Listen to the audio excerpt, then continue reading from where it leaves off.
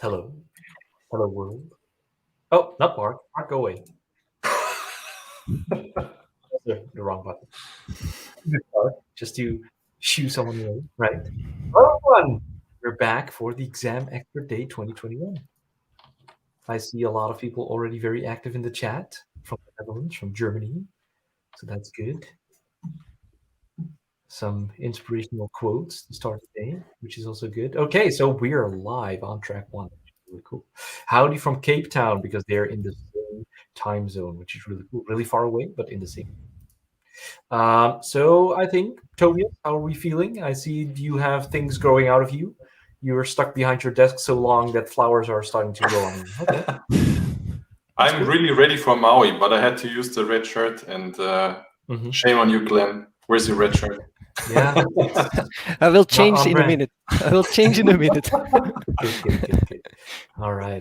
I see the weather is quite nice here as well. I see Kerry is, I don't know, he's just on vacation out in the sun, getting a little tan while watching sessions.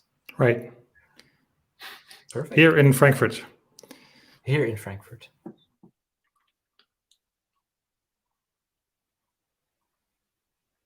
What happened? I should do this. There we go.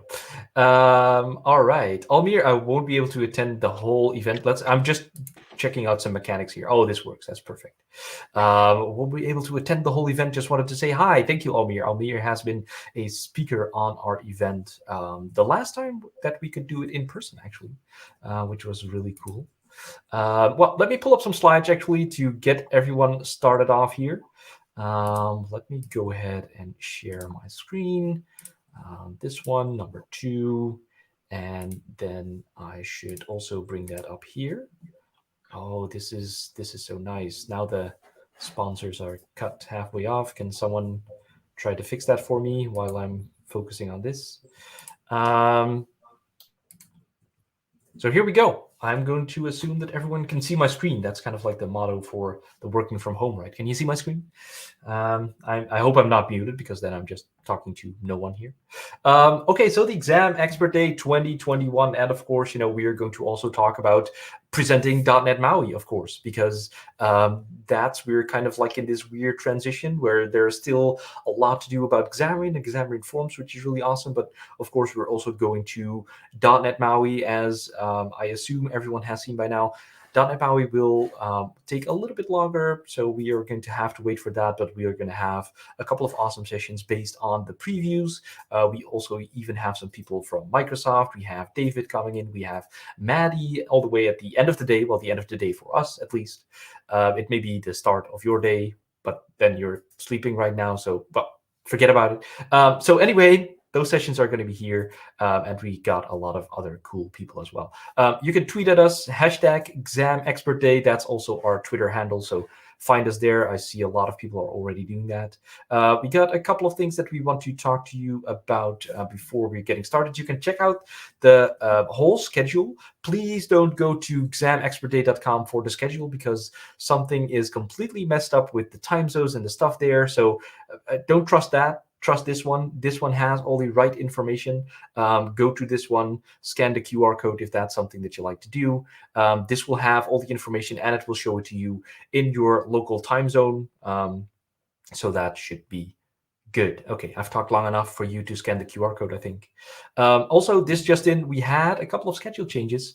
Kodrina, also a speaker that has been in our in-person, and I think she spoke last year on our actual virtual event as well.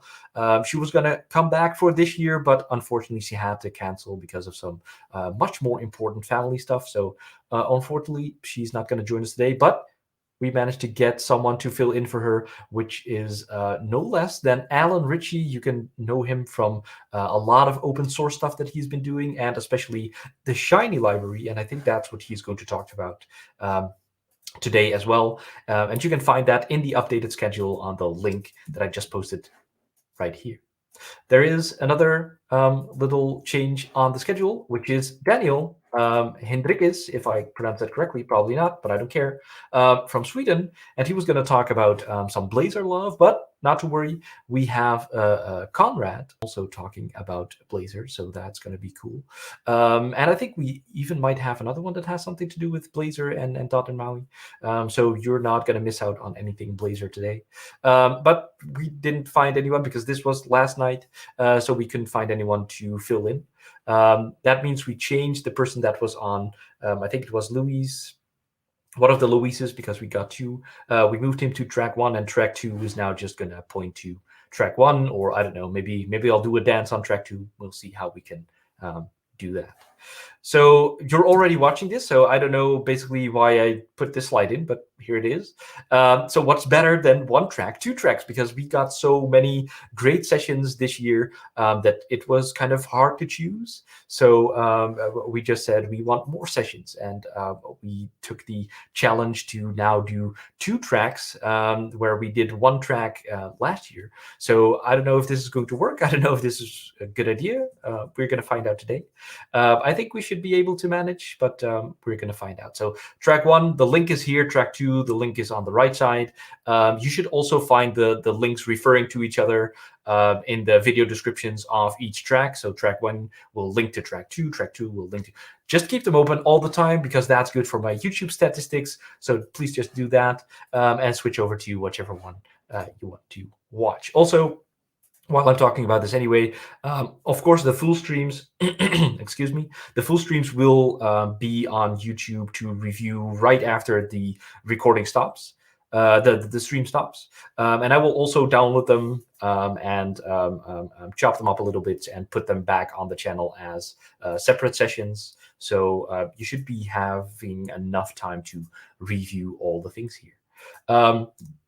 So I got Steven here in Maui theme. We got a couple of volunteers as well. Normally the in-person, we have a couple more because we have people to let people in, give them t-shirts, do all the things that are needed for an in-person event. But we got a couple of volunteers that are now moderating the chat, enforcing the code of conduct. More on that later. I actually got, it's kind of, is it a secret? I don't know. Steven is right there. He's right here. So we are actually in person, so he is helping out in the chat. Luz is always helpful, just chatting, hopefully, because, you know, we're just a nice bunch, and hopefully no weird stuff will happen that's related to any code of conduct. We got Mark. He's not only doing a session, but he's also helping us out in the chat for a little bit afterwards. And Shaun, same thing. He's doing a session, but also agreed to gain some moderator rights and be able to keep an eye on things, so that will be good. Also, of course, a big thanks to our speakers. There is a lot because we got the 2 tracks.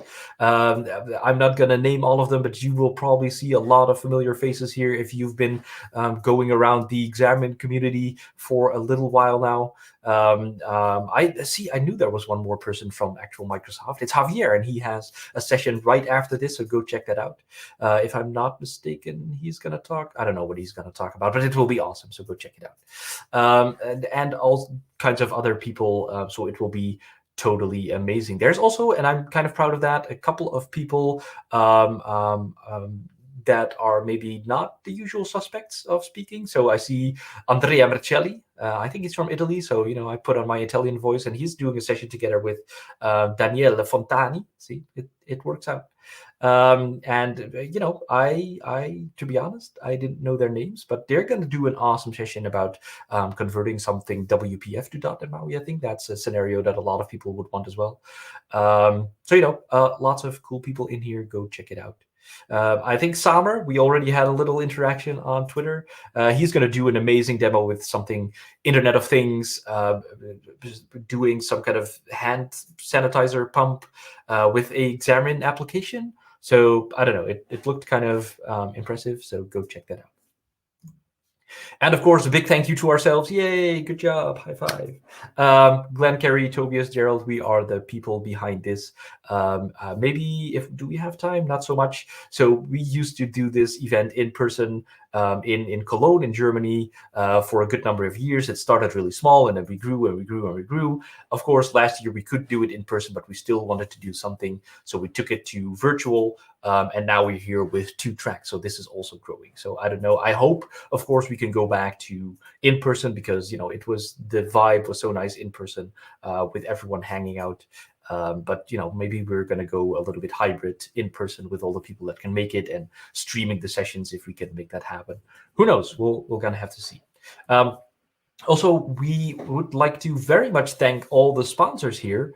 You probably know some of these names. You probably know Progress Telerik. They are the company that provides you with the great controls that you can use in Xamarin.Forms. But not only that, also in ASP, all the things, basically. They have so much stuff that you can use, controls. I think they have some other tools as well, so definitely go check that out. JetBrains, you know them from JetBrains Rider, the IDE that you might be using to write your code. ReSharper is, of course, very popular with all the refactors and the little helpers that will help you write better code in Visual Studio as well. We have Manning Publications. So Manning is the publisher of all kinds of books and ebooks. And they have been so kind to sponsor us as well. MSG, the break in here, Tobias, if I'm forgetting something, is the company where Tobias is working. They have been a sponsor since forever, because Tobias works there, so he has access. They are working with, I think, 8,000 people around the globe, doing all kinds of consultancy and building applications. Also with Xamarin.Forms and .MAUI, they're doing all kinds of awesome stuff. I think they sponsored the shirts also, and some other stuff for last year, and they've been sponsoring us right now as well. And the logo in the top right is actually the company where Saamer, who I just mentioned, is working, and he was so excited to be on this event that he wanted to sponsor also some of his precious time. So all these sponsors are giving away prizes. His company is called The First Prototype, and he offered to do 5 times 30 minutes of consulting about anything Xamarin or IoT or whatever his expertise is. So that's going to be really amazing. So he's sponsoring, what is 5 times 30s? It's going to be 1 hour to 2.5 hours of his time to help you out write better applications. MSG is sponsoring 2 times 1 year Pluralsight subscription. So that's for all your learning needs. You can win a year of Pluralsight subscription, which is really amazing, because there is a ton of good stuff on there. Of course, on this YouTube channel as well. So if you haven't done so, go check out the subscribe button, because there will be free content here for everyone. Manning, they will have 3 ebooks of your choice. So 3 people can win ebook of your choice. And they will have a 30% discount for everyone. That's on the next slide, the code that you can use for that. So be sure to check that out. We'll be tweeting it probably as well. JetBrains is giving away 3 times full IDE licenses. So that's 3 people who can use JetBrains Rider for a year. Is it lifetime? I don't know exactly, but you'll figure it out. And Telerik, 1 year subscription. It's a 1 year subscription. 1 year subscription for JetBrains. Okay, thank you. Telerik, that's really amazing. They're giving away an Oculus Quest 2. So you can win this VR headset sponsored by Telerik, which is really awesome. Telerik also has a session by the name of Sam Basu. He is also very active in the community, doing all kinds of things. So definitely go check that out. I think I have a link on the raffle a little bit later, and I have to speed up here to not already delay on the whole schedule. The 35% discount on all the products is here. Write this down, take a picture really quick. We'll tweet this out. We'll do anything like that. All the sessions and probably also these slides you can find on a GitHub repository that we are putting out there. So just go here. Also, we'll be tweeting this out again. We're also asking all the speakers to put their slides in there. So you will have all the materials and all the things that you've seen today. That will be in here. Code of conduct. Oh, man, I should take more time for this. Basically, just be nice in the chat, in the everywhere. We want to create a safe and fun event for everyone. If you cannot do that, you will be banned from this channel. No exceptions. I instructed all the people, I trust your judgment. If something is not so nice, we will give you a little warning. If something is very not nice the first time, you're just gone. We're not going to do any discussions there. I want to have a safe and fun environment for everyone So, discussions are good. That's all fine. But we're not going to make fun of speakers or whatever. And that voice in the back of your head will tell you if something is nice or not. So please review the code of conduct. It's right here. It's on this URL. It's on this QR code with the little heart in it. Just be nice. It's a fun day. Have interactions. We're friends. It's going to be amazing, I'm sure. So please don't let anything happen. Also, you people, attendees in the chat, not just the moderators, if you see anything happen, please reach out to us. Please just tell that person that is something that's not acceptable, to let people know that we are not all like that. It's all of our responsibilities. If you think there's something not great about the organizers, that can happen too. We all make mistakes. We have Luz, who was on the earlier sheet. Her contact details are on this link. You can reach out to her, and she is kind of like the neutral person that you can reach out to if you don't feel safe to reach out to any of us or whatever. So we have all these kinds of things, hopefully to make this right for you. So please make use of that if that's necessary. But I hope this won't be necessary at all. So the raffle, I already mentioned this. Write down this link. It's combined with the survey where you can let us know how all the sessions went. Did you like it? Did you not like it? How much did you like it? How many stars? And if you put down your email right at the bottom of that list, then you will be entered in the raffle and you can get all these amazing prizes that I just mentioned. So we'll be tweeting this out later as well, during the day, at the end of the day. So don't worry about not catching it right now.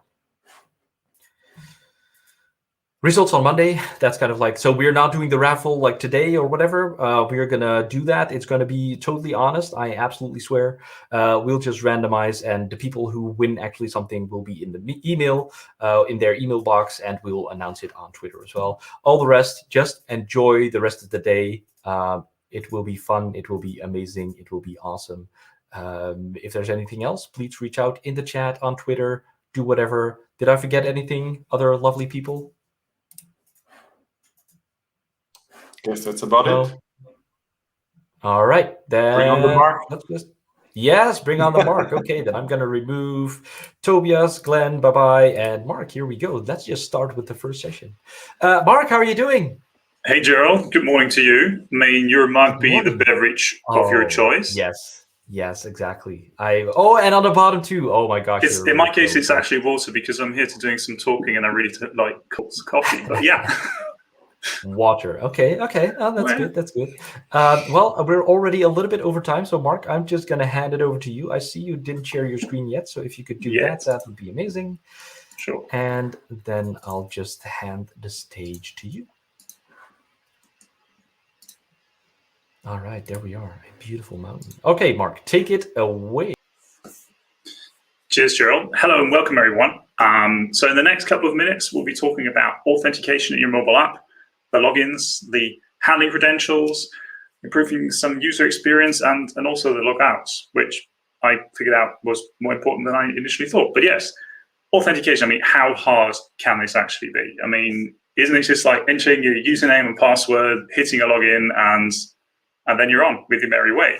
That's at least how I, a very, very long time, thought this is authentication. And I have learned over the time that it can be a bit different. And you also have to take in a bit of a different perspective than maybe just the pure mobile developer view. So I think I always like to start with the question like, why do we even need this? Because maybe we don't need it, then we can just remove it. Turns out we probably need authentication though. So let's just think you've got a business service in the back end that has got some valuable information, some valuable services to you. And in most cases, you don't want that everybody can have access to that. So you want to have people, identities that you can trust. And usually you use for that an identity service. And once you have that, you then connect your business service to that. And they say, hey, people that have been verified by this identity service, I'll trust them, I'll provide them services. And so if we have now a mobile app coming into the game, and we'll be doing this later on. So what we do is we authenticate, we get back some signed thingy, which we then can present and make an authenticated request, and then the server will give us the response. Now, when looking at this, it's quite important that you have like the right mindset going on, because when you think about authentication, you're usually not thinking about the clients.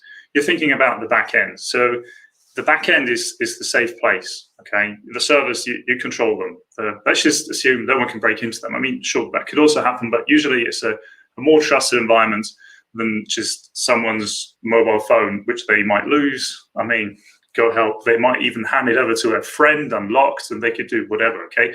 So back end, safe harboring place. Front ends, well, we have to worry a bit about them. They're not really trustworthy, at least when we talk about authentication. Sorry, your beloved app actually falls kind of in that category when you put on a tinfoil hat. Now, what should we take for choosing this authentication standard? And one that is very widely used these days is actually OAuth. OAuth allows you to have a central instance for identity service, which users then can log into.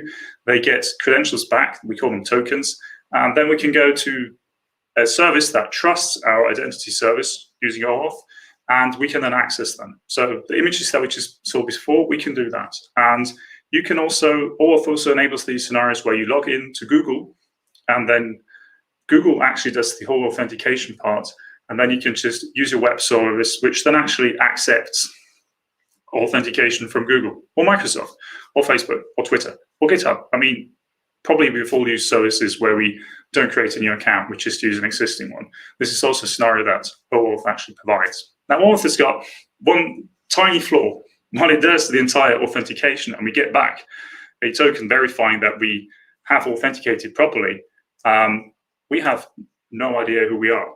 I mean, that was a bit of a problem. So great, we can now access it, but who are you? And should you be able to access this resource as you, or are you trying to impersonate someone? That's kind of not handled in the OAuth standard. And then people started cobbling stuff around and putting stuff into these tokens and whatnot, but there was no real standard. And then a new standard came along, and that's OpenID Connect. So when you look around OAuth, you will often also see OpenID Connect. And I initially thought, so new standard, so OAuth is not good, but it actually turns out they work together. So this is not a new authentication mechanism. It's just an addition to OAuth so that we actually know who we are. And we'll have a look at that later on. But that's like the big picture. So we use OAuth to authenticate. We use OpenID Connect, which is attached to it. And that's usually backend stuff. So I'll be assuming someone already did the entire work for the server, and we now create a client that actually has to interact with it. And we'll be using, of course, a mobile client. Now, when you are looking at authenticating someone, OAuth presents you with something called flows. And there are multiple flows, and that can be a bit confusing at first. Now, there are 4 major flows in OAuth, and we'll be picking the authorization code grant flow. I'll get back to the other flows a bit later on.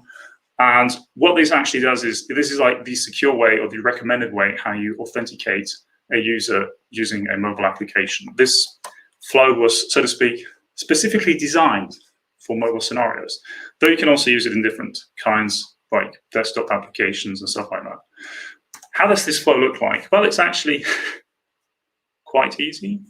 Everything is a bit confusing when it comes to authentication. So what we do is we create a authentication request in a browser on the server. So we don't do this in a client. So we don't have a view that we program with Xamarin and Xamarin.Forms, which we then use to authenticate a user. We open up a browser, which is hosted actually on the identity services server. And that service then returns an authorization code, kind of a deep link. We'll go into that again. And then with that code, we can then request the tokens, and then we get the tokens, and then we can finally make our requests to the backend. I can not only make one request, as it's shown on this diagram, I can make multiple requests just as long as the token is valid. So starting out in our code, actually, there are 2 NuGet packages which I would recommend, or which I'm using here, and it's the identity model and the identity model OIDC client, Open Identity Connect client. And there's a third package involved, but we get it kind of per default, so we sometimes forget about it, Xamarin Essentials.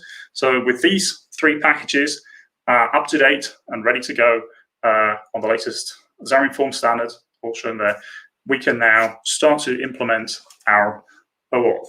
And OAuth has got some configuration options which we have to do. The OIDC client provides us with a lot of helpers around these things. And what we see here is how we can configure said clients to then make all these requests and responses that we just saw before. So what we have here is we have the authority, which is the URL to the backend, so where the identity service is running right now. We have a client ID. Now, in an identity service, you can have multiple clients. We could have a mobile client, we could have a web client, an IoT client, something somewhat client. Maybe we even have multiple mobile clients. So this is just a name that we define on the server. And then we have scopes. I'll get to those in a bit. We have a redirect URL. So because we're calling out to the server, we have to also tell the server how to get back to us once we have authenticated properly, which is there. There's also the option of a client secret. Now, client secrets can be used in a different flow. I'll get back to that at the end of the presentation. It's basically, it could be a GUID, it could be a certificate, which we then attach to our request. Now, maybe you have already seen the talk by Kerry Lothrop, who explains in quite detail why anything that you put into a mobile app is not really safe. So it's optional, you can put it in there. It might add a little layer, additional layer of security, but it's not really required for our flow that we're using. So you can put something in there. You could write, "Hi, XamExpertDay," or just put in some GUID, or just leave it null. And then there comes the browser. We'll get to that in a bit. That's where we then make our actual web request out to the server. And with that, we can then create our OIDC client and make requests with that. Now, an important thing, even though it looks so sweet, small, and harmless, is the configurations that you just saw on the screen before have to match with the configurations done on the server. Otherwise, this can get really frustrating really quickly. I said before, we'd be making a browser request, and that's a bit of code that we still have to implement. So that's not out of the box ready to go. So let's look at how we can implement said browser. This is actually the entire code you will need to do this. And what we do is we implement a class. I call it Web Authenticator Browser. You can call it whatever you want. And we inherit from iBrowser, which is an interface provided by the OIDC client NuGet package. We have to implement one method. It's the invoke async method. And in there, we get passed in the browser options and also a cancellation token, which I'm not using properly in the code below because I wanted to keep the code readable. So what we do is when we do the web authentication, we have to give with a start URL and a callback URL. They're both provided in the browser options. They are passed in from the configurations that we did before. So we can now, when we call this method, we'll pass in, hey, there's my identity service, and it will handle the web request. We're just doing basic HTTP requests over a secure channel. But it's all taken. There's some ceremony behind it to make it a bit more safe and to make sure that man-in-the-middle attacks cannot be taken or not be made. So this is the basic setup. So now when we invoke this, when we now say web authenticator authenticate async, what we now actually do is, when we look at the big picture, is we make now this web request. So we open up a browser on our mobile device, and then we enter in the credentials. And then we get back this code. And this code will be a deep link back into our app. Now, what we have to do is we have to now inform the operating system, hey, when you get a request back from a device or a deep link back call from that, please open the app. We have to do that. And so how do we handle this callback? We have to do it for Android and iOS. And thankfully, we get some help from the Xamarin Essentials package. So let's look at iOS first. So in here, we open up the info plist file.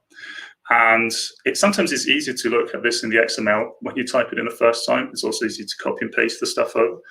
I'll provide some samples for this. And in here, we can define the URL types and the schemes that we're using to making this authentication. You can see down here, this is the callback string that I'm adding. And this exact callback string is also defined again on the server. So these things that always have to match, they're case sensitive. I know usually URLs aren't. In authentication spaces, they are. And with this, we have registered ourselves by iOS. Now, the last thing that we still have to do is in the app delegate, we still have to write in 2 methods, the open URL and the continue user activity. All these things are actually really nicely documented on the Microsoft Docs page. It's just knowing how to put all the bits together, which can add up over time. The next thing that we have to do is Android. Now in Android, we have the Android manifest XML file. And in here, we have to add this intent, this action. And with that, we will then be able to get the callback. After this, you still have to implement a additional activity. Sorry. Yeah, we have to add an additional activity. Most of this stuff is actually also in the docs. One thing I would like to point out is this data scheme. Now, in here, you put in the callback URL, the one that we previously defined in the info plist for iOS. And if you're working on different environments, this can be a bit tricky because you actually have to provide the entire URL to put in there. And when you have different callbacks for different environments, because you've got multiple apps installed for all your dev, staging, and prod environments, you usually don't want that the authentication app from production starts opening up your dev app and fun stuff like that. So what I usually end up doing is I put it as a static const variable in my app.xaml.cs, and then with the ifdef precompiled flags, you can then switch between what callback you want. But since this is in an attribute, you can't just have like some JSON configuration file lying around and loading it up at runtime. That will not work here. So yeah, that might still be a bit of a brain scratcher there. So what we now have done with all this configuration is we have now implemented the code to start up the web browser. Then the user will enter his credentials on the website of the identity service, and then we handle the callback into the code. So before we were in the iBrowser implementation, we skipped out of there to have a look at that. So let's get back into there. So we have now made our request. We now assume that the auth result was positive. And what we now have to do is to make the next call, we have to sort of format this call going out. And that call going out we do here. So what we get is like a code. And with that, we have to make an additional request to get the token. Mainly a security thing that we don't pass in the token, because the token would then stand in the URL that would be passing into the device. And that is not really secure because you can't really encrypt the URL. Otherwise, no one knows what you're trying to call. So this is what I'm doing here. I'm making a URL. I'm just stitching together these key value pairs. And then I will create a browser result. Again, this is something from the OIDC client, and I'll pass that back. And this is a piece of code that will be executed in between OIDC standard code. So what we are doing here is we are creating a new web browser because the library does not provide a default implementation for Xamarin.Forms at the time. And this is how it will then look when we create it. So first, we create our OIDC client. That's where we have all our options. Then we invoke the OIDC login async with a new login request. And in that request, our browser will then be invoked. So the browser will open, and then automatically the token request will be made, and we'll get some tokens. So let's have a look how this actually looks when we are doing this in code. So I have here my run-of-the-mill Xamarin.Forms application. And what I now want to do is I want to make a login. So I have here my main view model, and I put here a breakpoint, and I'll just start this up. So this is a button that is called login. And with that button, I will then start this authentication flow, which I've just shown you before. So I now push this button. You can see I'm now in this code. And I can now look at the OIDC service, which will be called back here. And here I would then call the authenticate method. So I'll just step further. We have now created our client in here with all the attributes that you have seen before in the code. So we have here our authority URL, and we have some additional, we have the redirect URL, which will then be called once everything is completed. And we see down here the scope. So all this stuff is already prearranged. And now I can do this once more. Now, this takes probably a bit of time because I was in the preview session and I didn't start this demo, so the Azure web service had to start up. I then have to always click away this nice dialogue. I haven't found yet a way to get rid of that. And what we're now doing is we are now in the iBrowser interface. So this is now the web browser that's been started up. And you can see I have here my options that have been passed in as before. I have the end URL, the callback, I have the start URL. There's some stuff going on here. This is the added security that we would have to do our own, but there's a NuGet package doing that for us. So what I now can do is I can now step further, and I should now already be logged in because I forgot to log out. Oh, that's fun. So let's just guess I had to enter my credentials. I'll get back to this phenomenon in a second, why this actually happened. But you can see I'm now logged in. I had to open up a web browser session. The credentials were then posted back in. I then got a token, and now I got some valid credentials, as you can see here. So, recap. The Auth ODC setup, it can be a bit confusing the first time you do go through it, but there are actually a lot of steps that are taken care of. So if you use Xamarin Essentials and the OIDC client, there are some small steps we still have to do, some configuration steps. I mean, yeah, there was some code involved with the iBrowser, but the rest is mainly configuring the web request, like knowing which URL you're using, and still some configurations concerns of OAuth. Now, the nice thing about when you do it in this way, the app actually never knows the user credentials. The app never sees the username and password.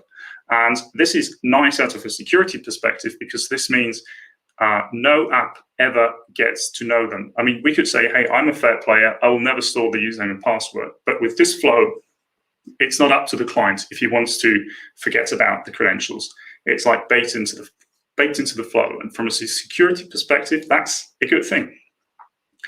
And just to mention it once more, the right configuration is essential. This is a picture of me doing it the first time, screaming at my computer why this is not correct. And I put all in the right configurations and I said before, case sensitivity can play a role. So this might have led up to this picture. But yeah, if you get one little thing wrong in that configuration, you'll just get, nah, not interested in that today. And then we'll move on. So we have now gotten tokens. So what now? Well, now the fun time actually begins. Usually what you will do is a lot of web requests with using the HTTP client. So you can add the default request header's authorization. You can add the authentication header value to it, and then just use bearer and then have the access token put in there. If you set it to null, this will not be sent when making an HTTP request. So if you are not logged in, you could just have that to null, and the attribute will not show up in a request. So that's something really nice. Another thing that you often want to do is store the token, because you might need it later on, or the user closes the app and you want to then make another request, and you can do that. Now, I would recommend you use storage with some Xamarin Essentials, because that will really easily allow you to store these tokens securely, so that they also will be stored in an encrypted fashion. So if the phone gets stolen and unlocked and stuff like that, you will make it a lot harder to retrieve those credential bits that you then have. Now, another thing that we can actually do is OpenID Connect. So I said before, the authentication token does not really provide any information about the user, and you can actually pack in quite a bit of stuff. Now, let me show you what I mean by that. Now, I have here my application, and when we get when the web request returns, we get actually more than one token back. So what we get is we get an ID token, we get an access token, and in a bit we'll look at a third token that we will get. And the ID token that we have here, I'll copy it into my buffer, is actually the result, we can say, from the request that we just made. Now, you can either go to jwt.ms and paste it into here. And now what you can see is this is actually part of the token. So we have a header part up here. This is actually the interesting part that we have here. So in here, I have quite a little bit of information. I see what my client is. I can see who provided this. I also got when it expires, stuff like that. But if you can add additional information to here. So if you're using a service like Microsoft Graph, you can put additional user information into here. So that means whenever you make a web request, the server can also read it. And since everything is signed by the identity instance, if something is getting altered, the server will know that this is not anymore a valid token. So I can put my user ID in here, make web requests, and then on the server use that user ID and know this has not been tampered with. This is not someone trying to give himself out as Gerald and then uploading dance videos of Gerald on YouTube. Though we might want to do that at some point. Maybe not today, some other day. Another really cool service that I sometimes use is jvt.io. And the reason why is it's a lot easier. You've got like, here's some nice helpers. So if I zoom into here, I hope you can still see it. You can actually see when this token expires. So this token expires at 10:40 GMT +2, so essentially it'll be in summertime. Helps even out with those pesky time zones. So you can see this token is actually not valid for a very long time, is it? It's only valid for about 1 or 2 hours, and that's the default that we get when using these tokens.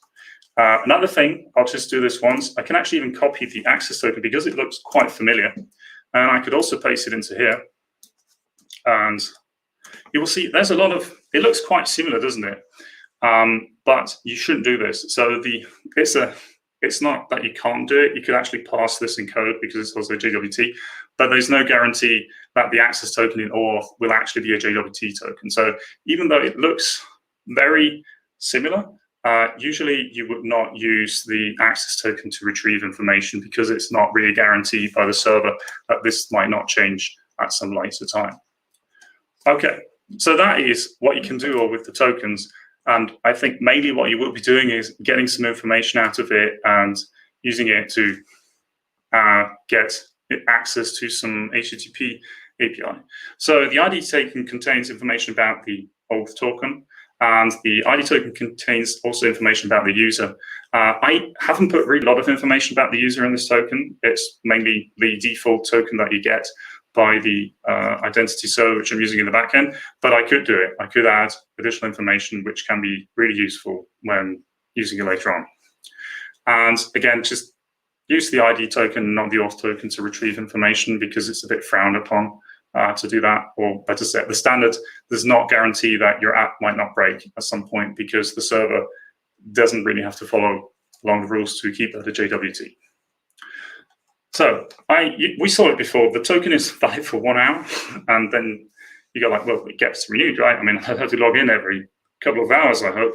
And well, it turns out, well, yes, you would have to. You would have to actually authenticate every time that token expires, and it's quite a short time frame. Now, we could, of course, bump up the token access, but that, you might have guessed it, is a bit of a security concern.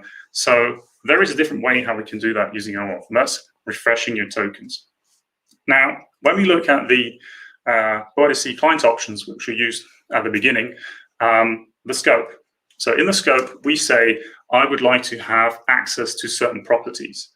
You could add additional properties in here. You can use scopes for scoping in your API usage that you want, or also for requesting access, as I said before, like from a Graph API type of service that would then give you these things.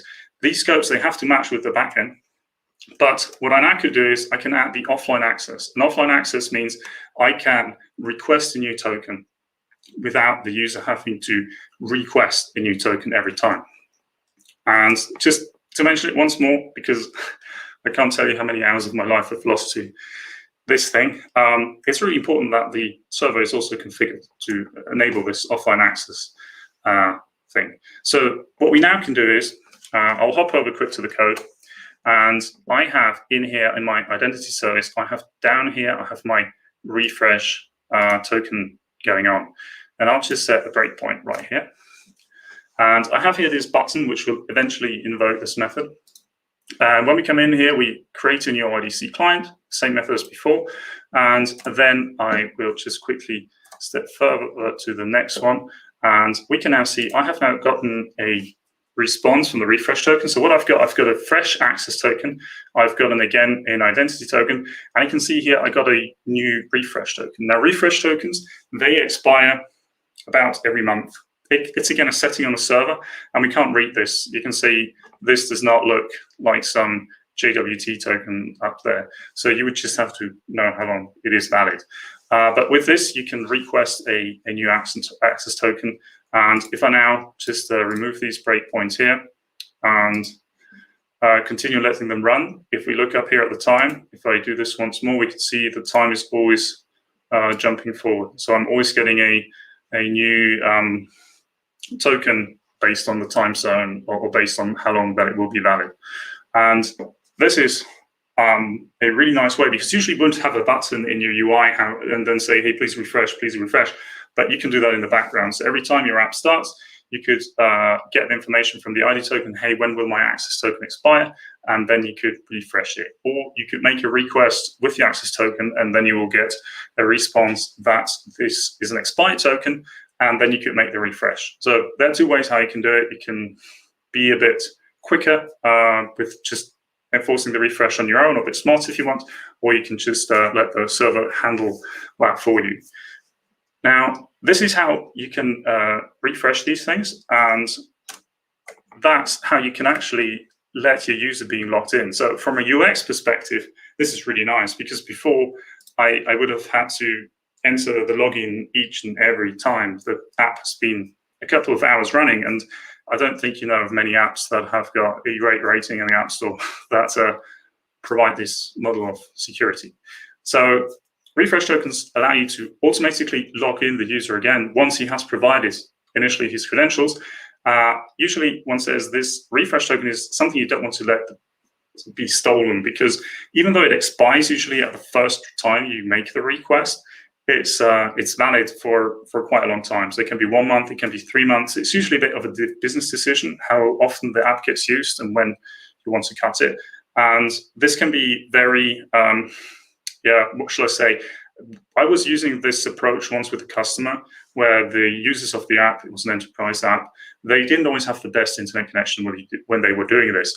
And this just ended up in them having to authenticate a lot of times.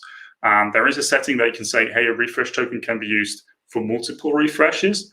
But that, again, is from a security perspective, it can be difficult, because suddenly people could use your refresh token over and over if they ever get a hold of it. And they always get a fresh refresh token when the request was good.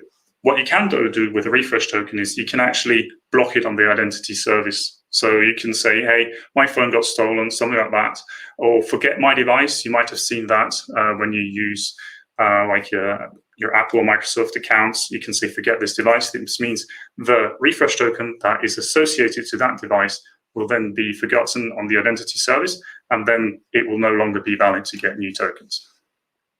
Now, one topic I never thought would be that important when doing anything was actually logging out.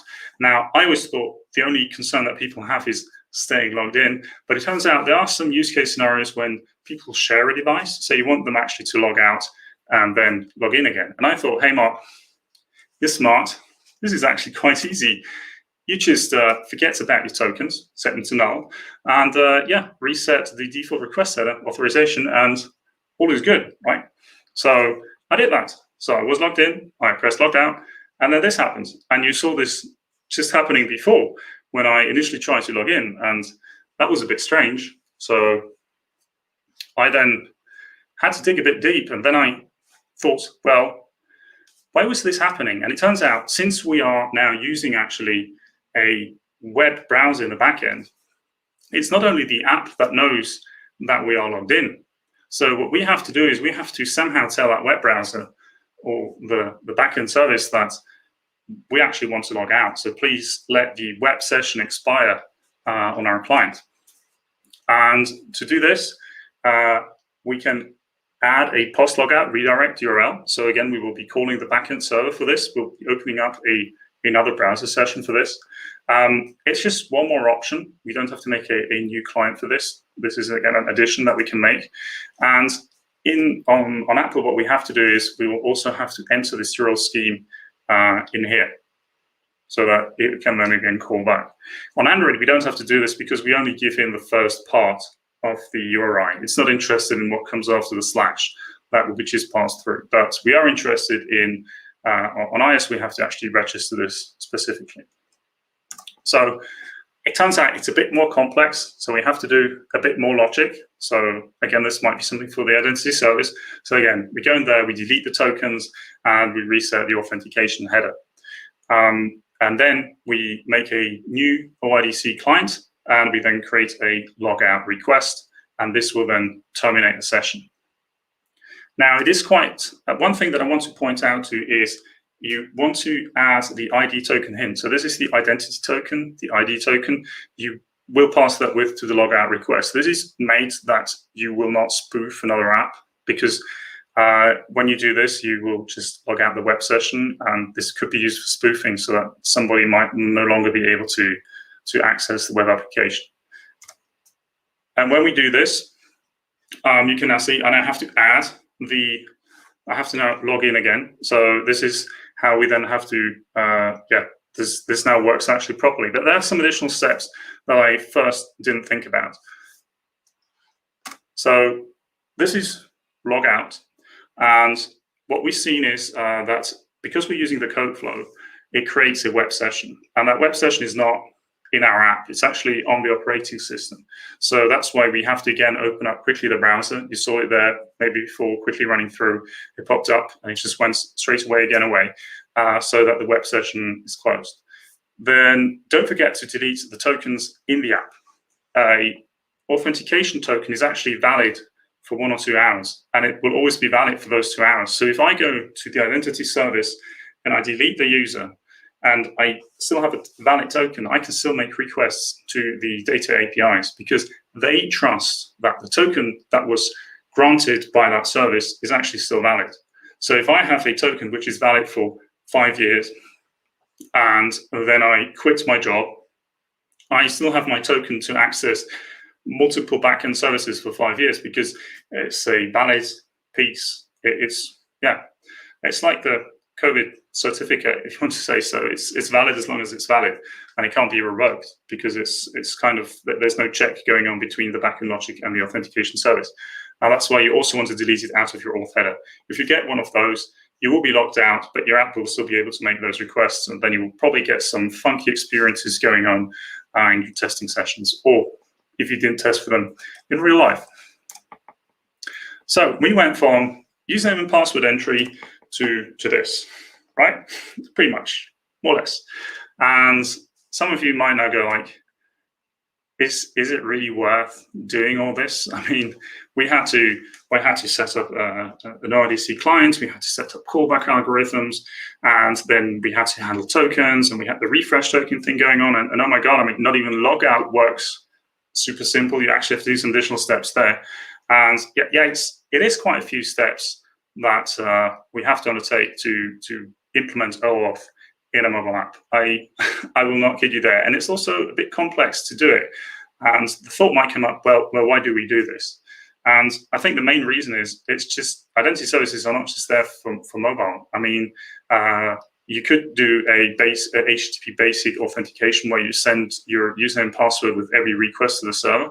But that means that every client that contacts that API can do that. So a potential hacker could actually try brute forcing his way into your backend API. And having to use a token just is a lot more complex and makes this approach no longer feasible. So that's why this token-based approach came along. And then also seeing the client as an attack vector has become more and more reality. I mean, I've just received an email this week from my supposed CEO that he has got an urgent task that he would like to discuss with me. 2 problems. 1, it was full with typos, and 2, he usually doesn't talk in English with me. So, but that could happen. And I mean, it's harder to create a fake mobile app, I give you that, but it still could be possible. And that's the scenario why these authentication mechanisms are so, maybe a bit blown up. But we have many attack vectors these days, and this is what we're trying to prevent when using this. Plus, once it's running, you can go again back to the fun bits, creating nice UIs. and providing some cool user value. Now, before we leave, Auth actually provides more than just mobile stuff. I said it before, and they're also more than one flow that we can go through. Now, I just want to give you a quick overview. Once you've gone through the trouble of making an identity service, what you could actually do with it. So the client credential grant is the client secret that I talked before with the options. And what you can now do, this is a scenario, let's say, for IoT devices. So you trust the device because you manufacture it. It's not like someone goes into a shop, buys it, downloads your app from the store, and they somehow can also get to the contents of the app, but because you put it like on the chip, right? You burn it right in there in the factory. You can put a certificate in there, which you then use to communicate with the backend. So that could be one way how you could provide that service.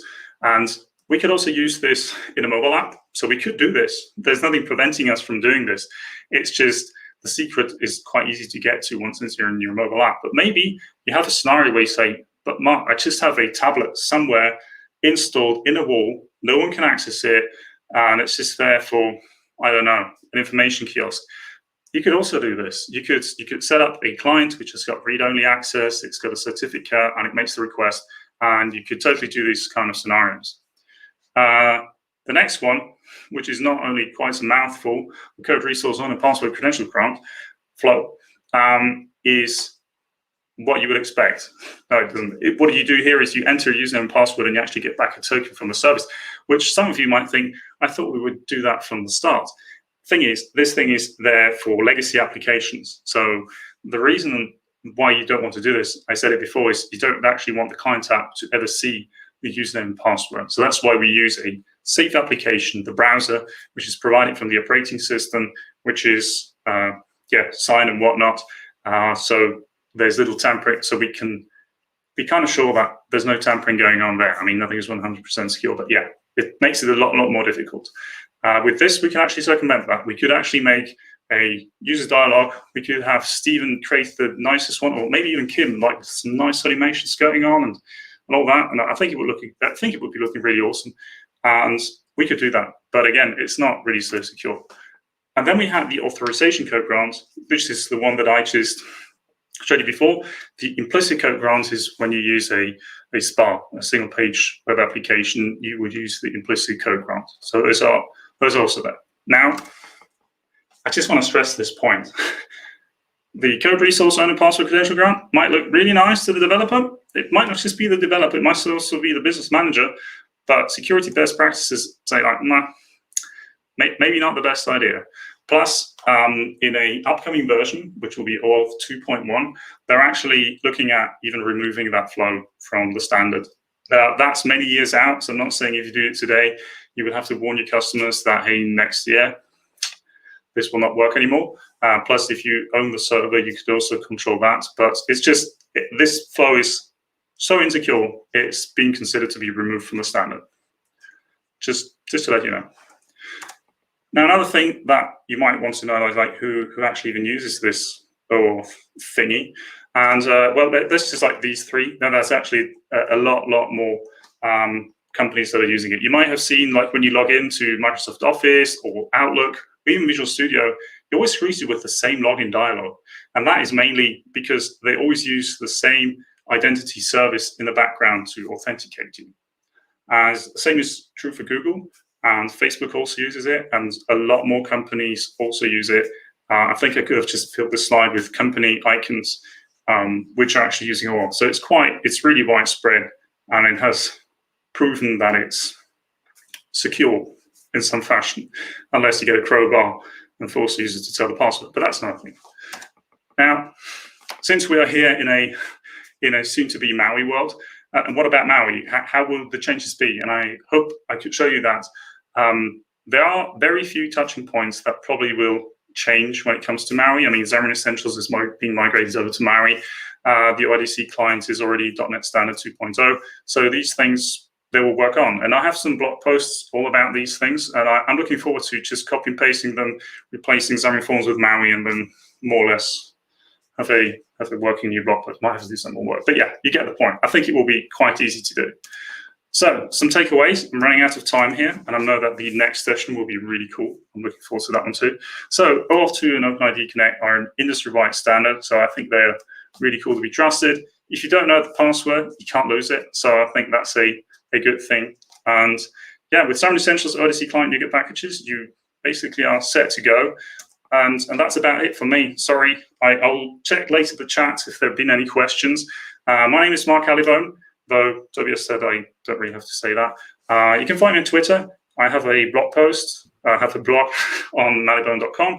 I also do a podcast with my good friends Stephen and Gerald. And I will be later uploading all the code samples and the slides stuff also under this. If you now click on that URL or you type it in, it will be empty. But yeah, it will be there soon. And yeah, that's it. Thank you very much for attending my talk. Awesome, Mark. Thank you so much for giving your talk. I think there were definitely some questions in, so maybe let's just take one. There was some questions in the chat. I think there was a couple of people who were interested in, does this also all work for UWP? Yes, it does. I haven't done it because I'm mainly working on Mac, but if you look at the samples that are on the Xamarin Essentials, which is also, so a lot of the touch points are actually done with Xamarin Essentials when you have to go back into the app. And Xamarin Essentials provides those, so yeah, you should be good to like go. you said, it's kind of like technology, even technology agnostic, right? So you can use it in all the things as long as you follow the flow and you, as long as you can implement HTTP calls, basically you're good to go. Yeah, you could also do it all on your own. So there's All right. Perfect. Again, thanks so much, Mark. We're already going a little bit over time because, well, you were spot on. But I'm thanking you for your time. You can find all the things on the repository that was just mentioned. Thank you, Mark. I'll be talking to you later. And let's switch over to Shaun, all the way from the UK. Woohoo! Hello. How are you? I'm very good. How are you? Are you excited? I know you haven't done a lot of talks, so you're one of the kind of like the first timers here. Yes, yeah, it is my first time, so there will be a bundle of nerves, so hopefully I won't be talking too quickly. Perfect. If you can go ahead and share your screen, and I can bring that one up. And I'll let you go ahead because people might know you from the Super Word Search game. If you don't know it yet, go check it out. It's available now on the iOS App Store. Is it also for Android, actually? I don't know. It is on Android as well, yes. It's on Android as well because it's built with Xamarin.Forms, so you will get the other platform for free. And I think he's going to talk a little bit about that. So let me just bring up the screen right here and not take up any more of your precious time, and I'll let you start your talk. Good luck. Thank you very much. Okay, welcome everybody. I hope that you're all keeping well. Thank you very much for joining me today, and thank you to the organisers here at XamExpertDay, who without this, obviously this talk would not be possible.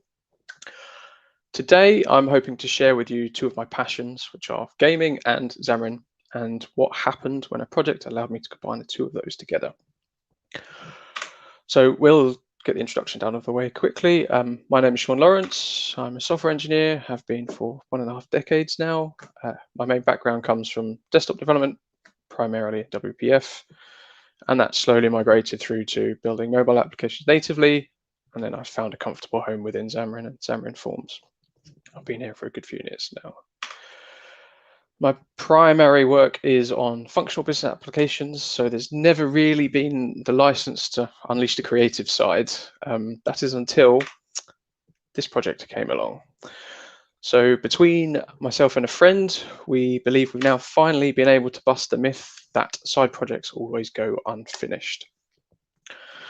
So through the use of Xamarin.Forms, we've been able to build a mobile game based on a popular word search game with a slight twist in the fact that you don't know what you're looking for and you don't know the category.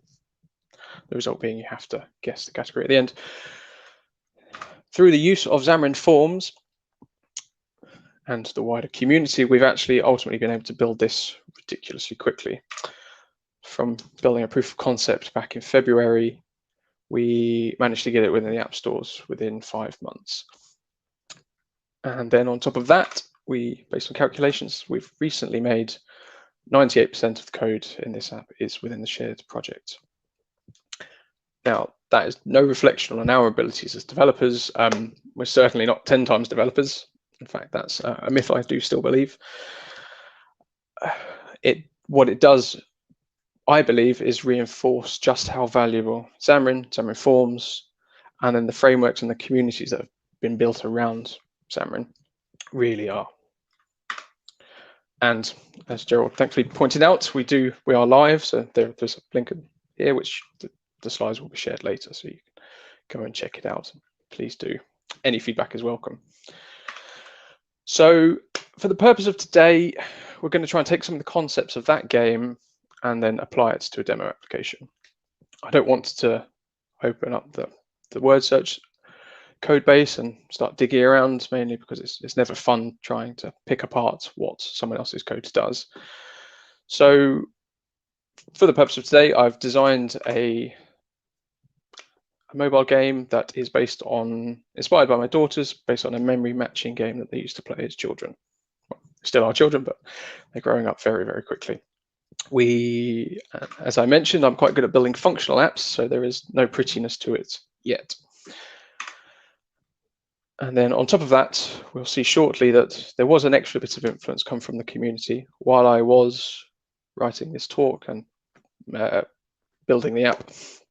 An excellent post from Kim down from Australia came up about being able to render circular avatar views and pad them together. Now, that instantly became the inspiration for the score counter that we're going to see shortly in the game. And I think it also then emphasizes the value of what the community provides to us. And again, if you're not familiar with Kim's work, you really should check him out. Not only does he create great content like the avatar view, but there's also a website and a app built with Xamarin that curates Xamarin-based content. So any content creators out there, their blogs will typically feature in there. So we will quickly jump and take a look at our mobile application just to see how functional it is, and then we'll have a look at how we're going to improve upon it. So you see we've got a basic app, a little Xamarin shape to render us a circle, and then our speakers today are within tiles. And then if you get a guess right, there's Kim's avatar view. So that is the application. Now we're going to deal with our first topic of today. So animations in general are going to take up a large part of my talk. It's a way that I found that it's really nice to be able to give some visual feedback to users. And the first part of that is going to be Lottie. For those of you who are not familiar with Lottie, it's a library that was built and open sourced by Airbnb and allows us to render After Effects animations within web and mobile applications. Desktop, I believe, too, actually. So through the use of a plugin within Adobe After Effects, it lets us export JSON files, and those JSON files are then rendered natively on the platform. Now, the point about them being impressively small means that if you compare one of these animations to, say, an animated GIF or a PNG or even a video file that we may have used in the past, they are much, much smaller. And again, because they're natively rendered, that means that they can be scaled without loss of quality. And for, again, the less creative types, and this is myself included, there is some fantastic resources out there. There's a site called Lottie Files, which ultimately allows animators to provide pre-built animations. The edge has disappeared now. For use. Now, some come free, some come paid for, and obviously it's good to help these creators out. Now, the purpose of today, I've chosen a free one, and what we're going to do is we're going to take an animation, we're going to apply it to the background, and then hopefully make our app feel a bit more dynamic. You may notice that the color scheme here doesn't strictly match what I've chosen in the app. And now, rather than having to change my color scheme, this site itself actually provides an inbuilt editor that will let you edit those. I can't do that here because I'm not actually logged in, but because I came prepared, I have already downloaded the files and put them in our platform projects.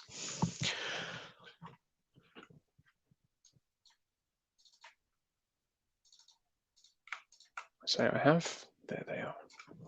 So for this, for the purpose of this, I am putting them in the platform specific projects.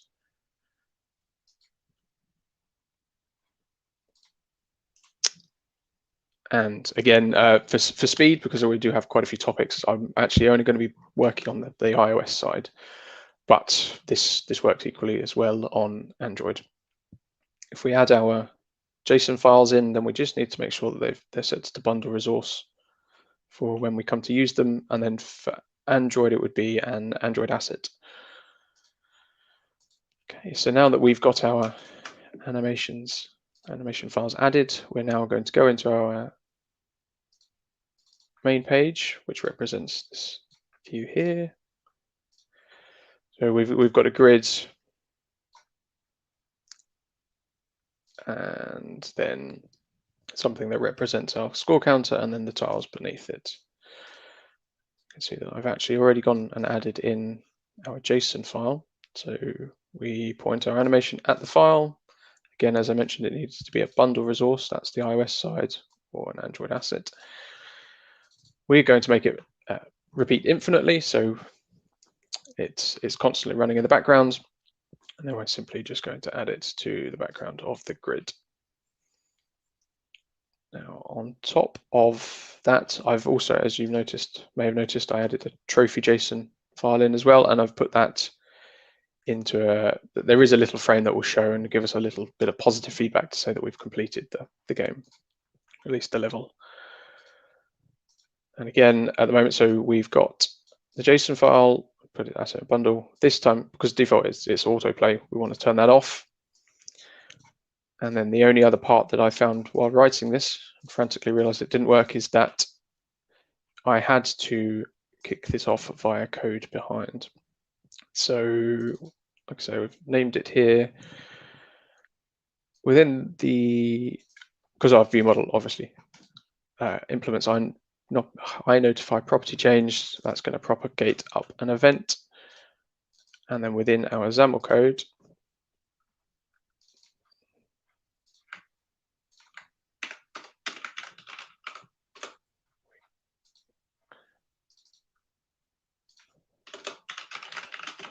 when things don't behave.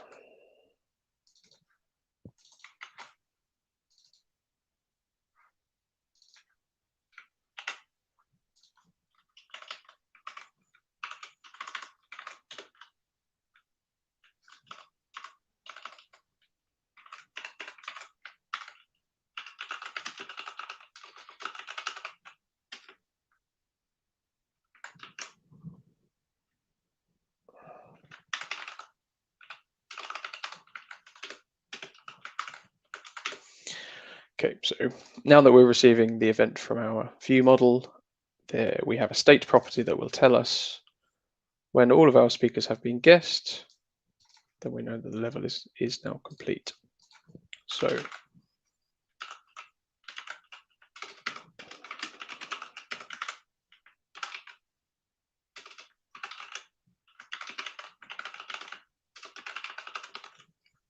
we go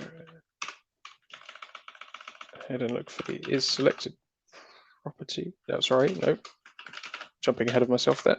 The state property. Grab inside our binding context of the current view will be our view model. I didn't mention, but I have followed the MVVM pattern for this.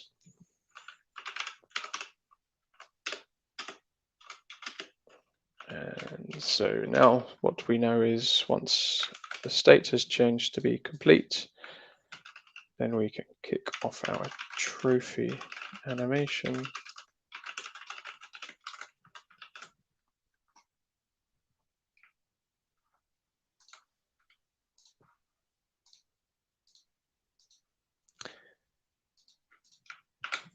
I had gone ahead and added the NuGet package for the Lottie purely to try and save on some time, but it is here. So effectively, there's a Xamarin-based one that I believe there are native ones as well if you're building native Android, native Xamarin applications.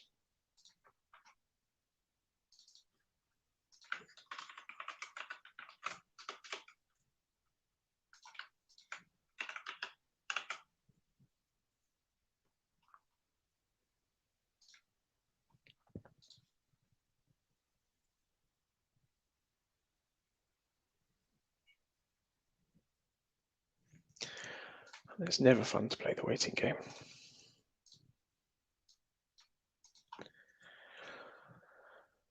So yeah, so like I said, Lottie does provide quite a range of functionality. When you first add the package, it will give you the README file that does give you exposure to anything and everything that you can access. The one element that I think is really quite nice, especially if you're maybe building a game, is the fact that you could manually control the speed. So if you've got maybe an intense period in your game, a time element, to put a bit more pressure onto the user, then you can force them to you can make them increase the intensity within the game to make them actually feel that pressure.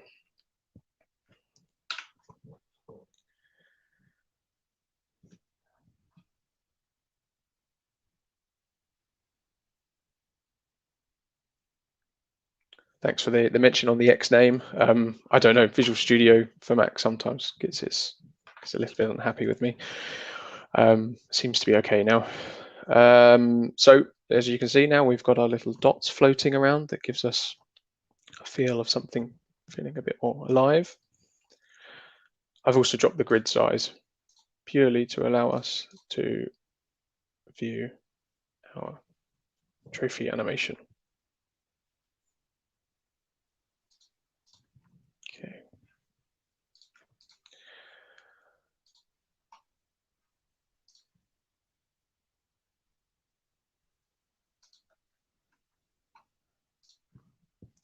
So now that we've made our app feel a little bit more alive, we've given a dynamic background and also a little bit of positive reinforcement when they complete the level. We're going to move on and then actually make the tiles themselves feel a bit more natural. So the second part of our animation tour is going to be the animation class itself. Now this, I think, is a very well designed API. It provides a vast amount of power and yet still somehow manages to be rather simple. With Xamarin.Forms, they do provide a set of pre-built animations. So there are some methods you can animate the scale of a control, the location, the rotation of it. We'll be focusing on the rotation at least for our tiles. And then on top of that, then you can actually break down into actually using the animation class and defining more complex sequence of events that ultimately allows you to manipulate a vast number of properties on a control. And what you'll see here is we've knocked up a couple of animations here that are rendered using the Xamarin.Forms animation class. Now, part of our work has actually involved in consuming a vast amount of value from the Xamarin Community Toolkit. So as a way to try and repay that value, there is some ongoing work to try and provide a more comprehensive set of pre-built animations. The original hope was that it might go in the next major release, which I do believe is 1.3, but that is still to be defined. The work that we're doing, we've laid the groundworks, but we just need to make sure that it fits within the toolkit itself. The set of animations that we would be providing are based off this site here. There's a set of CSS animations that provide up to roughly, I think, about 92 animations. So we'd hope to try and render as many of those as we can within the framework. And if you're feeling that you do want to contribute to open source, then this might be an excellent opportunity. It's quite nice to be able to build something and see something visual and feel that feedback. So from that, we're now going to go and actually animate our tiles. For this example, I've chosen to use a behavior purely because it involves changing less in terms of the fact that we've got an MVVM approach. We've got the UI here. We want to change the behavior of it when based on some state. So we're going to have a speaker state behavior. And then we're going to plow in and create our behavior.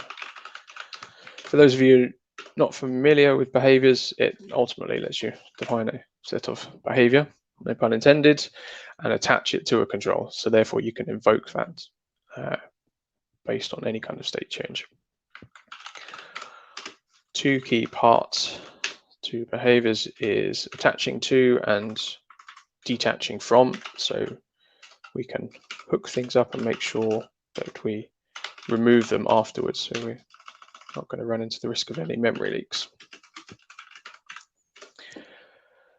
Now, at the point of attaching, the binding context is always null on our UI control. So for that purpose, I'm going to have to listen out for that to change and grab access to the binding context once it actually becomes available. As an alternative to doing it this way, I could have maybe added a dependency property or binding property onto the behavior itself and bound to that.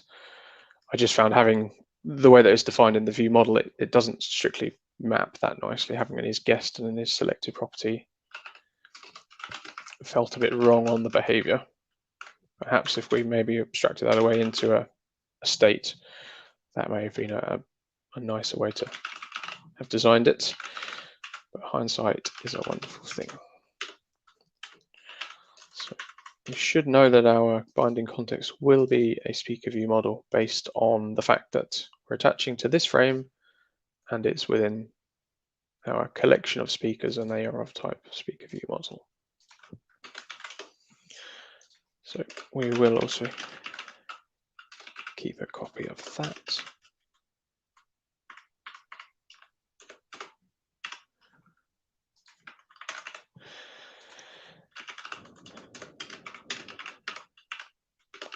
And ultimately, the changes that we care about are on here. We've got two properties called isSelected and isGuest, and those are the ones we're going to want to listen out for.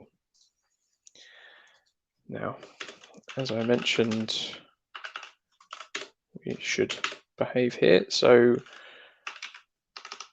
we will make sure that we unsubscribe from our events, not run the risk of anything hanging on to this.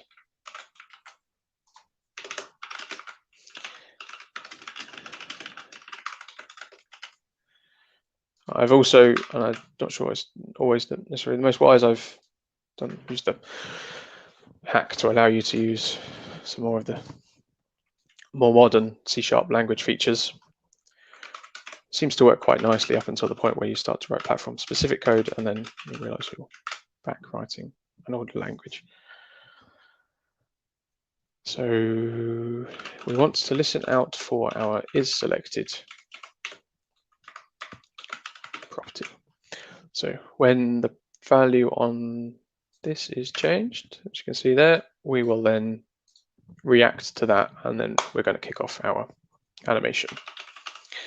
We're going to do that in two parts. So that the point is, what we're going to do is we're going to make it look like it's actually like a card flipping over. So we're going to want to rotate it 90 degrees with the image hidden. Then we'll make the image visible and then finish off the final 90. So then actually give you the effect that it is rotating. That we're going to want to do around the x-axis. So we shall rotate 90, and I believe 100 plus 100, 200 is probably about a good time for this type of animation. And then we are going to bounce in. Easings are one of those things that they can make really quite subtle differences, but they really do actually make the difference, so that it's quite I think it's very important to actually play with these as you're doing it. I originally thought a spring would have worked well here, but actually that failed miserably. Now that we've rotated the 90, so we're almost flat, then we're going to want to make our image visible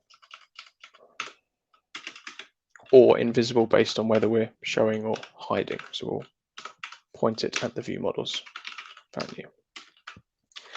And then we shall rotate the final 90. So we'll rotate down to 0, this, and then again we'll use the same easing. Okay, so we've got our behavior, it's attaching, and then we've got our property changed event. Next, if we jump back to the XAML now, we need to attach that to our view or frame. So behaviors,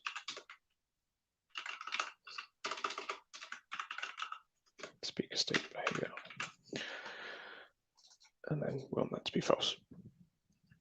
So again, yes, as I mentioned, we could have had dependency properties here, or sorry, binding properties. That's me going back to my WPF days, and bound some state from the speaker view model into our behavior.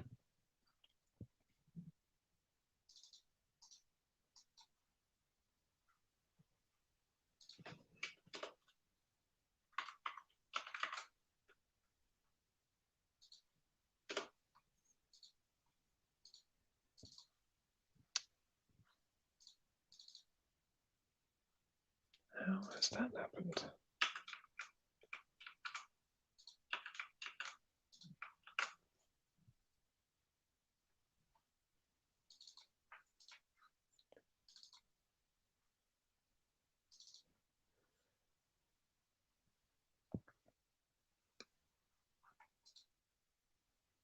Okay, Visual Studio is not happy, but it's compiling, so we'll go for it and pray for the best.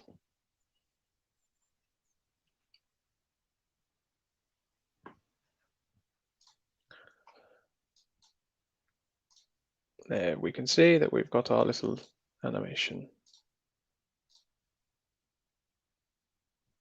Okay. I think there is actually a slight issue where this frame should have had a visibility binding to actually hide these tiles. See that they're actually still visible. But that's okay, because now we're going to, so now that we've provided the rotation, what I'd like to do is then give a little bit of feedback to show that they've had a match, and therefore give another bit of, I guess, visual feedback. So for that we have an isGuessed property. So once they're matched, then we know that we've had a success. So as I previously mentioned, that there are inbuilt animations provided by Xamarin.Forms, but for this we're going to actually go and create a more complex one via the animation class. This might seem a slight odd way to do it, but I'm actually going to write the code that will trigger the animation first, purely on the fact that it should hopefully help to understand some parts of what we're going to write after that. So when we add it, we need to give it an owner, so that will allow us to, an owner and a name, which then effectively would allow us to cancel it if we ever needed to. And there is a lot of value in that. So while it's nice to give this visual feedback, we don't want to necessarily block the user from being able to complete the task that they want to do. So if you can cancel out, then that's a good thing, and then therefore they don't feel like they're being held back in any way. We don't care about rate for now. That effectively defines your frame rate of your animations. 16 does seem like a fairly sensible option, so I think that will then, I mean, you can make it smoother by reducing that, but ultimately you're limited by the platforms that you're running on. So Android is sometimes less forgiving in that regard. So as I say, 16 is a pretty sensible default. And as you increase it, then you end up getting to potentially blocky animations. And again, so we're going to play with the easings, and this time I do believe a spring works. But as I say, it's very important to try and experiment with these, because you, like I say, they're quite subtle differences, but you can see how they do make things feel more natural or actually less natural based on really quite subtle changes. And finally, we are going to, once it gives us a callback to say, well, now the animation has finished. And for that, we're simply going to make our frame invisible and therefore make sure it doesn't exist on the screen. So we've defined something and then we've started it. Now we actually need to define the frames within this animation. And this is where the real kind of value comes. So when you're adding an animation is effectively is a collection of other animations. An animation itself represents the action that is taken. I don't know how deep you can nest them. I can't honestly say I've ever tried going further than just this level, but it might be interesting to see. So what we do is we add the starting point of our frame and the ending point. So it's going to start at 0% and go through to 20% of this length. And then on top of that, so we define the time duration and then we define the action that is taken. For our animation, what we're going to do is we're going to scale, we're going to change the size of the control. So we have to define the behavior of what happens and then the value you to change from and to. So we're going to start at 100% of the size of the tile, and then we're going to drop it by 10%. I know it's not necessary to maybe add all of these zeros, but I think you might start to notice that it becomes a bit more easier to read when you have lots lined up together. So we're going to slightly drop it, then increase it again, and then we're going to drop right down to 0, just to give it a little kind of a bouncy collapse. And that's it. So like I say, we've created an animation, we've added our frames, the actions that are going to get taken at different time sequences, and then we commit it, and that will then trigger those off for us. We've already added this, and there was that issue, but that's been sorted, and the frame's there. So I believe this should let us view the animation.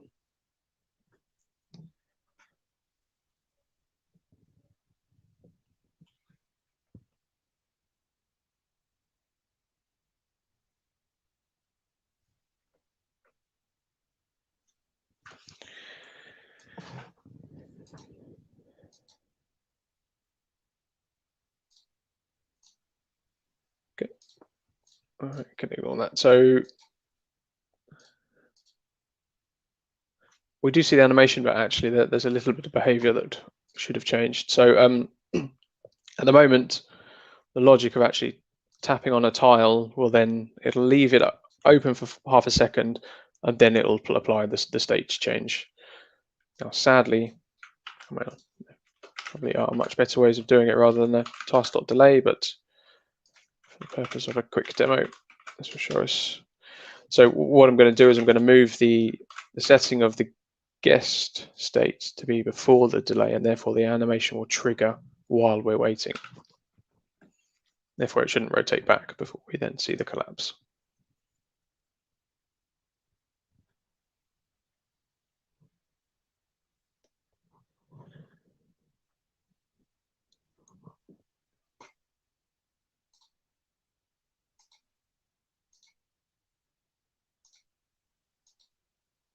And there you go. A bit of feedback to show us that it's done, which I think looks good, but I think we can make this much, much better. And that is where we're going to take us. It's going to take us to our final topic of today. And that is rendering a particle effect in a Xamarin.Forms application. It wasn't something I necessarily expected to be possible, but surprised that it was actually remarkably simple. As you can see here, this is what we've rendered within our super word search app. It really gives a nice finishing touch on actually achieving something.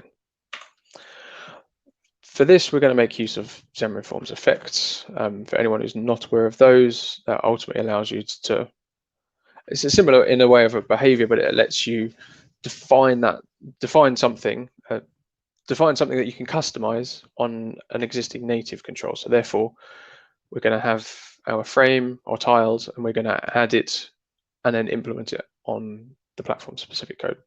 So therefore, this is where we're going to start to write some iOS code. I can't take any credit for the concept. It's another community blog post reinforces the value that is out there by actually another speaker today, Randy, and I recommend you go and check out his content as well. And ultimately, he proved that you could render it within Xamarin, Android and iOS.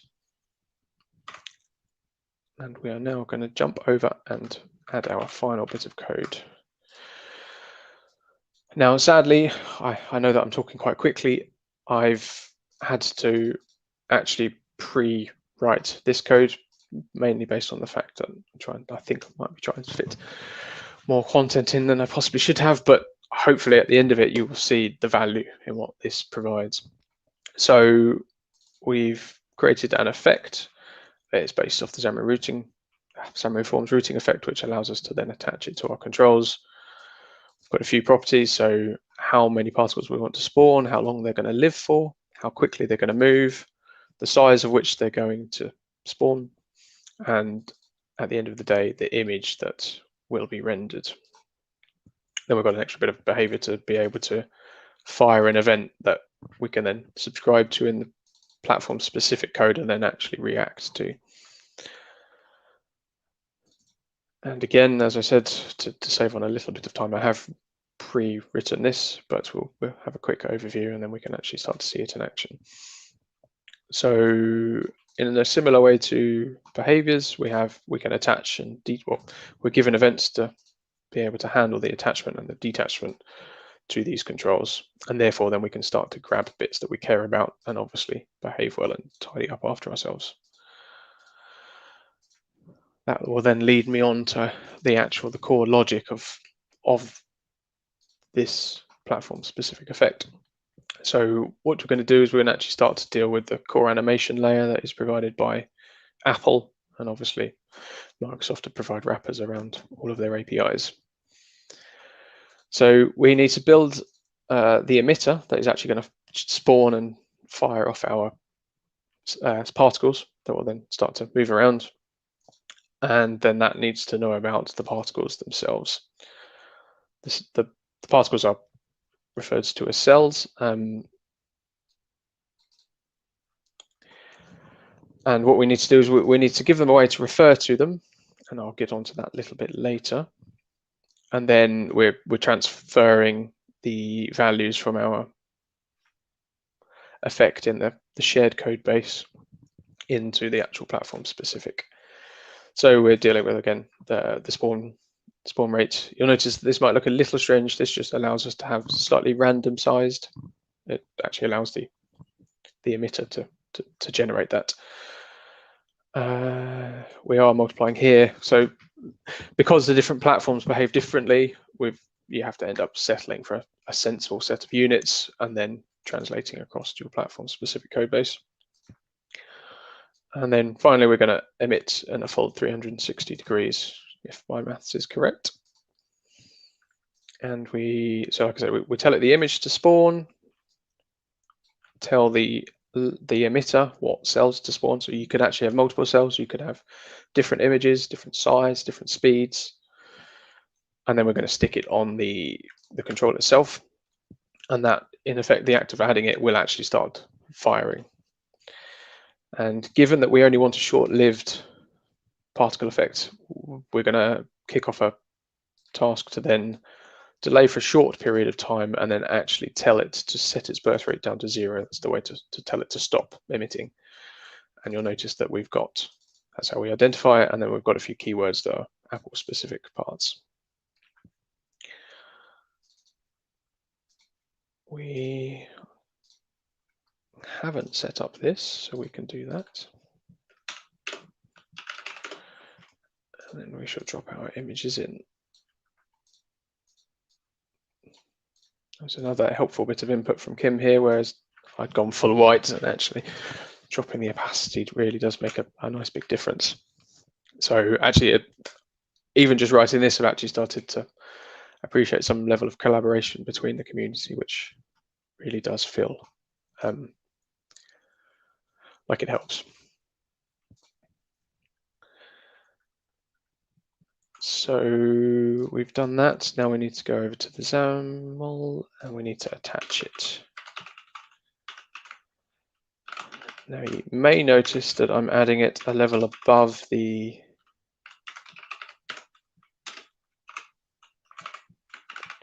frame. I'm not doing it on the frame itself like we did with the behavior, and that's purely because we're changing the visibility of the frame, so therefore we don't want it to risk changing the visibility of the particle effect while it's mid in the process of emitting the particles, because then it just gives us a really rather unpleasant experience to the user. Just going to set a few of these settings. So ultimately, this was a lot of trial and error just to find out what actually felt comfortable. This is what I've settled upon. So, like I said, we've added our particle effect. We've told it we're going to spawn 40. The image, how long they're going to live for, how quickly they're going to move.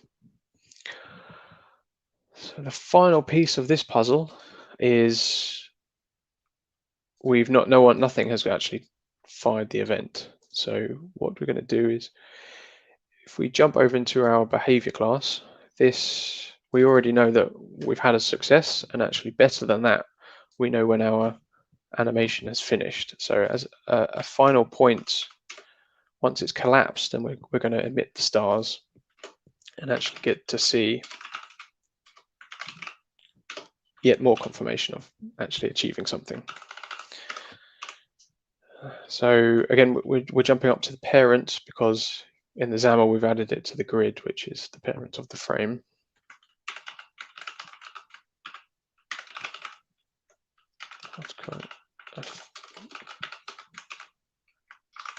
So we need that, and then we need a bit of link.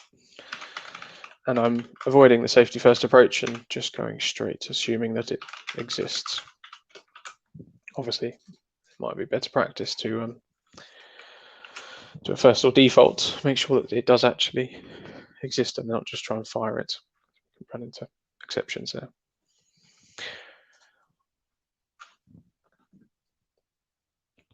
I'm hopeful that we will now actually get a final bit of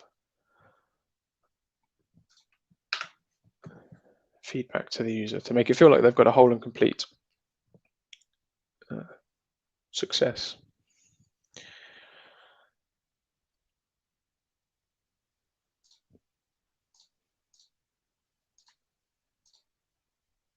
And there we go. Now, I should really put a bit of a timing in here so I actually get to see that effect before this. But there you go. You've got that fancy little effect there. And I think that really does start to give us a nice rounding off.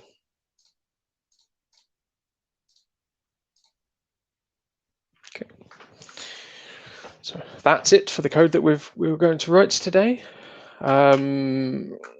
Just realized I really don't have much time left. So I wanted to give a quick shout out to, I guess, all of the hidden gems that allowed us to at least build the app. There's lots of parts that may be functional that you don't necessarily see, and they really do. They really have provided value. I mean, we wouldn't have been able to achieve what we have without them. From loading SVGs, obviously that avoids scalability issues. The Xamarin Community Toolkit has been ridiculously helpful, much more so than I actually envisaged by adding it, through to things like mobile build tools that manages your image assets much more simply, so you don't have to worry about creating all the platform-specific ones in each project. If we had more time, I'd then start to maybe look at expanding the senses that we're appealing to. So we could add some haptic feedback. So when you tap the tile, you get it, or maybe like a double haptic when you get a success. And audio is actually provided a really a lot of positive feedback in our app, which surprisingly it was quite strange, given that while we were doing it, we were running with a lot of sample audio, so it always someone reading out audio jungle over the top, and it then became really quite confusing to hear the actual audio without that. But I do thoroughly recommend doing that. Fonts would be another topic, but do be very wary that while it seems very easy to download fonts, the vast majority of them are not actually free for commercial use. So you really wanted to check there before you actually go in and do it. But they can make a big difference. So in summary, thank you again for attending today. I really hope you've enjoyed the content as much as I did creating it. I hope it's shown you how you can make a game and actually really an app feel much more natural through the use of positive feedback. There are a wide range of possibilities that you could achieve with it, and I'd actually really like to hear if anyone does.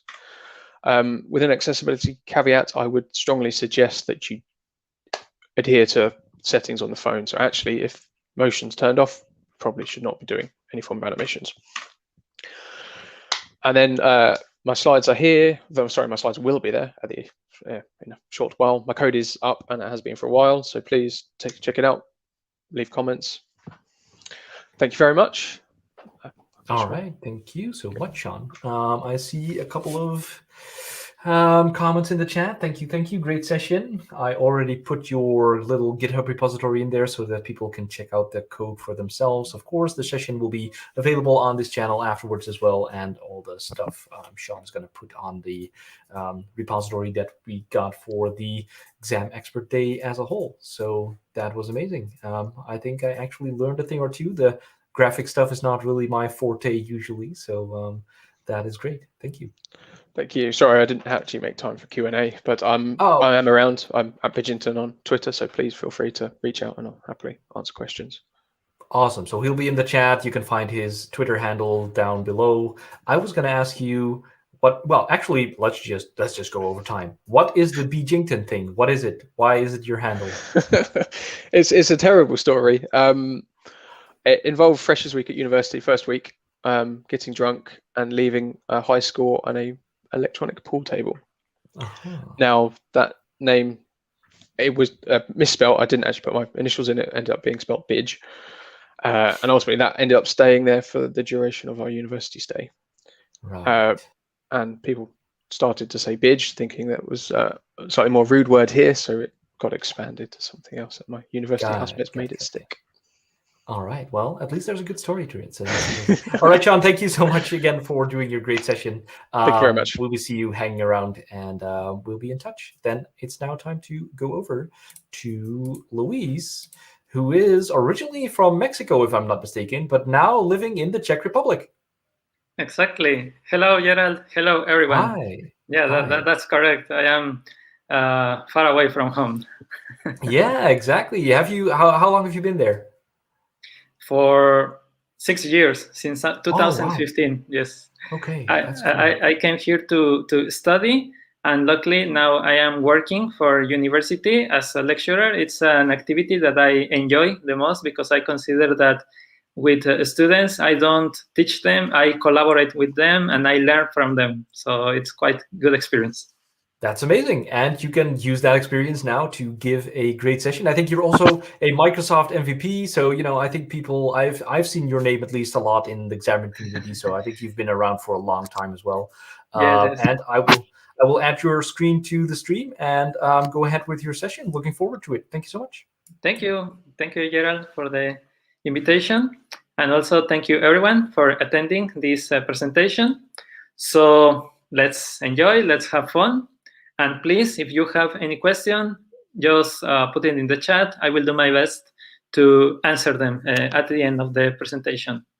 Okay, so let's get started. Our topic is creating PDF files in mobile applications with PDF Sharp Core and Migra Doc Core. First question is, have you heard about these packages? Have you used it or not? All right, so while you are answering, just very briefly about me. Yes, as Gerald mentioned, I am a Microsoft MVP for 5 years in AI and developer technologies. I am a researcher at Tomás Bata University in Zlín, Czech Republic, though I am from Mexico, where I worked still, let's say, with some permission, as a lecturer in University Tecnológico Nacional de Mexico in Celaya, but also in Czech Republic, I am teaching at Tomás Bata University. Along with other colleagues, with other MVPs or friends from community, we have one of the largest Xamarin communities in Spanish language.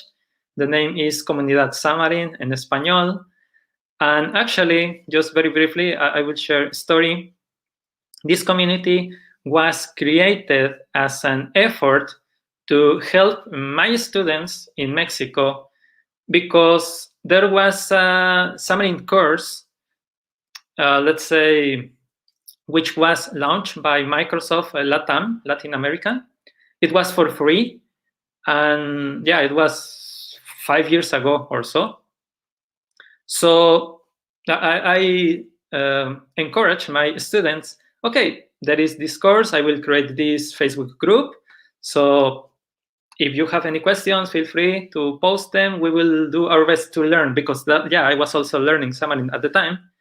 But then I started receiving many, let's say, requests from other people from that course to join, and from different countries, Peru, Ecuador, Colombia, and so on.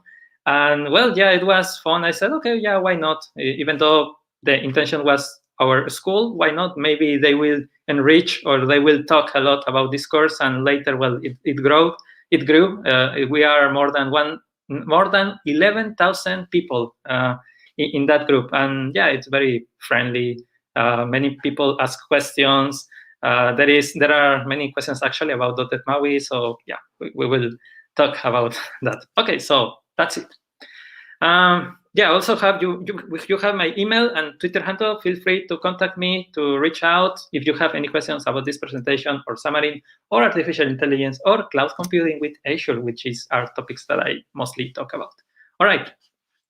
So maybe in many of our applications, we have some requests from our customers, or we have the idea, well, it's very nice, we display some information about maybe a list of products. It asks some users for some data, but usually you should present some report or export the information in some format. Most of the time we have to display this information as a PDF to export it. Yeah, it's a nice format. Also, you can maybe create an Excel file for that, but that will be for another talk. Yeah, but usually, or the most common way to present information to the user, let's say for external, like a file, it's PDF. And in .NET world, we know, or we have heard about a library, iText#. And yeah, you can also use it with Xamarin, but the issue is, or maybe did you know that actually iText# is not free to use? You need a license for commercial applications. Also, I heard there was some specific version. I forgot exactly which one, but before that one, yeah, it was free, not open source, but it was free to use. But they changed the license type. So there are some other options. There are some third-party, let's say, software companies such as Progress or Syncfusion, where they have some libraries to create PDFs or display PDFs, view them. And yeah, they are nice, but of course you need a license unless, well, they offer some community license, but still. For open source, let's say, or for some other options, we have PDF# and MicroDoc. These libraries are for processing, for creating PDF documents. Yeah, on the fly. There is no designer. There is no like adding some controls. We have to create this manually. Let's say line by line, like creating tables, adding styles, adding header, formatting the footer, and so on. You will see in a few minutes. But these libraries are truly open source and free. That's first point. So yeah, you can check the source code on, well, there is pdfsharp.net, that's the website, where you can, there is documentation, you can see some examples, and yeah, you can access the GitHub repository to do whatever you want for PDF creation. You can also render the let's say some website or some web page with the Migra doc. But well, yeah, PDF Sharp is, let's say, a bit more powerful. It's for processing. The only thing is that these are usually for .NET Framework. And of course, you know that Xamarin doesn't use that flavor of .NET. Then there was a port known as pdfsharp.xamarin to implement PDF processing and creation in our mobile applications. But if you go to the pdfsharp.xamarin GitHub repository, well, it is quite outdated. It is the last commit was 5 years ago. And you know that the platform has evolved quite a lot in these 5 years. Then again, there is community effort, and we have this library, which I am talking about, PDF Sharp Core, which is a partial port of PDF Sharp.xamarin. All right. So you have on top PDF Sharp. Then there is Xamarin version, but this one is outdated. But based on this one, there is .NET Standard version, which is known as PDF Sharp Core. Don't get confused by the name. Yeah, even though it says Core, maybe you think, oh, this has to be or with .NET Core, or yeah, ASP.NET Core. No, actually, no, it's just some part of the name. But it relies on .NET Standard. And it is also free to use, open source, no limits, no strings attached, like, okay, there is commercial version, you should pay a fee. No, of course, as every open source project, they are free to, sorry, they are willing, or they will like, right, to receive some donation. That is perfectly fine, but if you want to pay, it's fine. Okay, good. So these are the libraries that we are going to mention, and well, that's all my slides. Let's go to demo. And you know, I will share the code at the end of my presentation. I will also share my GitHub repository. So I have not uploaded this. So yeah, just maybe wait 10 minutes after the presentation is over, and you will have the code. All right. So let's check our application. In this case, it's a normal Xamarin solution with 4 projects: .NET Standard, Android, iOS, and UWP version. So yeah, we actually work a bit with every platform. So let's explain this part. First of all, and most of the time you might include fonts in your application because you want to customize the appearance.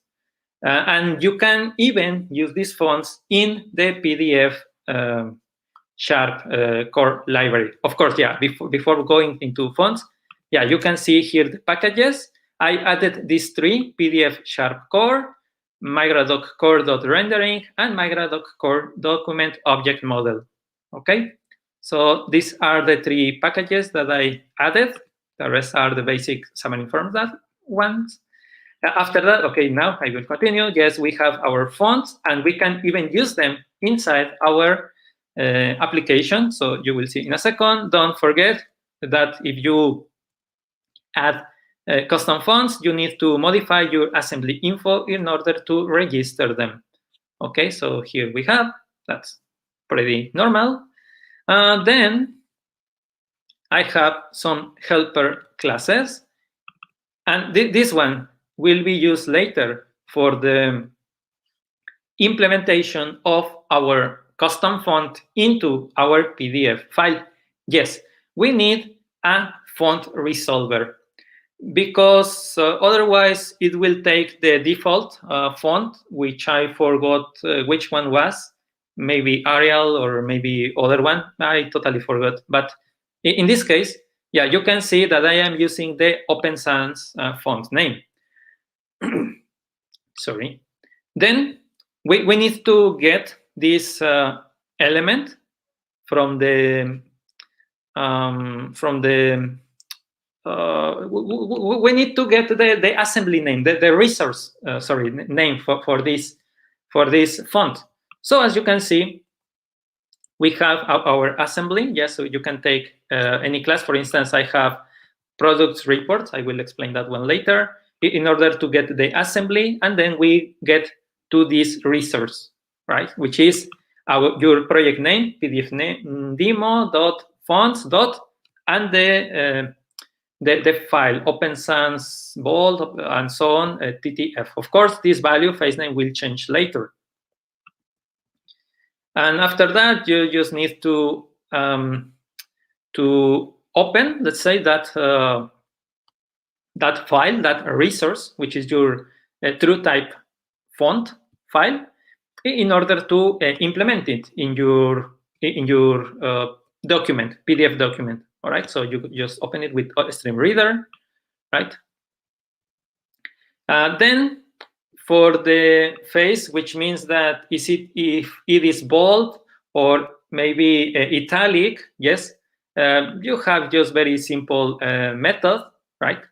Depending of the parameters, if it is bold or if it is italic, we will modify the font name as you saw, and we will use this font name later to open the exact or precise file, correct? So here we have different combinations. If we require bold and italic, well, there is bold italic file. You see it here, right? So yeah, you need this if you want to customize the font for your PDF. So as you can see, this is quite easy, and even maybe you can just paste some code and replace the Open Sans, maybe, okay? And use your own. So yeah, this is one requirement if you are going to add this. After that, we need two interfaces. Well, we need one for displaying images in our PDF, because we need to implement this in the platform specific by using dependency service. So here we have the image with some prefix, implementation, and extension. The implementation is the image source. This one is relevant to the platform. So for instance, I will go to Android. I have Android image implementation. So you see here, we register the dependency. This Android image implements this interface, which of course is the one that we defined here. And for the implementation, it's an Android image source. This Android image source is this other class. Yeah, I forgot to change the name, but it's this one, Android image source. And here we just, let's say, process the image. In my case, for instance, I have this drawable resource, comunidad.jpg.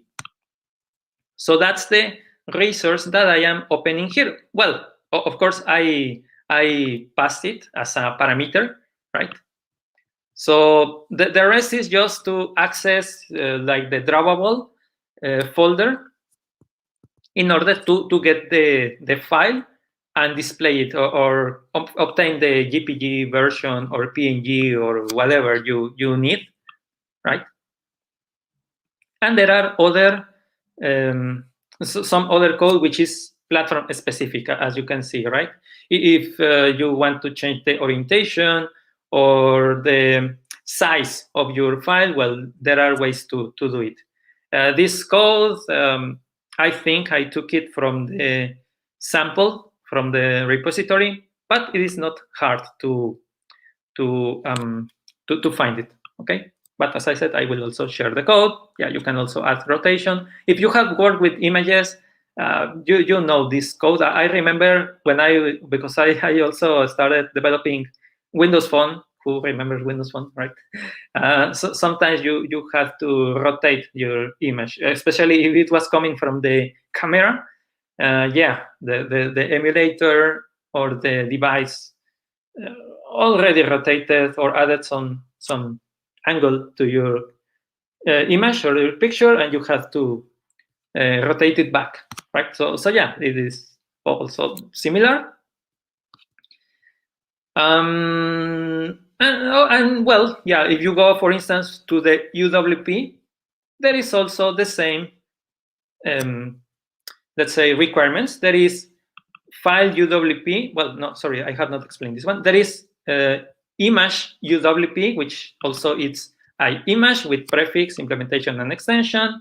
And then there is a specific image source UWP, which is Windows 10 or Universal Windows Platform code to read the asset. In this case, I have also the same file here.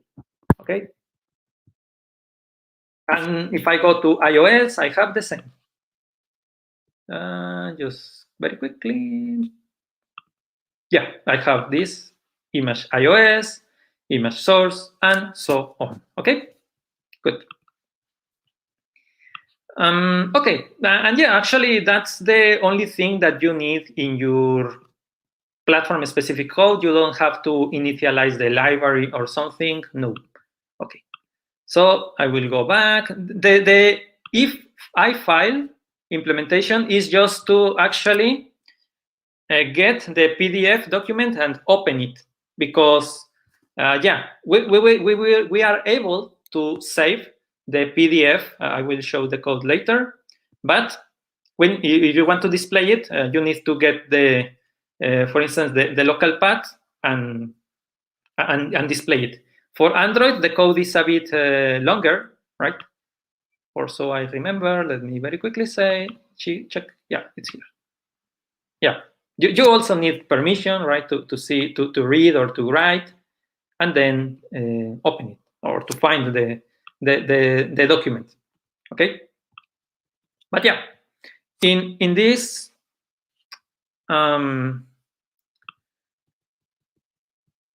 Yeah, okay, yeah, for the interfaces, this is nothing about the PDF specifically, but about the including some resources like images in your PDF, okay? Now, our main file is the PDF report, in this case, products report.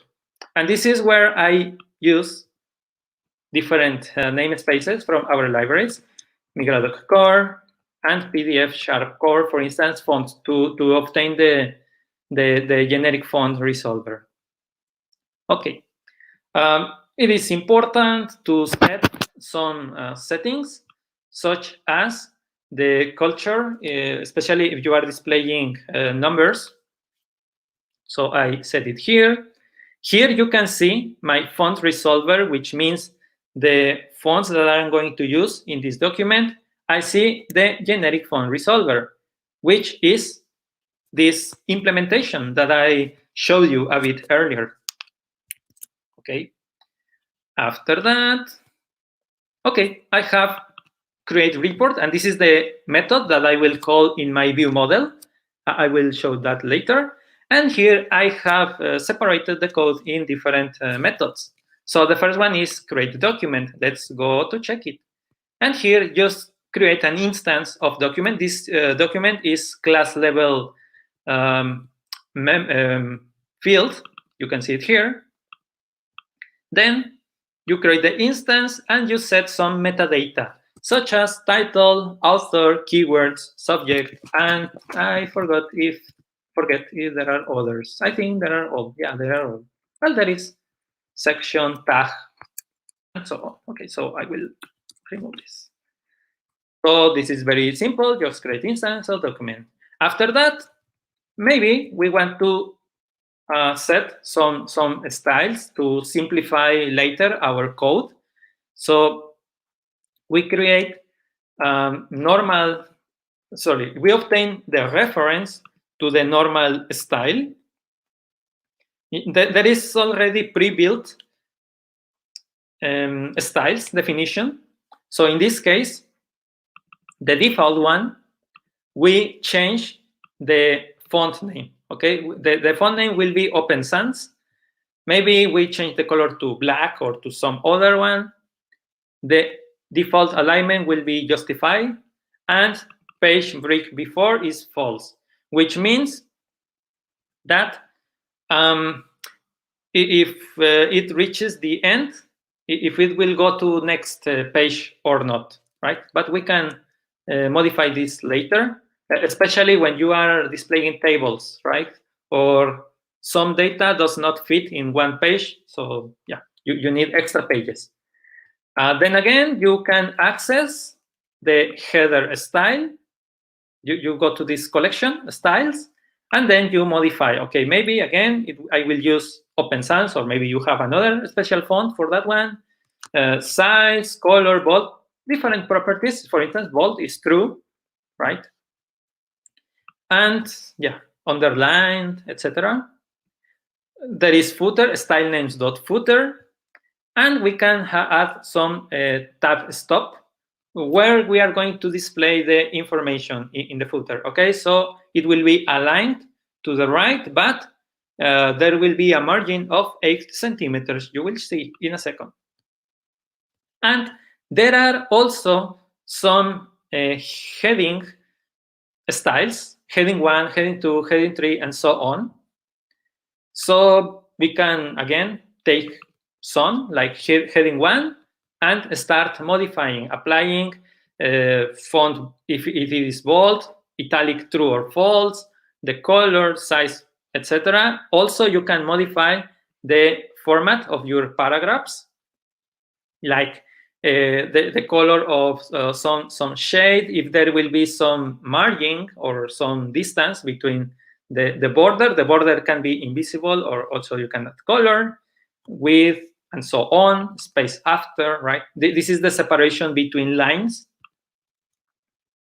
This is heading 2. Later, of course, I will say, okay, this code will apply style heading 2 or heading 1 or header style footer, and so on. Yeah, so here we just modify each of them. But you can also create your own styles. And here we have this style collection supports the add style method. Just add the key name, and based on which style you would like to create your own. So in this case, we take what we have on the current implementation of normal style, and then you customize it as your own. So yeah, in this case, you can say that my paragraph style inherits from normal style, but it has its own implementation. And I do the same for table style, because later I will like to display information in a table. So yeah, again, based on the normal style, just a smaller font and different color. Okay, so very simple, set styles. Then we have header, content, and footer. So for header, well, we add section, okay? So we start with the document, private object that you saw at the beginning, add section, and we can configure some options, such as the orientation, portrait or landscape, if there will be margin, top, left, bottom, right, also the page format, like A4, letter, legal, and others. And if you would like to have different header and footer for odd and even pages. You will see, actually, this one, yeah, I'm sorry that this one is in Spanish, but this one is the Auth. Okay, I will change it. Auth header. So for the header for Auth pages is, let's say, the primary. And you can add some information like, okay, I want to add in this header this title, Product Catalog 2021. I am adding this text, and then I will add a table. Then I modify the header for the event pages. So it will be different. In this case, I just add this text. This is another way to do it, Product Catalog 2021. And actually, if you want, I can show you so you can, because now we are adding information in our document. So you will see that then yeah, we are displaying different header in our pages. Yes, sorry for that. I need to first obtain the items. So yeah, I need to wait. It just takes 4 seconds. I added some waiting time. So yeah, just a second, because I am also passing a list of products. Yes, so it's here. So you will see the document. Just give me a second. And yeah, you see some title, product catalog, but on page number 2, the header is different. And I do the same for the footer. On the first page, you can see page 1 of 2. And sorry, yeah, on page 2, you can see this, but also the date. I do the same trick, let's say. Oh, sorry for that. I should not do this. Yeah, I do this for the for the footer. Just give me a second. Yeah, it is here. I add the. Oh no. Sorry, this is not the one. Just a second, because it moved to other one. Yeah, I have here add footer. So this is page. And I can get the current page with the add page field and the total of pages with the add num pages field, right? So that's where you see. So page 1 of 2, page 2 of 2, right?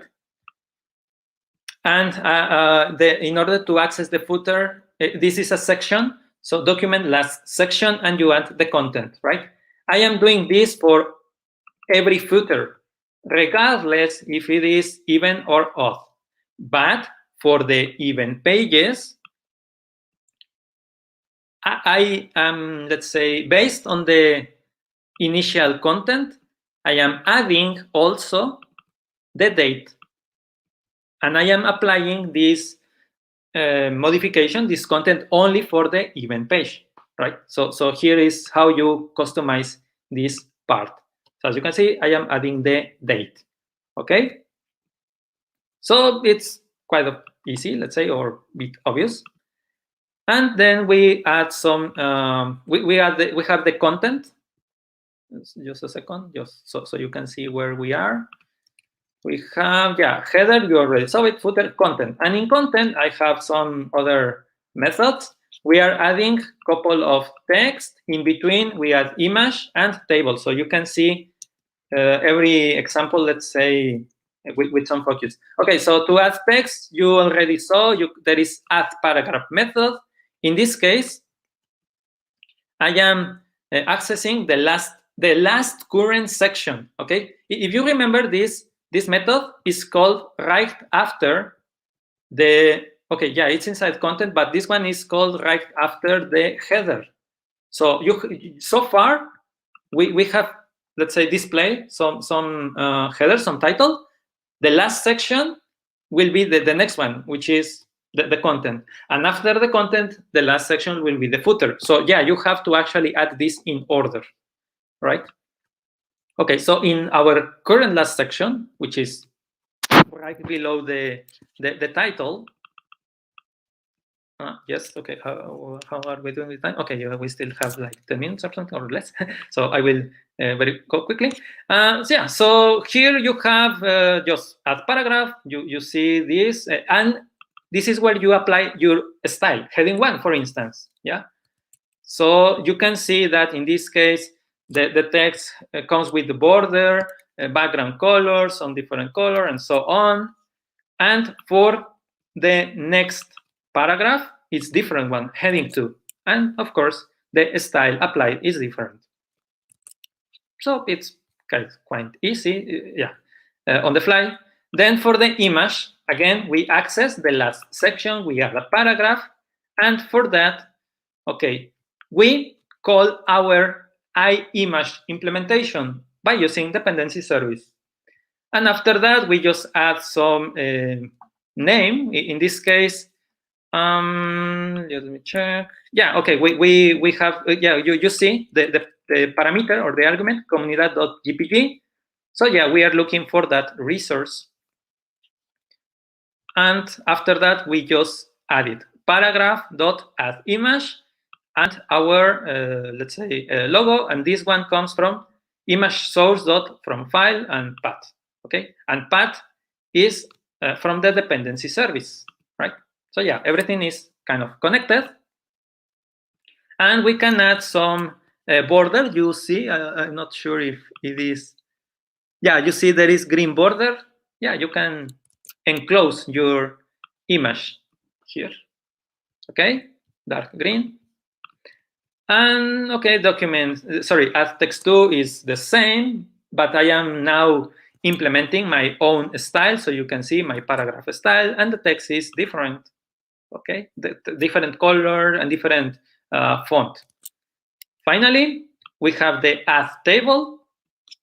And for this one, you set the header. In this case, the titles. I have product name and price. Product name and price. I apply some. Actually, if you remember, I created previously a table style, my own. So table.style is my table style.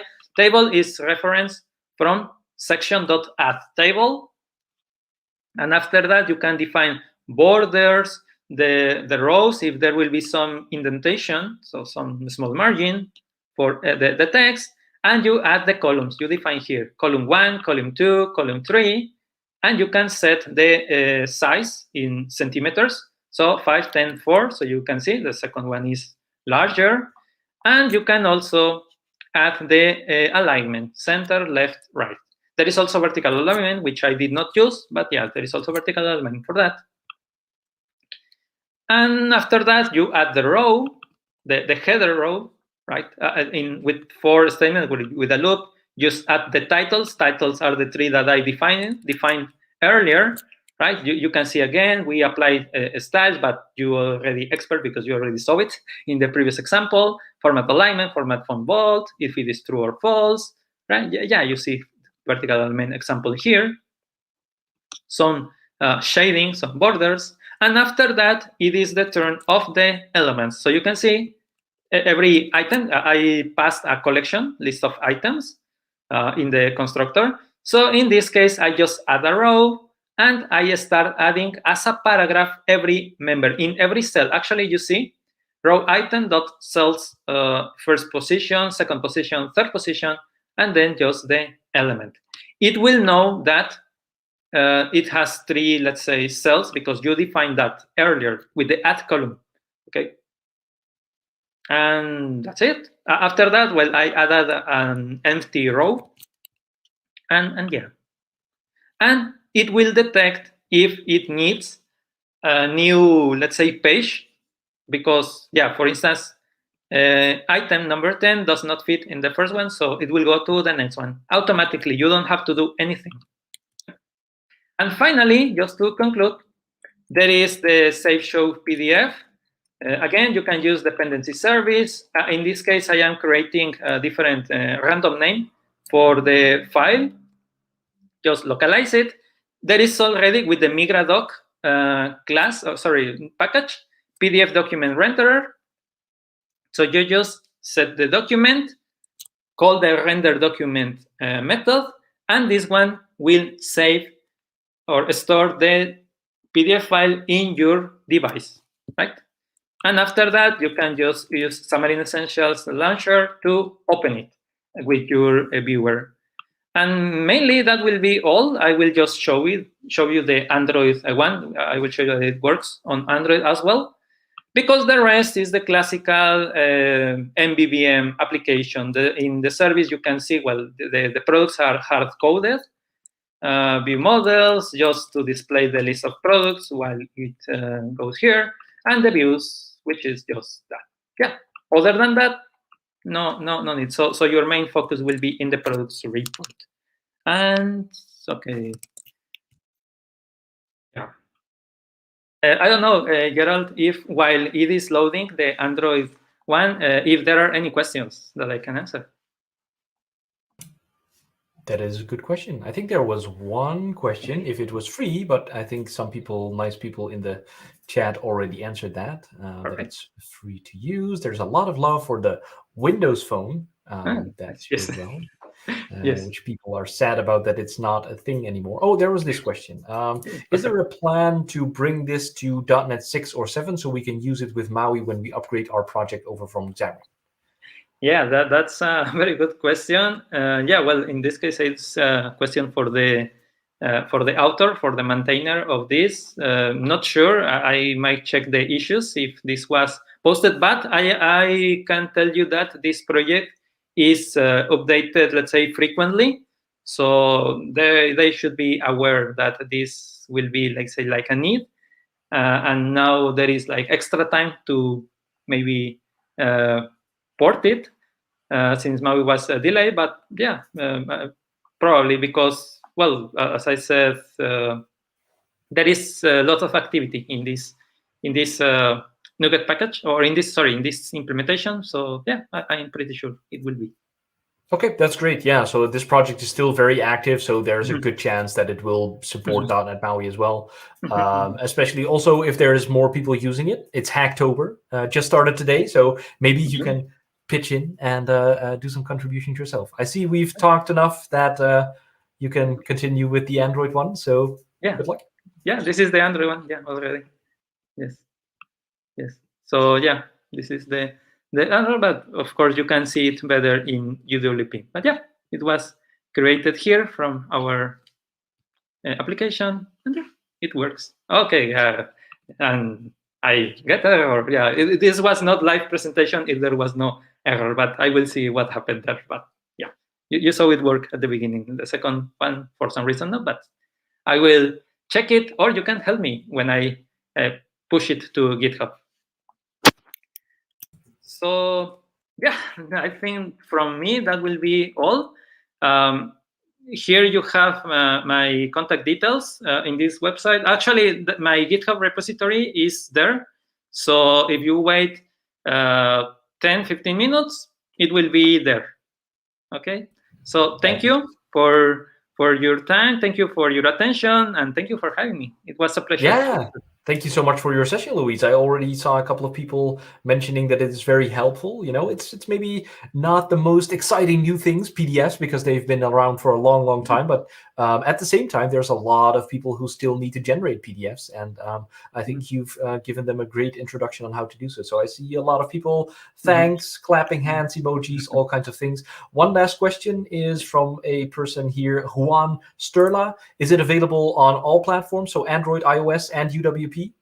Yes, it is available. You just need to do a bit of implementation in the platform. I didn't show iOS, but it is included in the project. So yeah, oh, sorry about that. So yeah, it is available for all of them.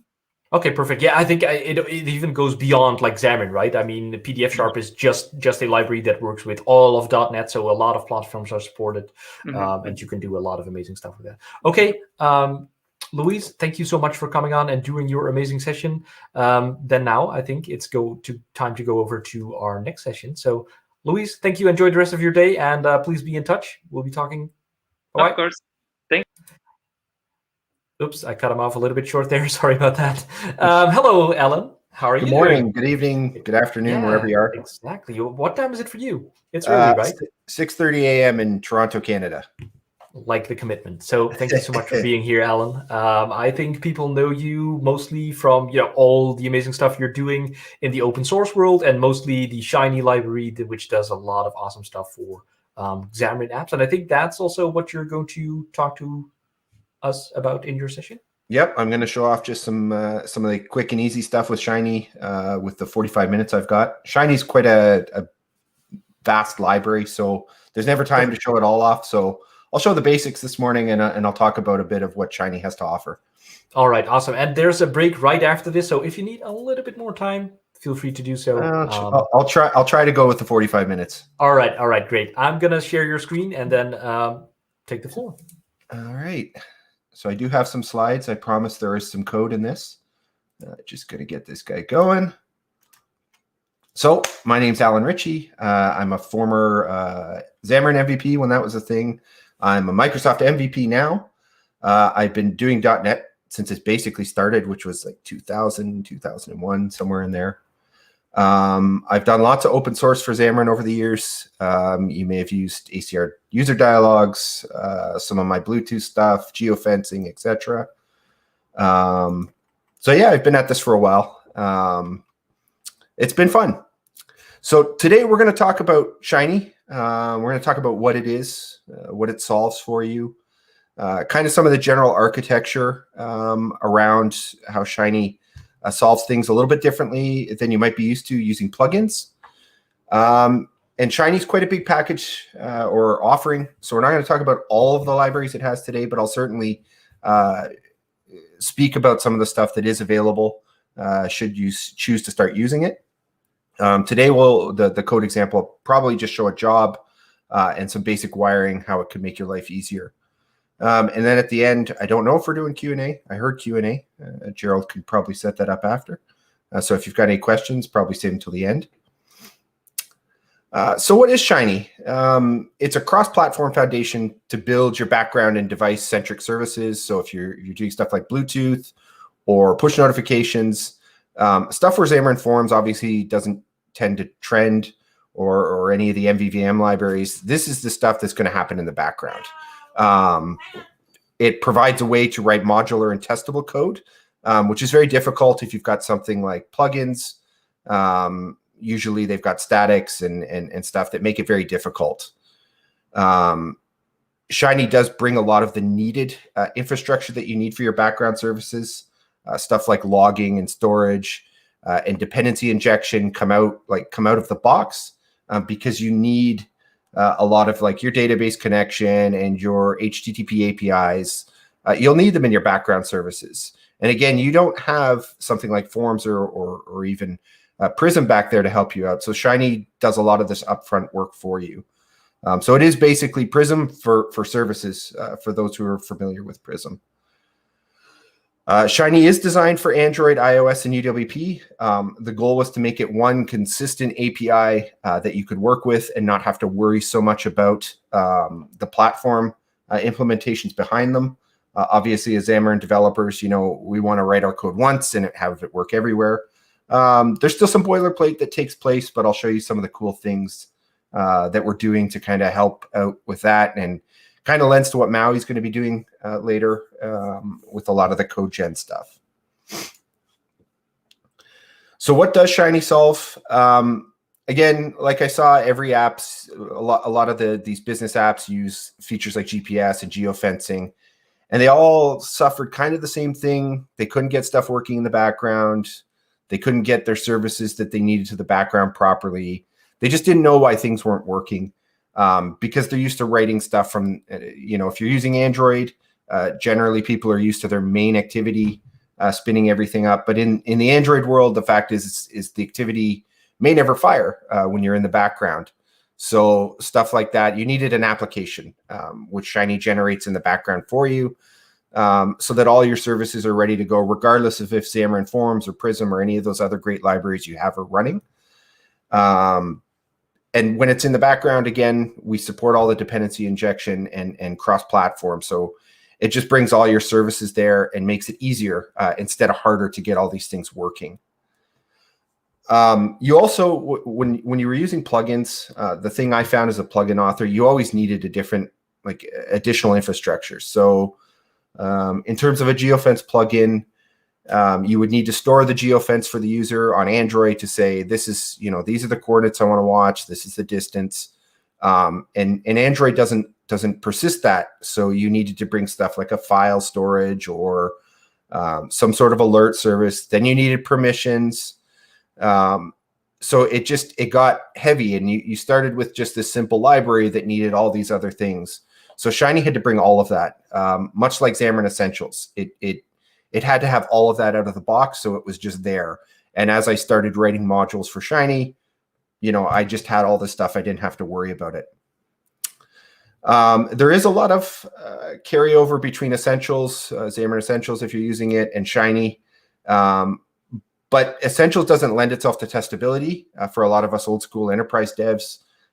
We want to do unit testing. We want to have dependency injection, and we want to have these modules be overrideable for stuff like this.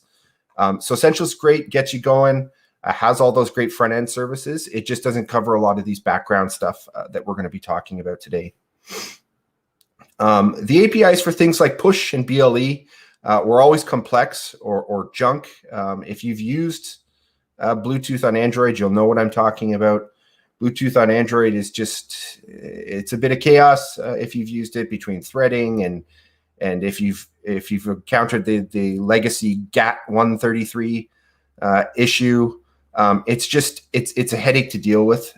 So over the years, as I've developed a Bluetooth plugin, we brought it to Android, and we were able to deal with a lot of those errors. So again, one consistent API works perfectly on iOS and Android, so you don't have to worry about all the little Android intricacies that go on. Again, Android being the pain platform for backgrounding. If you've ever used it, you've probably had, am I using a service? Am I using a broadcast receiver? Am I using some other weird thing that Android's invented today? They tend to change how that's going to work with every major release. Broadcast receivers is held strong for a couple releases now. Who knows what's coming in 12 yet, but we'll see.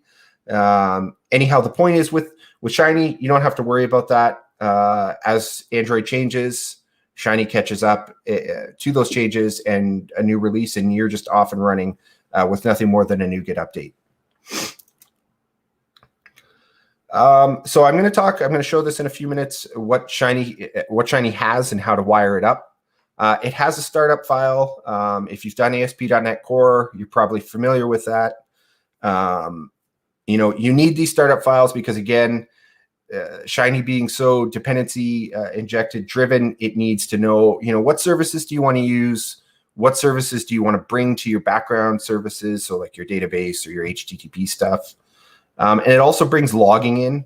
A lot of people are like, well, I don't want to worry about logging off the start. I just want to kind of spin up an app.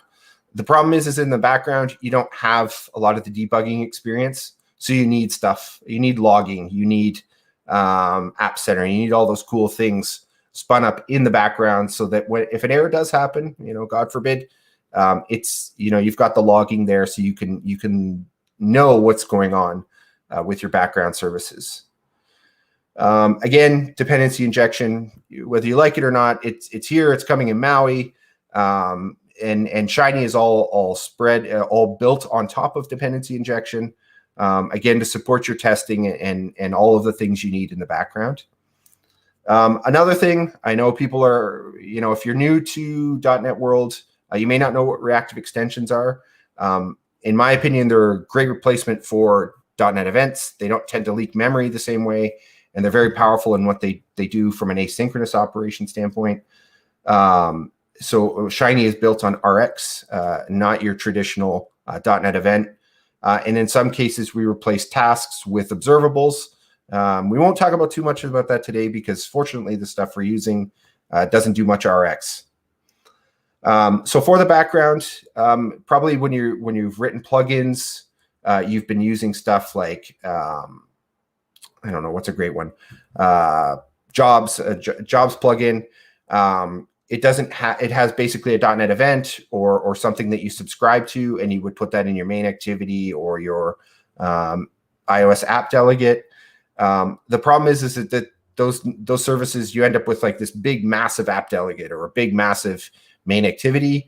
And you never knew where to put the event to register so that it fired if your app was in the background. So that was a problem. In Shiny, we don't do any of that stuff. You don't need to worry about what's launching when. We use something called delegate interfaces.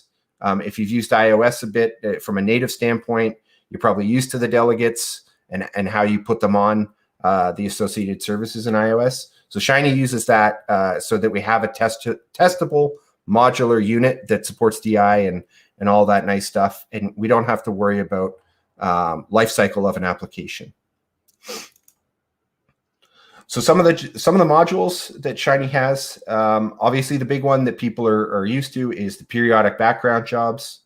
I say periodic because if you've done mobile development, especially on iOS, it's not scheduled. It's very intelligent how the OS tends to run these based on, the user's battery or internet availability. It very intelligently runs these jobs. So plan for that. Don't think that these things are going to run, every 15 minutes like you need them to. They're going to run as the OS decides is best fit. And I'll talk a little bit more about that in a few minutes. Again, Xamarin Essentials has stuff like GPS. It doesn't have geofencing, obviously, because that's a background operation. But in Essentials does that fantastic from a foreground or UI perspective, but doesn't handle it on the background. So Shiny has some nice packages that do that. It has motion activity recognition. So if you wanted to track, say, your users how they're moving, are they walking, are they running, as those things are changing. These are important things to track if you're doing stuff like tracking a drive, for instance. There's some great things Shiny's going to be doing around there in the future. So if you start driving, you might want to track their GPS and see how far they drove, say, for business or whatever the case may be. Shiny has local notifications. It's probably one of the best in biz. It handles scheduled notifications, user interactions. So if, for instance, if you want to take a text from the background without ever entering your application, you can do stuff like that. And you can pretty much customize every part of the notification, especially on Android. It's a very rich notification experience. So it handles all of that. A lot of people go, well, what's local notifications have to do with the background and kind of device-centric services? This is one of the plugins I had years ago. I had a notifications plugin, and I kind of carried it forward because one of the things is, as you're working in the background with something like Bluetooth, you may want to let the user know, hey, we've connected to this device. I pulled this information. Or, hey, we see you've started a drive. Good for you. Keep doing those things. So local notifications became one of the big offerings because it was always needed in the background. Shiny also has, as of 2.0, push notifications. So my good friend Dan Siegel of Prism fame, he got really upset when App Center took down their notifications because he had a bunch of clients on it. And one of the big problems with push notifications is if you've used them, some of these providers like App Center and I think Hockey App and all those push notification providers tended to come and go over the years. And then for those of us who are doing native notifications, things like tagging and all those rich experiences that you may be used to on Azure Notification Hubs, they don't exist on stuff like iOS. So we wanted to introduce a very consistent API that if a push notification provider disappeared tomorrow, so if Azure disappeared tomorrow, which I don't think that'll ever happen, you could switch out your push notification provider in one line of code. So that was a big cool thing that we're doing now, and we're making the background consistent, very consistent across platforms with a single API. And the last set of modules that Shiny does, at least that I like to advertise, is Bluetooth and iBeacons. iBeacons are these little cool things that you can use to track user, like in advertising, if they're near them. You can say, hello, we see you've entered our store, or goodbye, sorry you didn't buy anything, etc. So they're great for tracking location context. And then obviously Bluetooth LE. I could spend 3 of these talks talking about BLE, so we're going to skip by that one today, just because it's such a huge offering. So I will get to the code. I know a lot of people hate the PowerPoint. It's a very easy thing to talk. So let's open up Visual Studio, and hopefully everybody can see. I probably can't see the right-hand side, but I will fix that momentarily. All right. All right. So with Xamarin.Forms and Shiny, you're probably used to having your main activity. Obviously, Shiny has to spin quite a few things for stuff like permissions. If you've used Essentials, you've probably seen, that need to override your background permission. I can't see. I've used Shiny so much I can't even remember the name of the method right now. So you end up having to wire up all these services. Shiny also has a main application that needs to be injected into Android. And you'll notice that I don't show it over here. I'm not going to create it, but I'll talk about why in a minute. Same with App Delegate. You'll notice that there's nothing in App Delegate at the moment. Again, we usually have to put like our forms load, our, any of those. If you've used any plugins, you often have to call init and stuff here. You'll notice that this is pretty bland or blank at the moment. And I'm going to show something cool that we're doing with Shiny. One of the key problems when I'm doing support for Shiny is generally, if there is a bug, it's because somebody's missed one of the massive hooks that Shiny needs to work in the background. So with 2.0, what I ended up doing was creating this cool little thing. It's just an attribute you put on your assembly or the head of your project. So this is on iOS. I've said the startup project is my Shiny startup. And my Xamarin.Forms app type is app. So you can see them in my shared project up here. I've got this little Shiny startup, and I've got my Xamarin app, but nowhere down here have I referenced them. So with .NET 5, Microsoft released kind of this cool little thing called source generators. So this was a cool opportunity to stop doing all of this boilerplate junk and hooking it all in. It just comes all out of the box. So, and I can show you what it actually generates. Let's assume, let's go to our analyzers here, and we'll take a look at iOS. So we're in our iOS project. You can see it's got an app delegate file here. And here you can see it's generated all of that code that it thinks we're going to need. So it's created the Shiny startup. It's created the Xamarin.Forms init. It's loaded the application that we had in our in that attribute. And it's all wired up. It's all ready to go. It's even included some push notification stuff here because it detected the library. I had it previously installed in here, but it's not there anymore. But it's generated it for us should we need it in the future. And now we'll go over to our main application in Android. Again, very sparse. There's nothing here. The only difference is we marked our main activity as partial because we're going to wire in these methods, obviously. And then we've got our same attribute here to tell Shiny generate some code in this library. And we'll take a look at what it's generated over here. So we'll go into our Shiny generators. So here's what it's done to our main activity behind the scenes. It's gone and wired in. See, there's on request permission result. That was the one I was forgetting.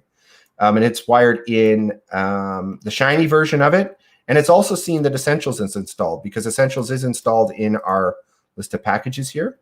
So it's gone ahead and wired that through as well. It looks for a lot of these popular open source libraries and generates that code for you.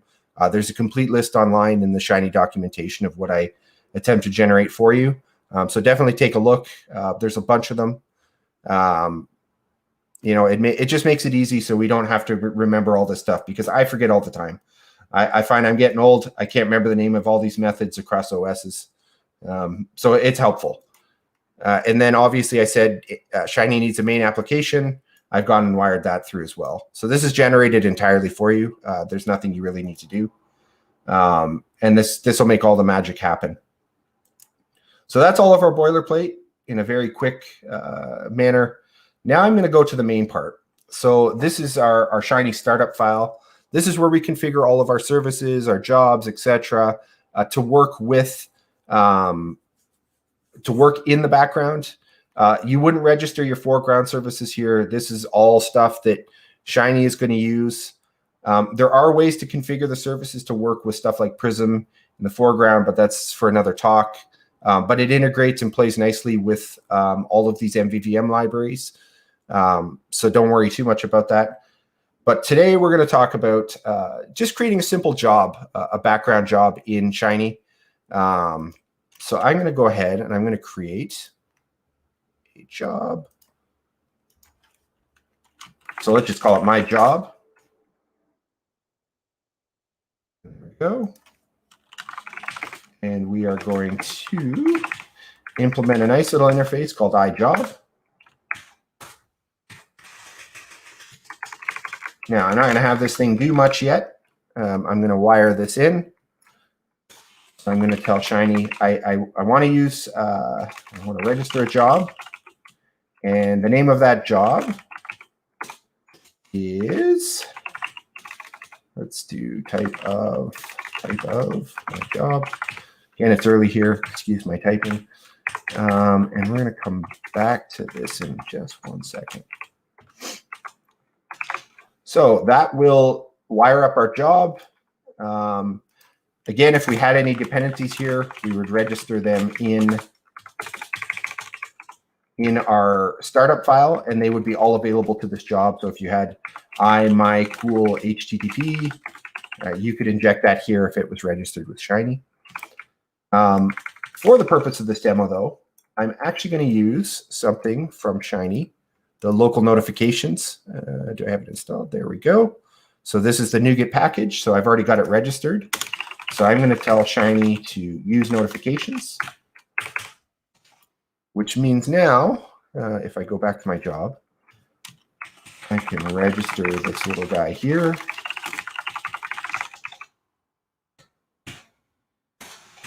And there we go. And we're going to put him up here because we want to use it when the job runs.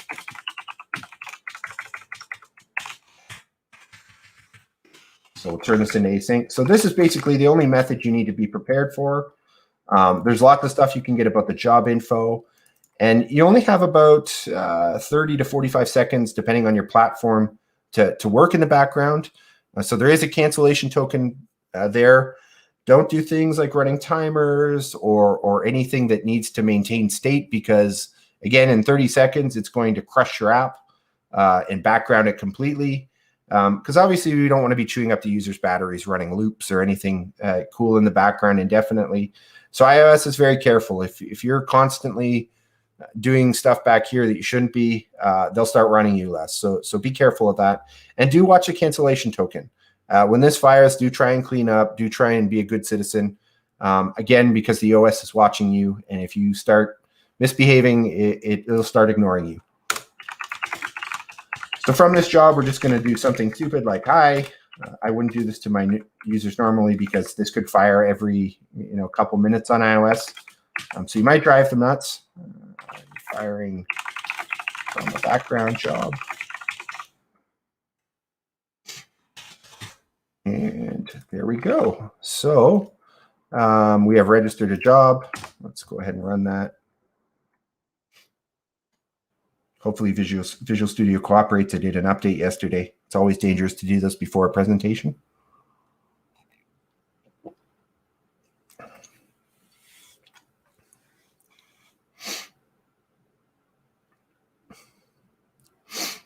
Now I've wired this through to run these just kind of from the foreground, just because there's a whole bunch of things you got to do to test these in the background.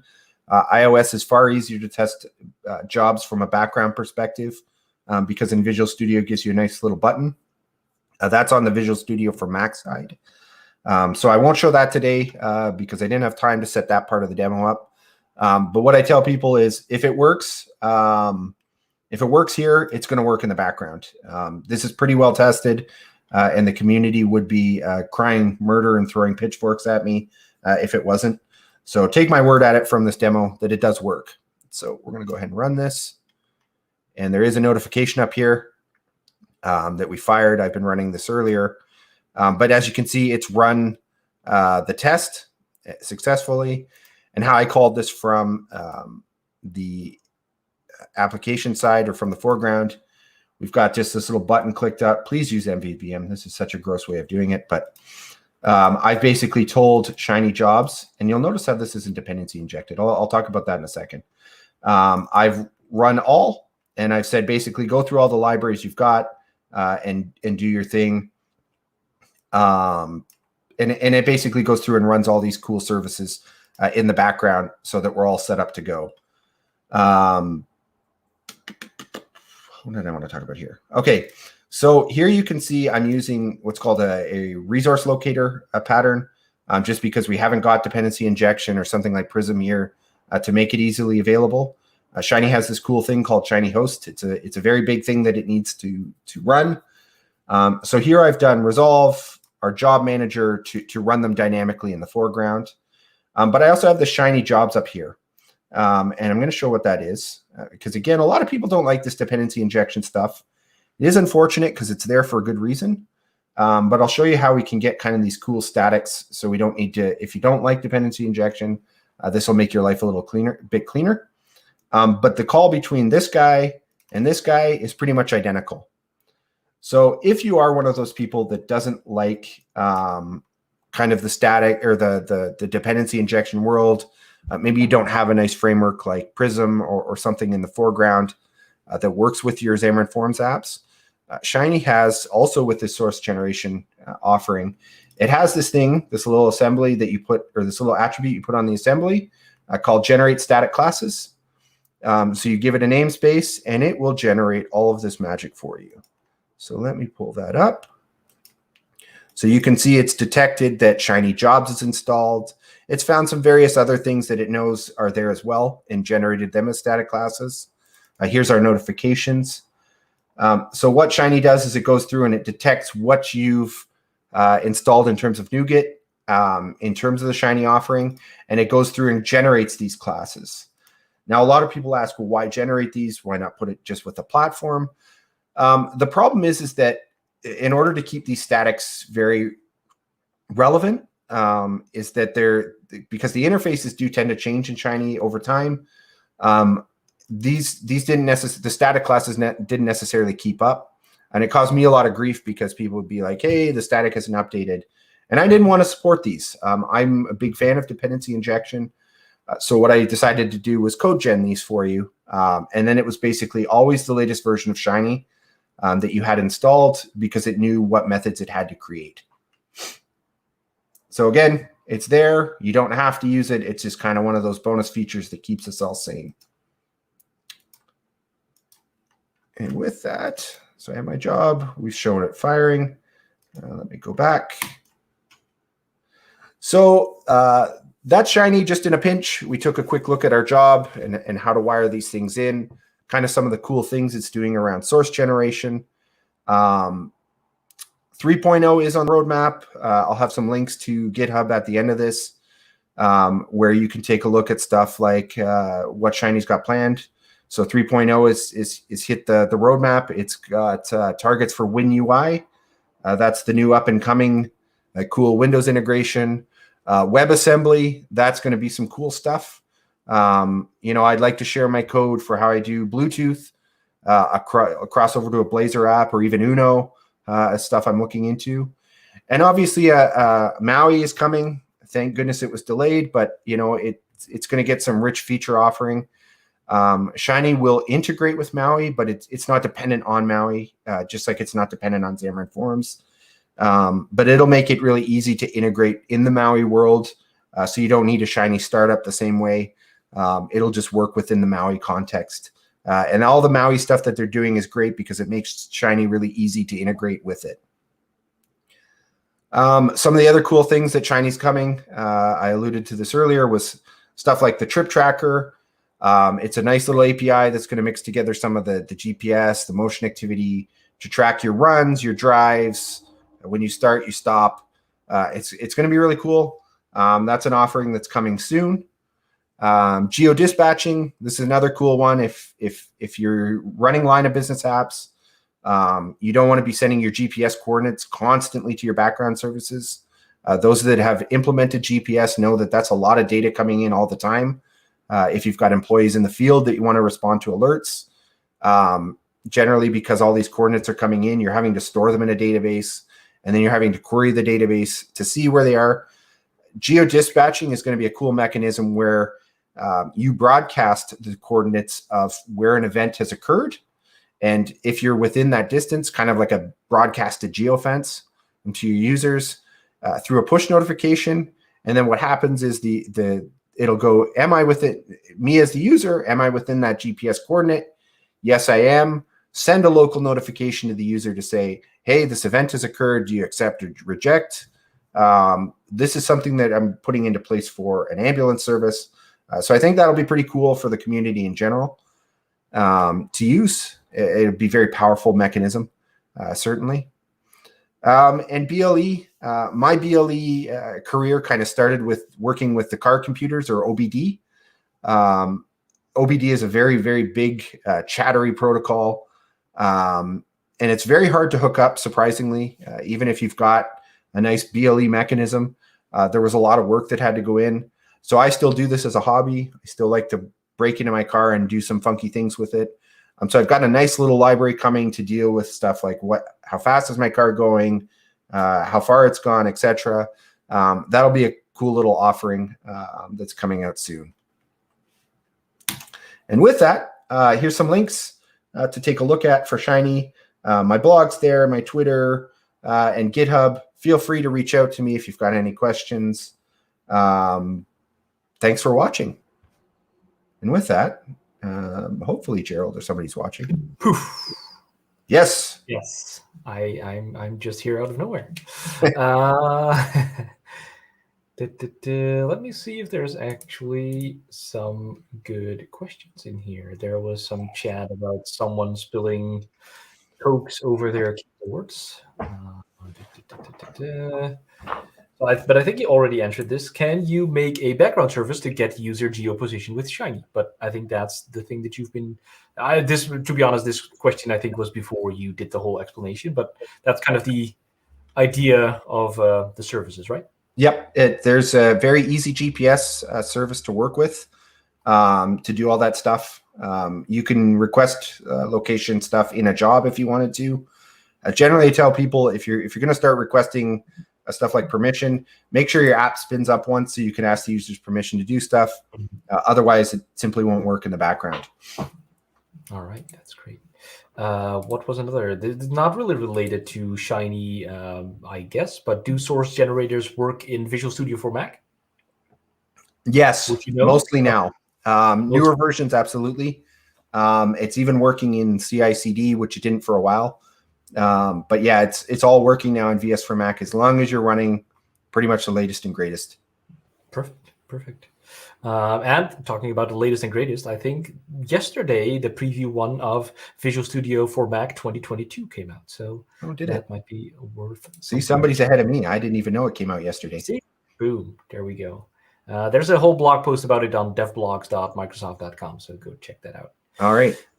I like that someone made changes. How do I enable that? Not sure. Oh, here it is. So Bluetooth and BLE libraries work on every platform. Are any examples on GitHub? Yes, there are tons of examples on GitHub.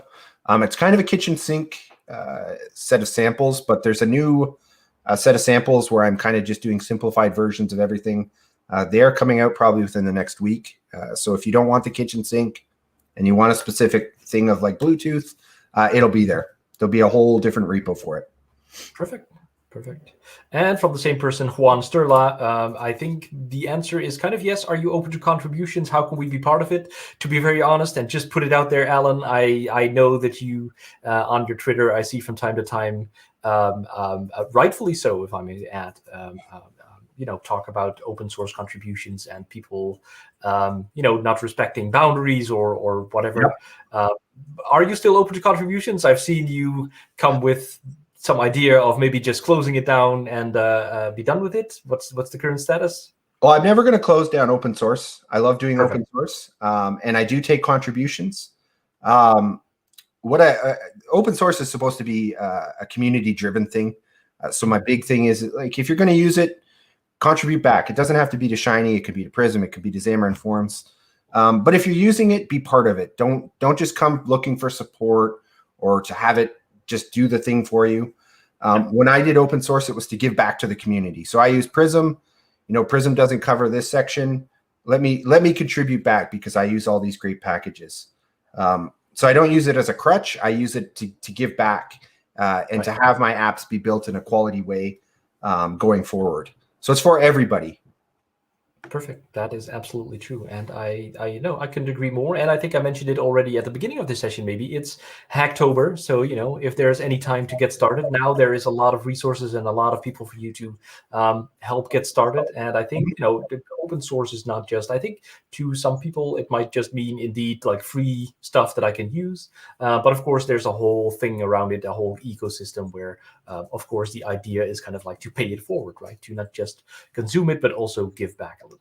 Yep. And you don't have to give back. I'm not saying that, but certainly don't come in. Don't blindly use open source. Make sure you understand what it's doing for you and what benefits it offers. Generally, what I tell people is if you're using Shiny just for local notifications, it's not worth it. It's powerful, but certainly if you're just using it for notifications, you're bringing in a heavyweight component for one little tiny offering, right? Bring it in because you're going to use several things like a GPS or geofencing and notifications and all that other stuff. That makes sense. That makes total sense. That's good stuff here right at the end. I see someone mentioning, not really a question, Shiny 3.0 for .NET MAUI. I kind of missed that maybe. Is that the plan?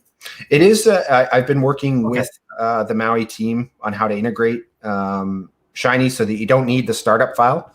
It'll integrate quite nicely with kind of what MAUI's doing around their app. So that is in the works as we speak. Perfect.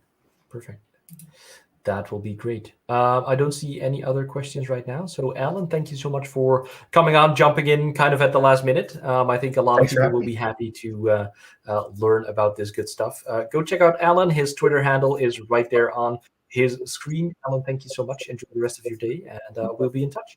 You too. Thanks, guys. All right, thanks. For the rest, I think it's time to have our little break. So what you're going to see here for a little bit is a screen that will just say, we'll be right back, because, maybe for virtual events, it's not that necessary. But in person, of course, you always have this break. And I'm kind of hungry right now. So I'm going to go downstairs, grab me a little bit of lunch, and we'll be right back. I think on the slide, it will also have the times that we'll be back.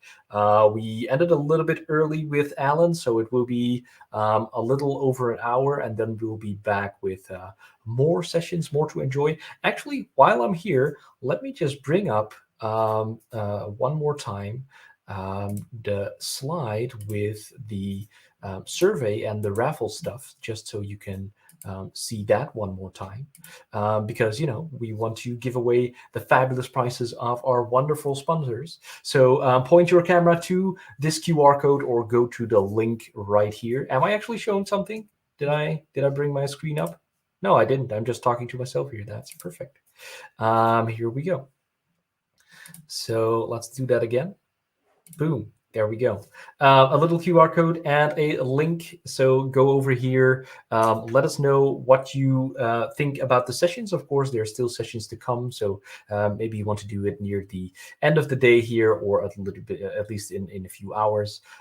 So you can win fabulous prizes. Let me just think back on what it all was. I think I got the notes here on the actual sponsor slide. So let's just bring up that one more time. The first prototype by Saamer, who is going to present in a little bit as well with his IoT Xamarin.Forms kind of solution, which is going to be really great.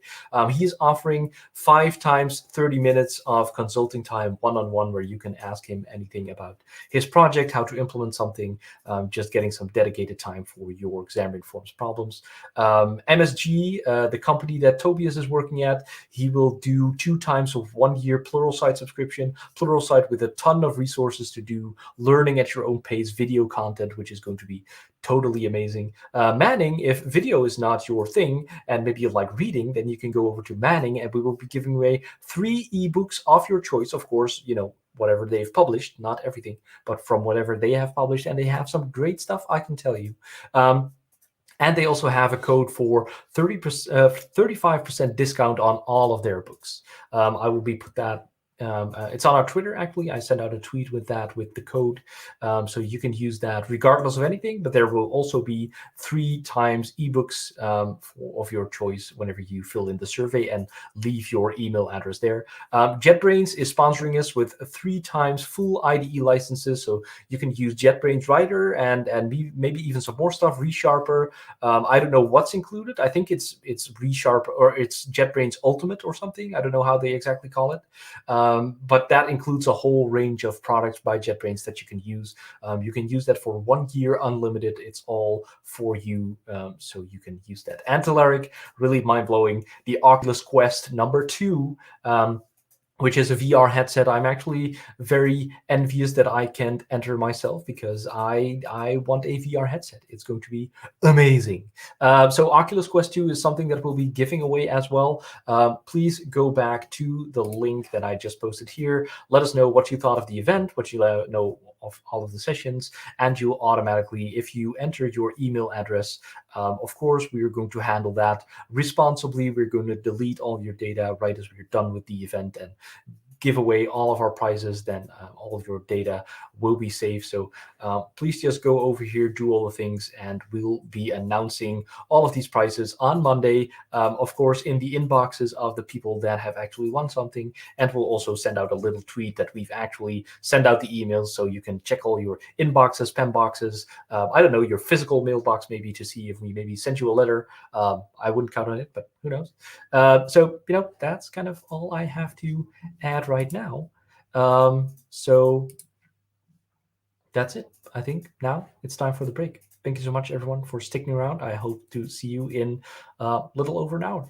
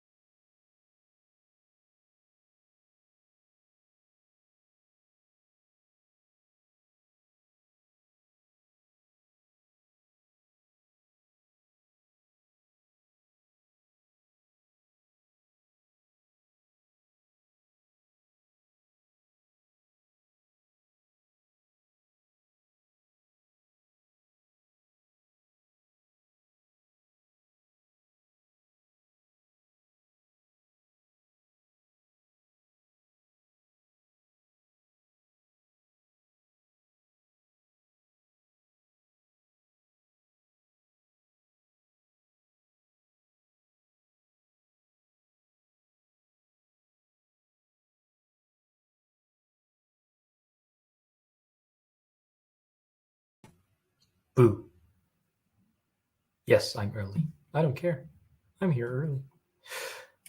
Because I want to talk to you a little bit about, I've seen people wearing the awesome, we didn't comment on that yet, using Microsoft.MAUI. That's the way I'm supposed to say it. And you can get your own if that's what you want. Let me share my screen here for a little bit more. You can get your own in this little shop that I've set up. To be honest, the design, I mean, it's a line of code, but the design is created by, I think it says it here if I click one of these shirts, because I try to give the credits where they are due. Well, I think it should be in here somewhere. But anyway, you can get these for yourself. This is like the dark mode one. So I think this is most popular. You can get it in a couple of colors here. You can also get it in blue or storm. Storm is a good color. I'm not sharing my screen, so this is cool. Oh, there we go. Thank you. I don't know who did that, but thank you so much. No, I was sharing my screen. I don't know. I'm messing this up completely. Anyway, you can see it now. So this is the shirt, and I've put them up on Bonfire, which is a website that allows you to share your own designs, and you could either, make money off that, which is perfectly fine. But I chose to do all the money making and donate that to a charity. So in this case, it goes to Black Girls Code. I think for different products, I've chosen different charities. So here you have the light mode one. You can also get a mug. I think the mug might be going to something different. No, also Black Girls Code. Okay. And I also got T-shirts for the Community Toolkit. Yes. And I think, okay, then this one is going to something different. Yes, this is going to able gamers who are, making a case for people with a disability who still like to game. So that is something that's there too. And I noticed some things in the chat about the prizes that we're giving away. I think Lachlan was there. Actually, let me first put this link here in the chat as well, so you can get over there. There we go. And let's talk a little bit about the prices. I got 2 minutes, less than 2 minutes, because I shared it before we went on the break, but let's do it again.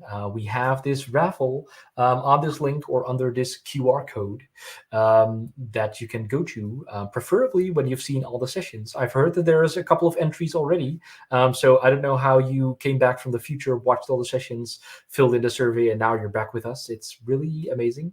But, if you put all the ratings of the sessions in there and you put your email address down at the bottom, that we know how to reach you, and you will automatically be entered in the prize draw from our wonderful sponsors. I'm just going to go over it really quickly one more time. The first prototype by Saamer, who we're going to see later today, who is doing 5 sessions of 30 minutes of consulting one-on-one.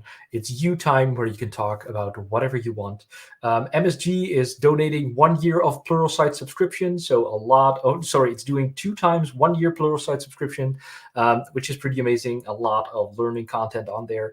Manning is donating ebooks of your choice 3 times, and they have this 35% discount code for everyone watching the XamExpertDay stream today as well. So the code is on our Twitter. I will retweet that in a little bit, so it will be top of the account just for you.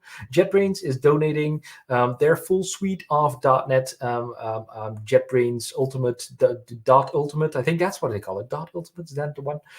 Where you can have 1 year of all the products, the Rider, ReSharper. They got a bunch of other things as well, just for you to use. And Telerik is donating a Oculus Quest, so the VR headset that you can use.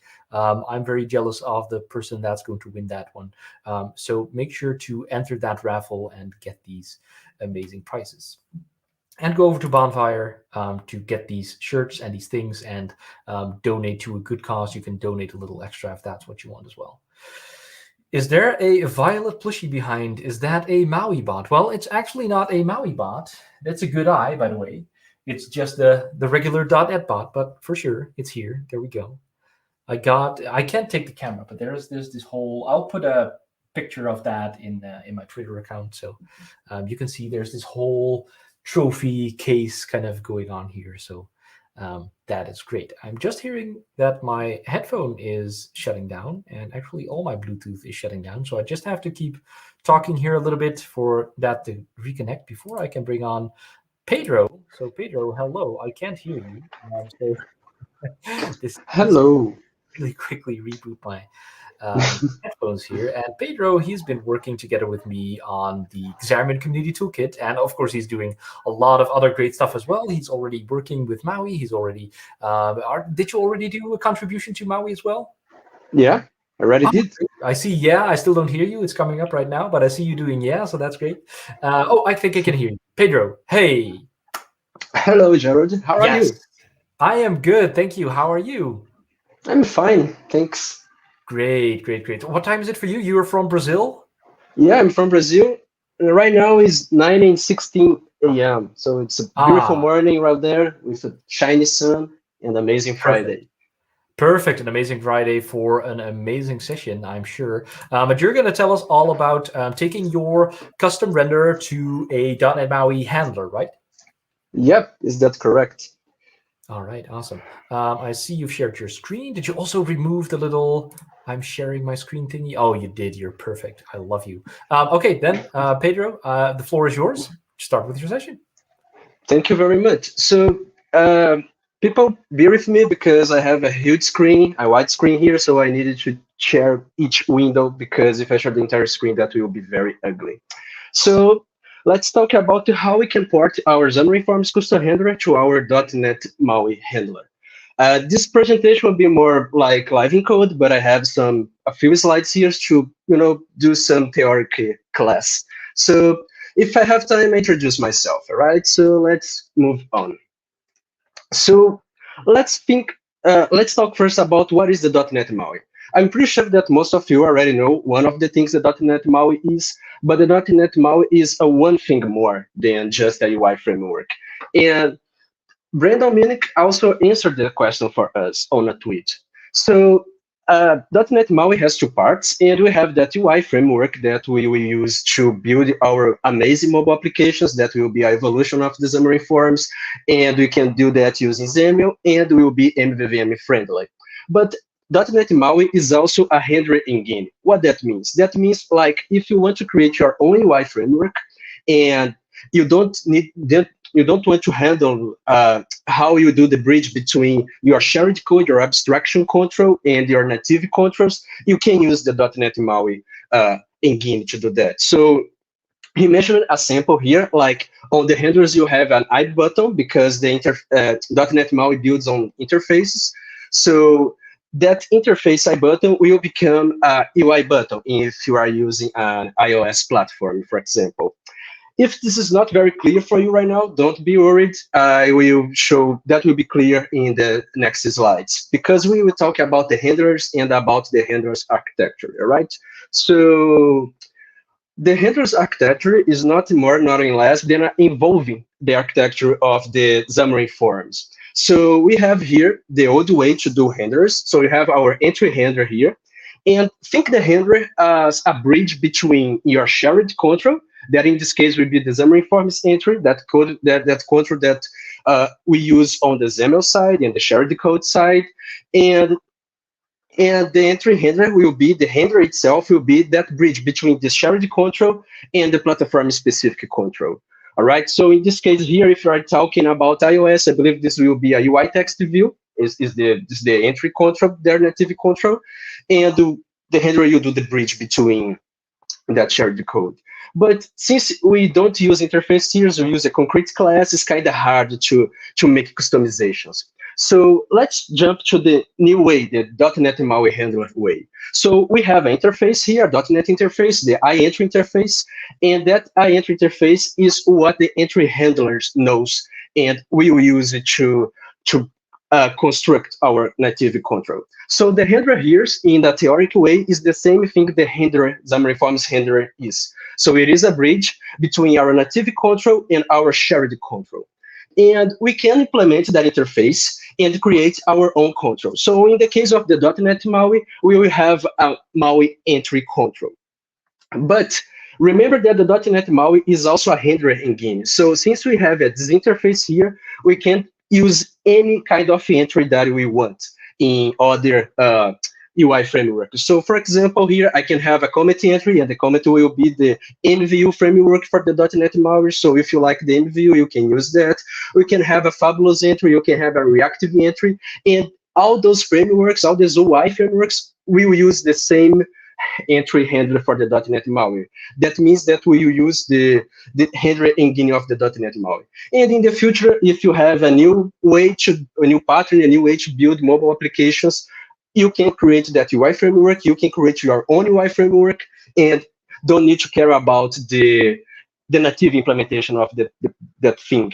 You can use the .NET MAUI and just care about the shared layer. So why I'm saying that? Because when you look to the .NET MAUI code on the library code, you will see a lot of interfaces. So the controls will be built based on interface. And that is fine, and that will be the correct way for libraries. But when you're talking about our mobile application, maybe we don't need that flexibility. We don't need that to use the interface. We can use that concrete type, and that will be good as well, because that control should be used just for our mobile application. So let's see this in action. So I choose a handler that was built by my good friend Yoni on his Duolingo clone app. So he made a clone of the Duolingo application and Allan Xamarin.Forms, and the handler that will be ported will be this horizontal progress bar here.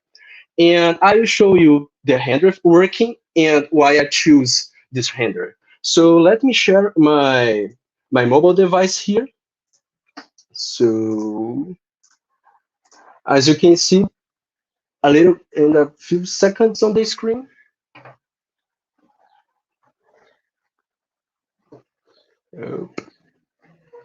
Not sure if you are seeing oh yeah, I believe that now you are working. Yep. Not worse. I will be switching between windows here. So I have here my mobile application running, and I have this progress bar here at the bottom. And if I press that button, you can see that my value changed, my progress value changed, and the color changed. So this is my custom handler there. And I will show you the custom handler on my Xamarin.Forms project. And after that, we will jump to the .NET MAUI project and do that migration ourselves. So here we are. So I have, let me stop the debugging here session. So it's nothing different that we already know. So we have here let me increase this one a little bit. So we have here the shared control that we inherit for the view. We have a couple of bindable properties there. Amazing, awesome. And on our platform specifics, we have the handler itself with the export handler. We have the element change override methods there when you create an instance and initialize our custom control. And we have our own element property changed methods where we do the logic when any of those properties change its values. And here we have helper methods to get the drawable and put the color on our background and our track color there, and also to change the progress. So if you see here, we're using durable researches. So we have here, two XAML the Android files that is just shapes. So we have this particularity here because we need to handle those Android resources. And for iOS one, we have the iOS handler as well. And since iOS doesn't have the progress bar control itself, the way that Yoni wanted to do this, his Duolingo clone, he built a way to draw that progress bar. So here we have his code and when he draw it. And for the shared code area, on the XAML part, that is not too fancy. We just import the XAML namespace of that control, as you can see here, and use that control, okay? Anything new here? Everything we already know. This is our daily basis of the mobile applications to build the custom handlers. So now let me share my Visual Studio 2022, and let's start supporting this handler to a handler. So let me organize here. Just okay. So you are seeing my screen, and let's do that. So first of all, I already created some folders here. So I will show you at the end another way to organize your custom controls, okay? But right now I just create a controls folder here on the shared layer, and inside the platforms folders and the iOS and Android platforms, because I will just target those two platforms, I created the controls folder there as well. In case of the Android, since I have those XAML files, I needed to create the drawable folder here because it's not on the default template. So you just do right click here, add, and do add a new folder there. And that will do the job for you, all right? So yeah, let's start with that. So the first thing that I will do, I will create a new class here, and you call it as horizontal progress bar.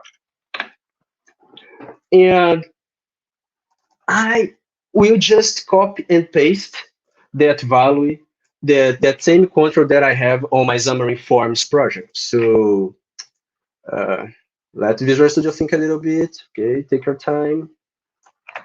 And boom, pasted here. Exactly the same. I don't change anything yet. And if I do control dots here, I will import the namespaces. So basically, I just need to change some namespaces because now I don't use the Xamarin.Forms namespace anymore. I use the .NET MAUI one, and I will bring my .NET MAUI graphics here. And also be aware because on the Xamarin.Forms, we will have the color.transparent. On the Xamarin.Forms, if you want to, sorry, on the .NET MAUI, if you want to use that predefined color, you should do them in plural. So it will be colors.transparent. And boom, everything works, everything builds. Let me adjust that because I am a tab person. So, okay, pretty easy.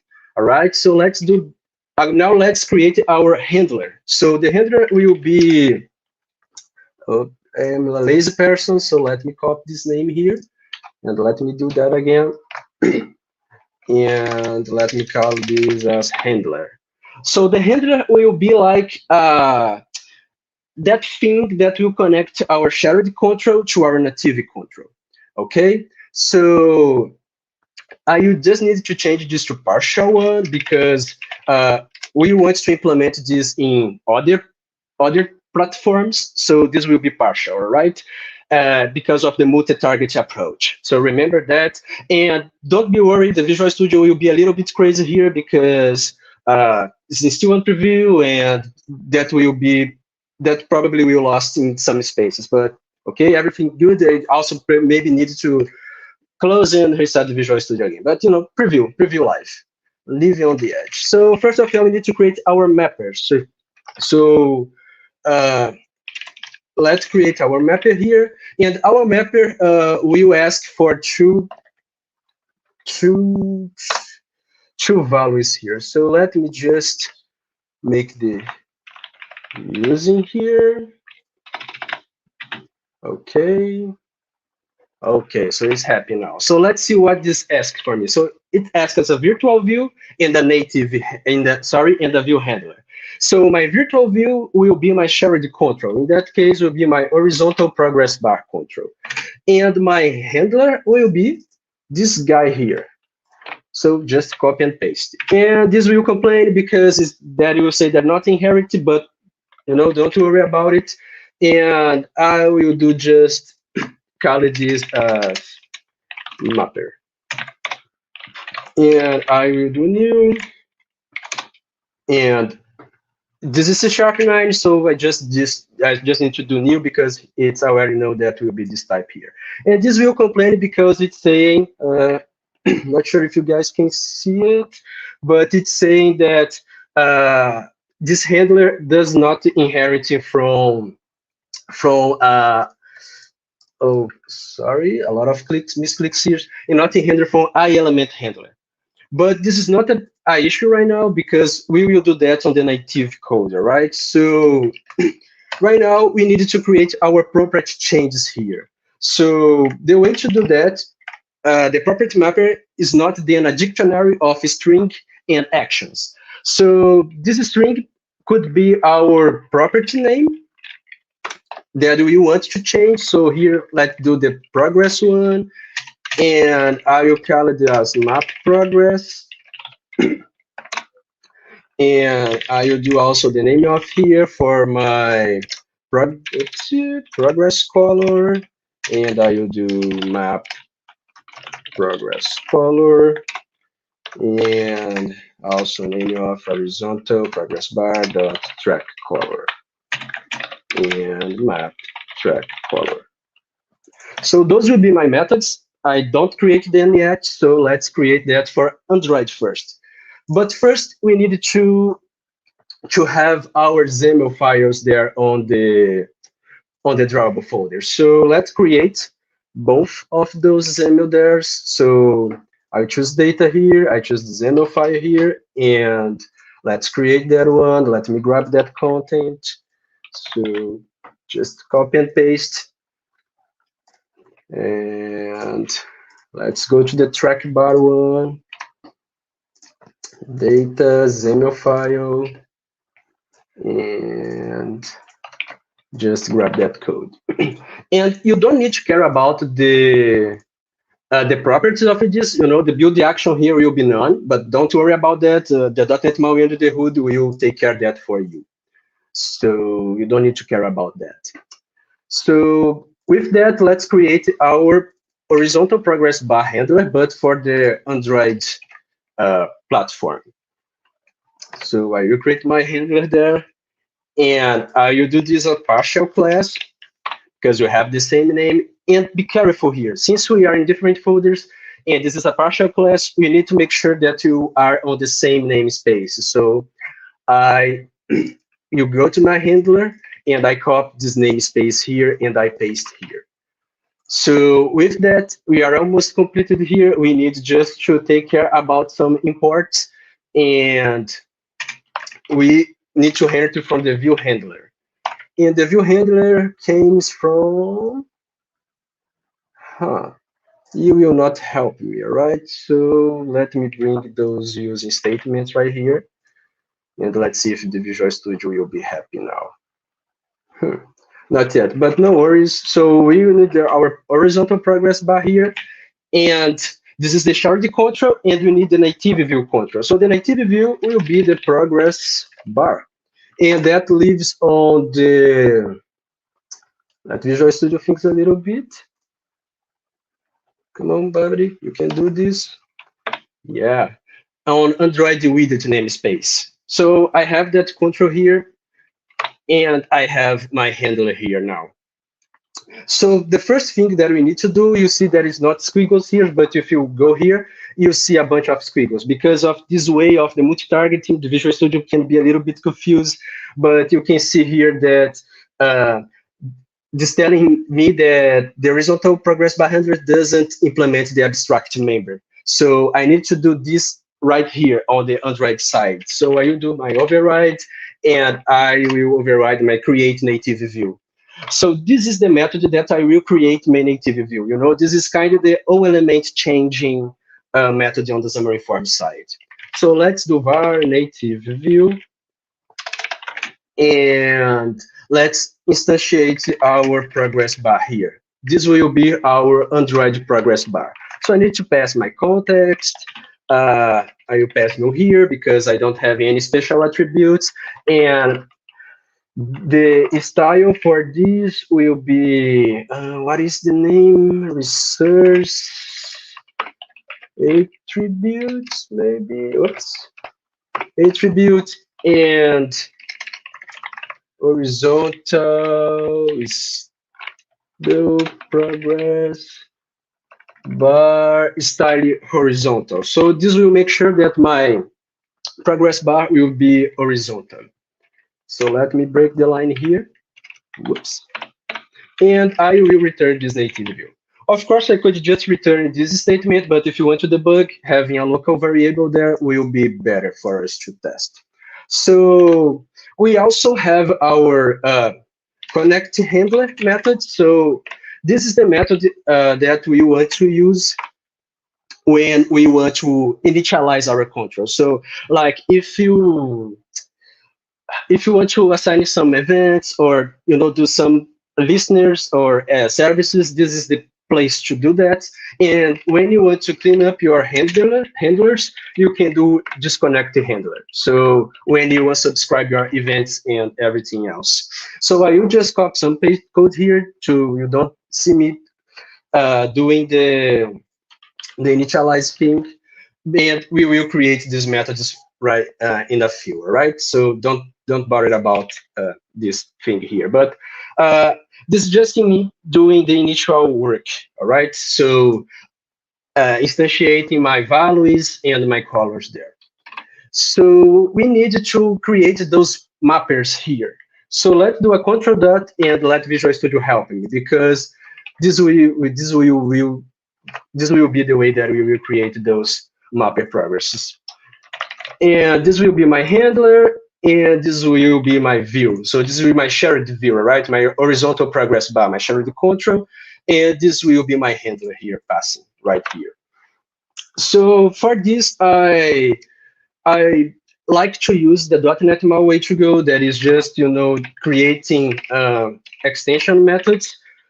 So I will do native view, and on native view I can create an extension method here. So since this is the progress, I will use the update progress value, and I will pass my view dot progress right here. All right. And this method doesn't exist yet, so let's create that class and that method. So inside the control, I will create a class called progress bar extensions. This will be static, and I will do public static void. What is the name that I'm using? Update progress value, and this progress bar. And let me bring the, let me type this first, and value, and okay. So I need to bring my using statement for the Android project. So I will do this. And now I will go to my Xamarin.Forms project, and I can copy and paste a little bit of code, right? So let's go there. And for changing the value, I have on my Xamarin.Forms project a method there that will take care about it. I will import this as local function, and I will call my native view dot set progress. And I will call it this local function, passing the value, and I will set this to true because I want to do animation when I movement the the progress bar there, right? So okay, this is one, and let's do for others as well. So let me copy this guy here. And this will be called the map progress bar color. So we will have a different name. And let me bring that. Oh, not yet. Let's finish this, and after that we'll bring everything that you need. So I need to copy this one more time and change the name to map track colors. So pretty easy, pretty straightforward so far. And for those, I will not be typing. I will just copy and paste that from my existing code there, and I will need to bring some using statements. So let me just change this to this progress bar here. There's two native, so I want to change my color to my shared color to be a native color one. So I have this extension to native, but I need to bring my use statement for that. So let's do that for everyone. And there is something fun here because about namespacings. That is the, let's see if I can reproduce that again. Okay. And as you can see here, the Android.graphic.color is not being found. And not sure why, but if I change the namespace here to be just XamExpertDay.platform, change removing that Android namespace there, I have this working. And one thing that we should need to care about the colors is this here, because the colors now can be null. So on the .NET MAUI, colors are no more structs, so they are classes, and we need to care about nullables here. So I'll just check for null. So if my color is null, I will just return, and I will do nothing. Okay, don't care about this. This should be working.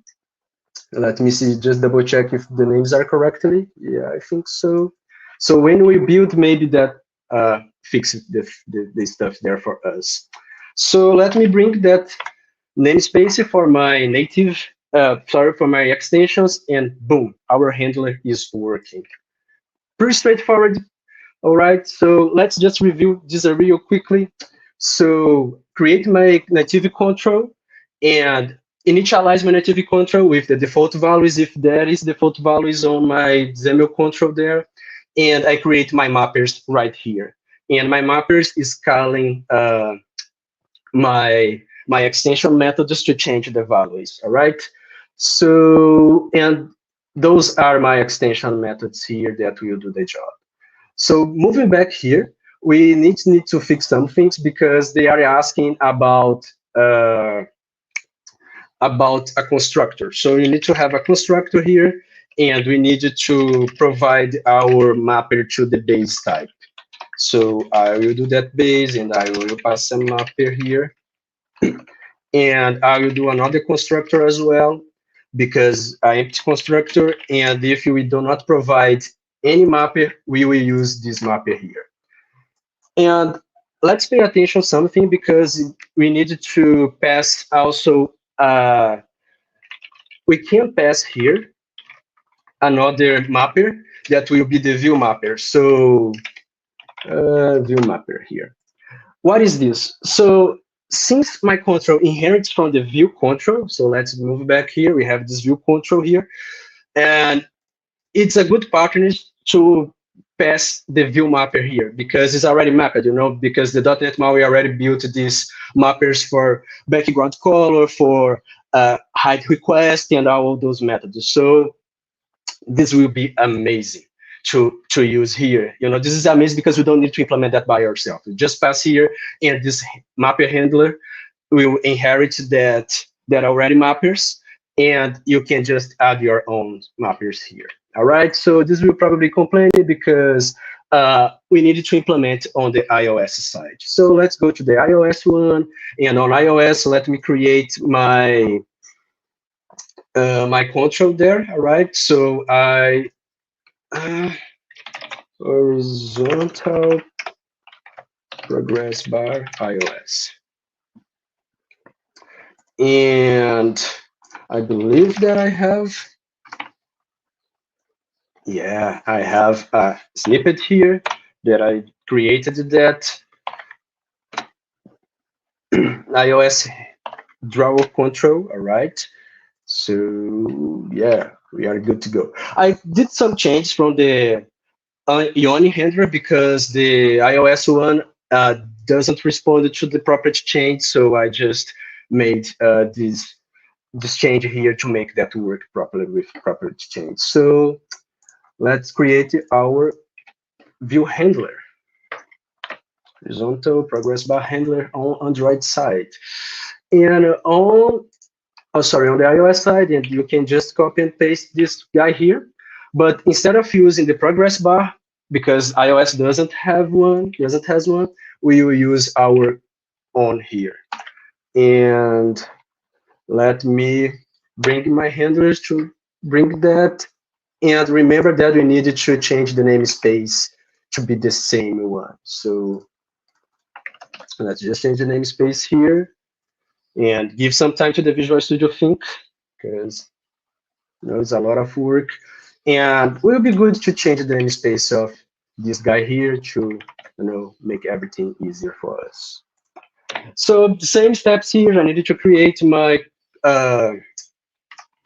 my native view. Sometimes Visual Studio doesn't complete this. Oh, come on. The right, create native view. Oh boy. Okay, IntelliSense is not helping me, so Let's do the old way. So now it works. So here I needed to create my native view, all right? So let's do that. So I will have my virtual view here. That will be my property virtual view. That will be my shared control. So if you see here, it's my horizontal progress bar. That my shared control layer. So nothing fancy from here. The native view. And I will create my new horizontal progress bar iOS. And I will pass my, oopsie, virtual view, request, view.high request.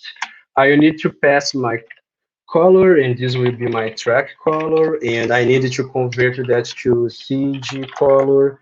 So let's come on, Visual Studio. Okay, I will do that in the second. So choose CG color as well. And finally, our progress value there. So the way that was built, I need this to pass that from the constructor. So I will return now my native view as we did for Android one. All right. So let's see if I have a snippet. Oh, I have one for the Android handler. Ha! So I forgot completely about that. So let's win time here. So I did the same thing there. I just grabbed my two CG colors. That way you don't need to be typing that again because it will be very repetitive. The way that I did for iOS was a little bit different from Android, but this is intentional to give you more ideas on how you can implement that. So on Android side, I used extension methods to do that because that was needed more work. And here I did in the property basis. So I just use the set of the properties and I set that values to the specific properties inside my native view. And my native view is that horizontal progress bar that Ioanni just created. And here I need to check for no, because you cannot have an obvious operator when you are talking about setting property values. So just do the no check here and we are good to go. And I believe with that, we are pretty much done. So let me see here. And hey, our mapper now is happy because we have that implemented on both platforms, Android and iOS. So let's move to the part that we will use our control on our MAUI application. So this will be like the same thing that we do for the Xamarin.Forms. So we needed to create our Xamarin namespace there, and we needed to import our shared control, and I will just copy and paste something that I have here. But first, let me just surround this with vertical stack layout. Okay, and I will paste my control here. Instead of control should be local. And let's do something fancy here on the button, because I am a very lazy person.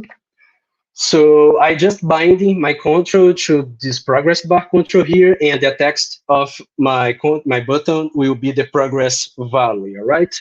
So same thing that you have been doing with Xamarin.Forms when you want to do binding context between Xamarin controls.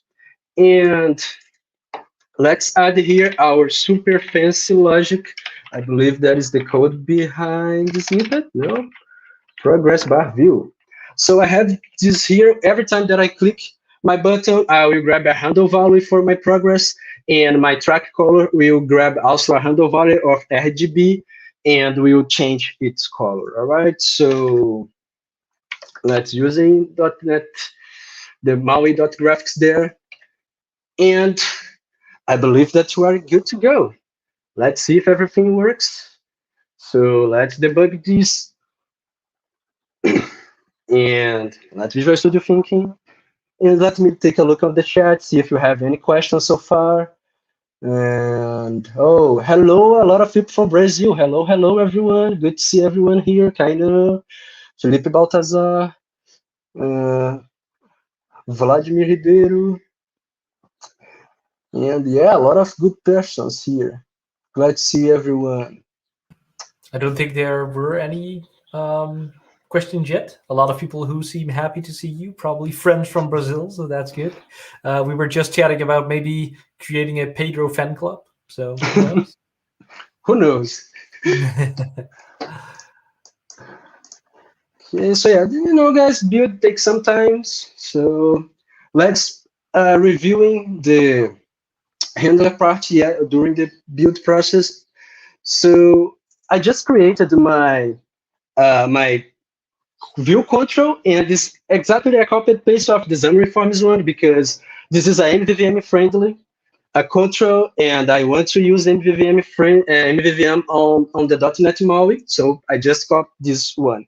If you are building a plugin or a NuGet package, you know, a control that will be used in a lot of places, will be great to have some interfaces here. So you could define a horizontal progress bar interface and put those properties here as inside your interface, all right? And we have our handler here. And again, if you are working on a NuGet package, instead of having that control itself, you can have your interface here on the shared layer. And why this is important? One sample is about the commit framework, all right? And the commit framework is an MVU framework, is an MVU flavor of the .NET MAUI, and that is Clancy is doing. And Clancy did something amazing, that he created some source generators to generate the commit controls. And it will use the interfaces to do that. So, example, the community toolkit.maui. We will build our handlers, our controls there, like pop-up controls, camera view controls, use interfaces. That means that if you will use the commit framework, you can use the community toolkit.maui and can use our controls on the commit, because since you are doing interfaces, the source generator that Clancy made can generate the controls for the commit, use the interfaces, and can use the handler in-game to handle our controls there, our native controls there. So, you know, this is very, very powerful. You create your control just once, you maintain that just once, and you can use across .NET MAUI flavors. But since this is just a handler for my mobile application, and I will not use that in the package or something like that, I will be cool. I will be, you know, take it easy and just use my concrete type there. So,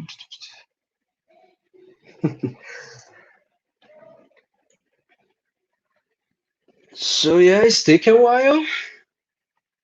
Not sure why that is taking a while. Yesterday, everything was fast and furious, and now it's, you know, little sleepy, maybe.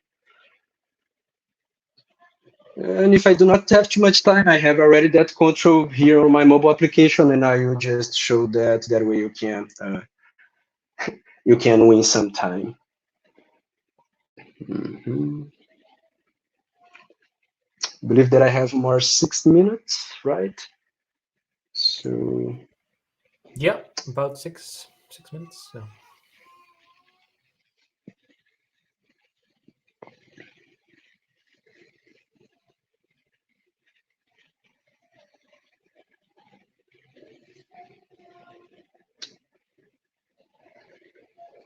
Oh, it was building, but was not showing the progress. Huh, silly me.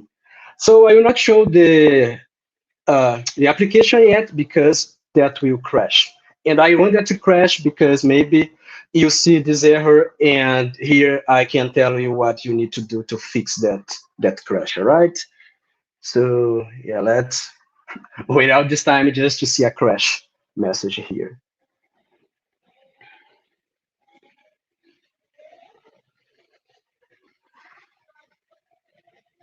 And boom, we have this exception, and maybe that can pop up a message telling handler not found for view horizontal progress bar. And what that means? That means that I forgot to register my handler. And how will you do that? You remember that the Xamarin.Forms handler, you use that assembly interface, but on the .NET MAUI, you just use extension methods here. So I will call the configure MAUI handlers, and I will pass a delegate there. And here I will just add a handler method. And here I need to pass the type of my my shared view. So it's horizontal progress bar control. And I need to pass my handler type. So I build my horizontal progress bar handler. And boom, and I will start with all the debugging because maybe that will be faster. So let's wait a little bit more.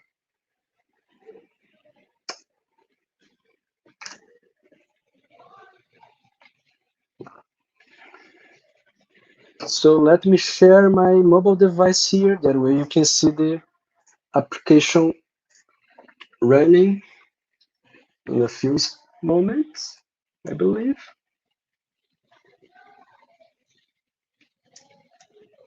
Huh. Okay, something wrong has happened. So let me open that again because my screen sharing is not working anymore. Oh, now we are talking. Let me share that again.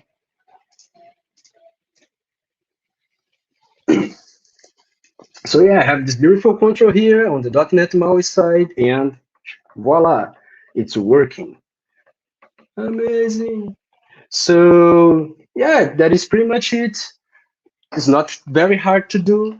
And before I finish, let just me show you the other way that you can create your controls, all right? So let me pop up my Visual Studio again. And so on the Visual Studio here, you can see that I have just one folder called controls that is on the shared layer. So I do not use in the platforms anymore. And I have all my handlers and shared control right here. And I use .Android and .iOS to split between the platform specifics.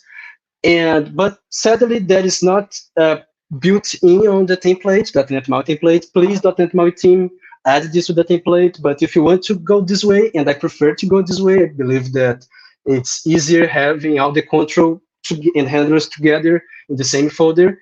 You just need to add those item groups conditions here to make that work, all right?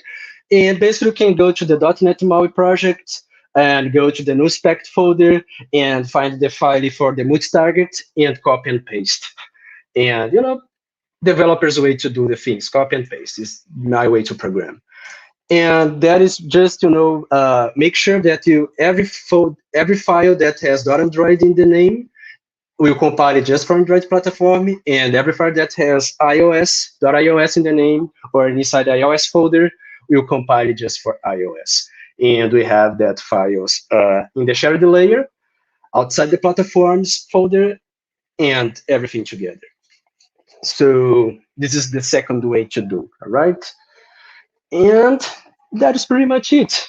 Well, I have 6 seconds. So any questions, people? Perfect. Right on time. I didn't see any questions in the chat. I just see a couple of good job, Pedro. Handlers are very nice.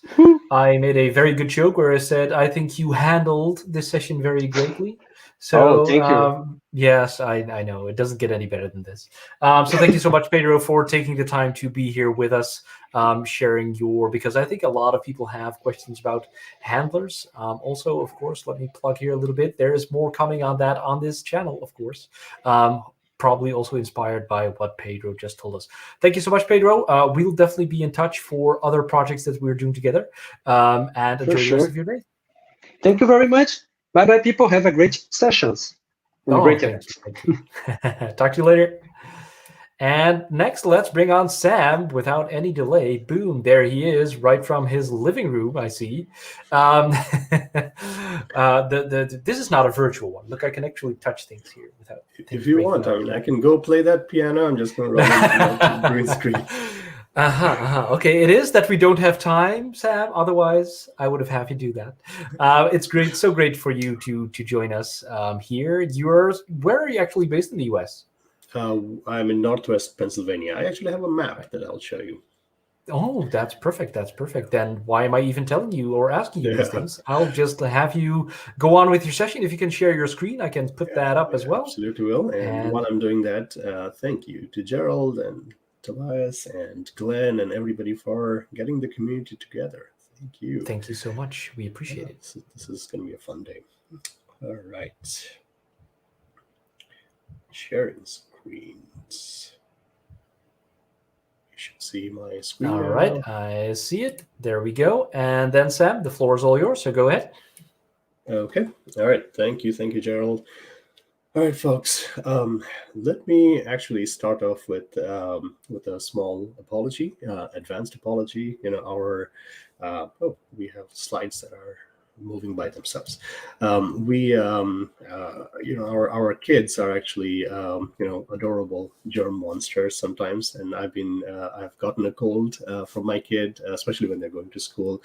So I've been fighting it all week, and I'm speaking all week as well. So hopefully my voice holds up. But if I do cough a little bit, I'll try to use the mute button. But let's talk design patterns. And for all of you watching, thank you so much for tuning in here to XamExpertDay. This is a group of very passionate people. We love our stuff and we love this community. So thank you for being here. Now, I think I have 45 minutes, which is not a lot of time, but I will start with a few slides which are not important. I know there's a GitHub repo where I can push this. So I did want to kind of start things off to lay the foundation of what we're talking about, slow down a little bit, and then I want to get to code as soon as I can. So I am Sam Basu, and that's my social handle in case you need to get hold of me anytime after. We are all living through a global pandemic. I think most of you are in Europe, at least the organizers, and most of you watching. I so wish I can be there in person with you, but at least we get to hang out online, right? So I hope you are well and your families are well taken care of and be as productive as you can. Like Gerald mentioned, he was asking where I am at. I am on the other side of the little pond on a little island called United States, and I live in Northwest Pennsylvania. We have 5 very big lakes up north. I am by one of those lakes called Lake Erie. So it's beautiful most of the year, but we do get a lot of snow as well in winter time. But yeah, that's where I am at. And let's talk design patterns, okay? Now, this is, based on who you talk to, sometimes this gets a little contentious because people have strong opinions, and that's perfectly fine. Design patterns are essentially things we use to have some sanity in our code bases, especially for bigger apps that we are writing.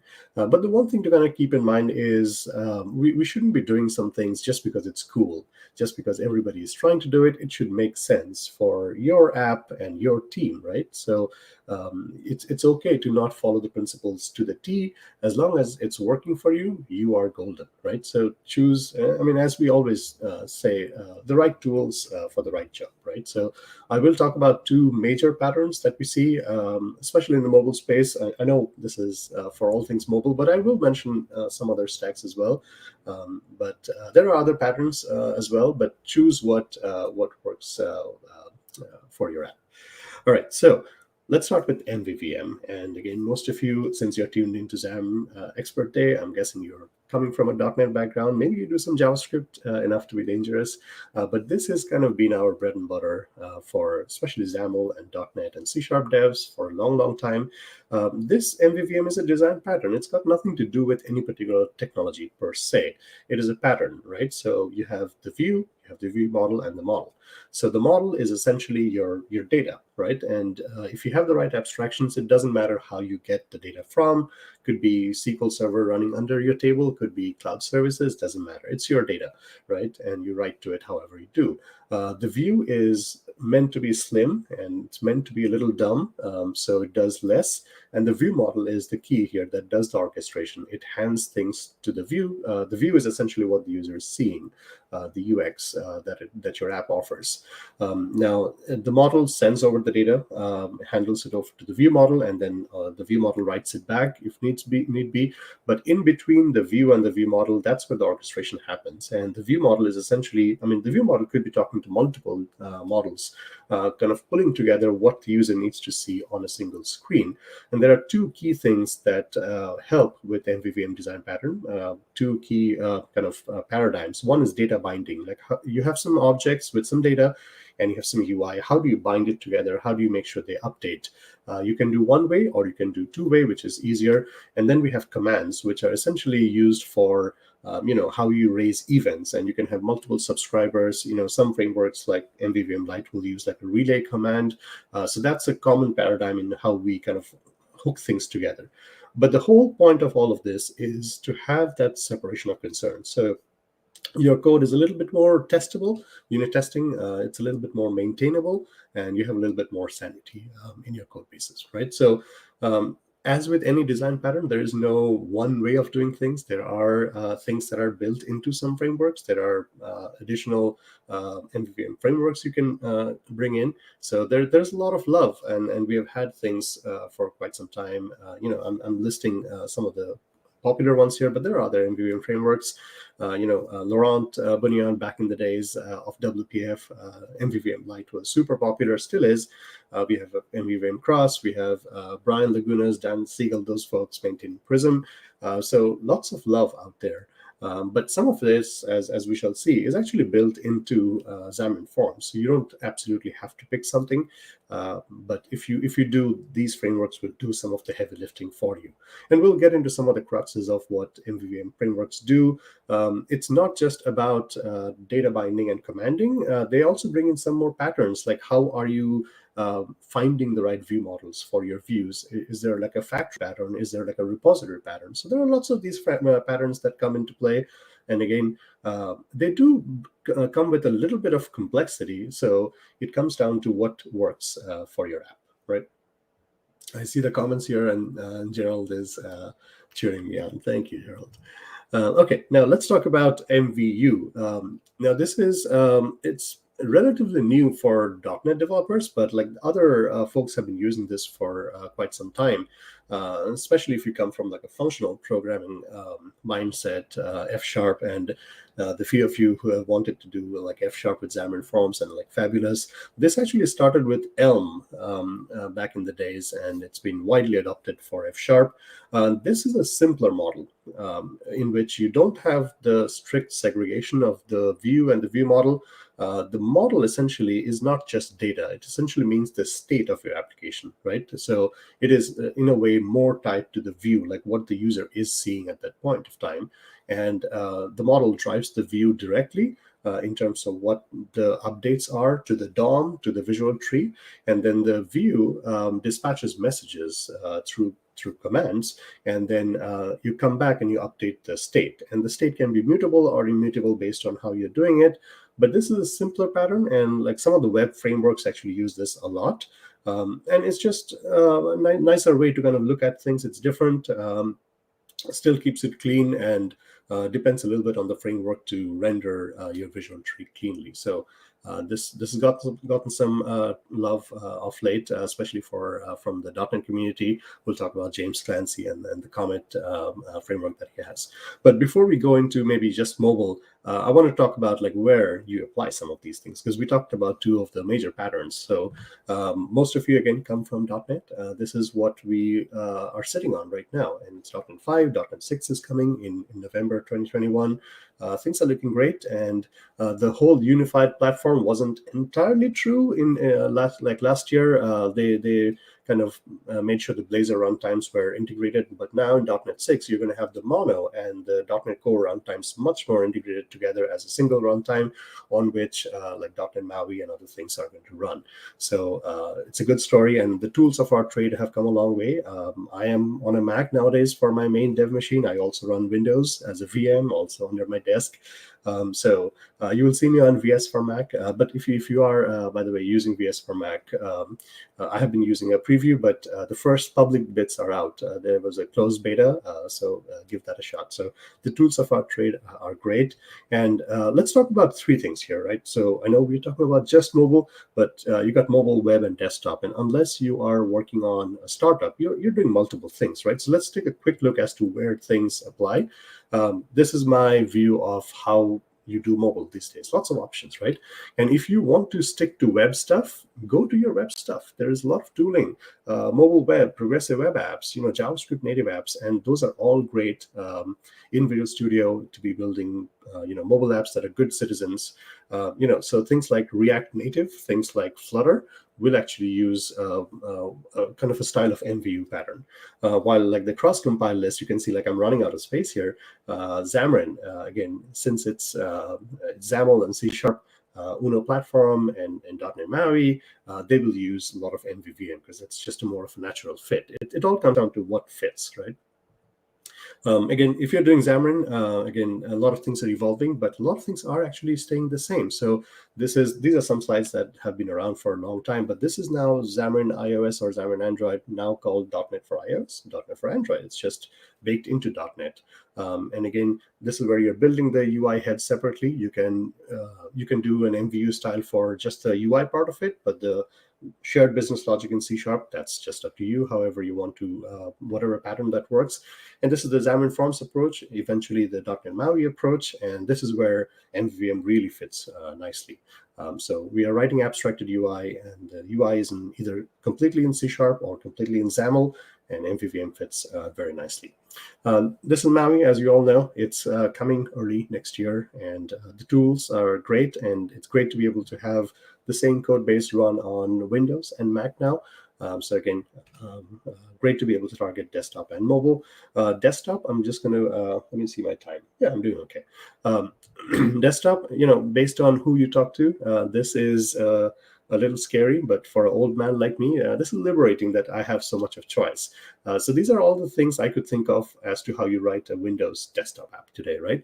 And out of this, WPF, UWP, WinUI 3, absolutely MVVM is the way to go. If you want to do web stuff on and bring them in either through an Electron shell or kind of Blazor web views, those are also very welcome, and that will end up being a little bit of MVU style pattern. Things like Uno or Avalonia will again fit more with MVVM.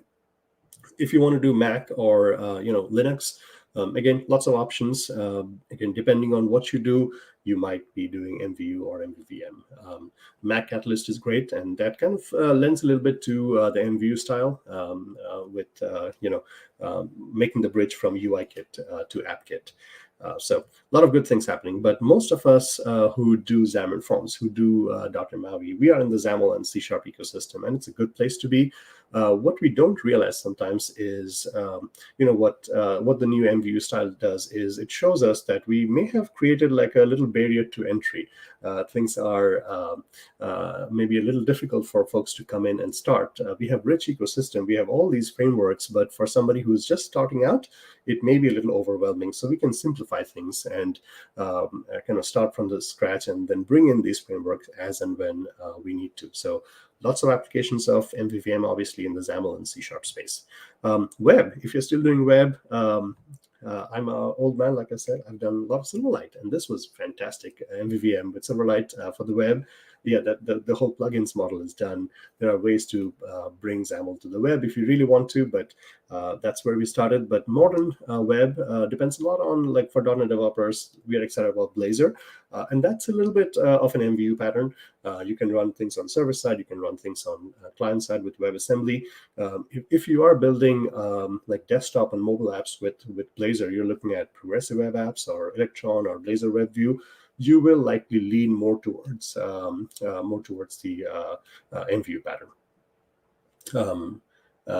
Gerald is talking about Prism. Yes, I will get into Prism because otherwise my good friend Dan is going to give me a hard time that I didn't show Prism. So absolutely I will. Yeah, I'm like 14 minutes in. Let's get into code. But before we go, just a real quick shout out. I'm obviously biased, but if you're building mobile or web or desktop applications, look around. Hopefully you're not reinventing the wheel. A lot of the UI is done for you. And again, look around. We are not the only ones, and competition keeps us on our feet. But look at the Telerik UI tooling, if you may, for all of your web, desktop, and mobile apps. And if you want to do JavaScript, then we got you covered as well. But definitely look around and choose the best UI that works for your app. Okay, I'm done. I'm done with slides. That was a lot of speaking.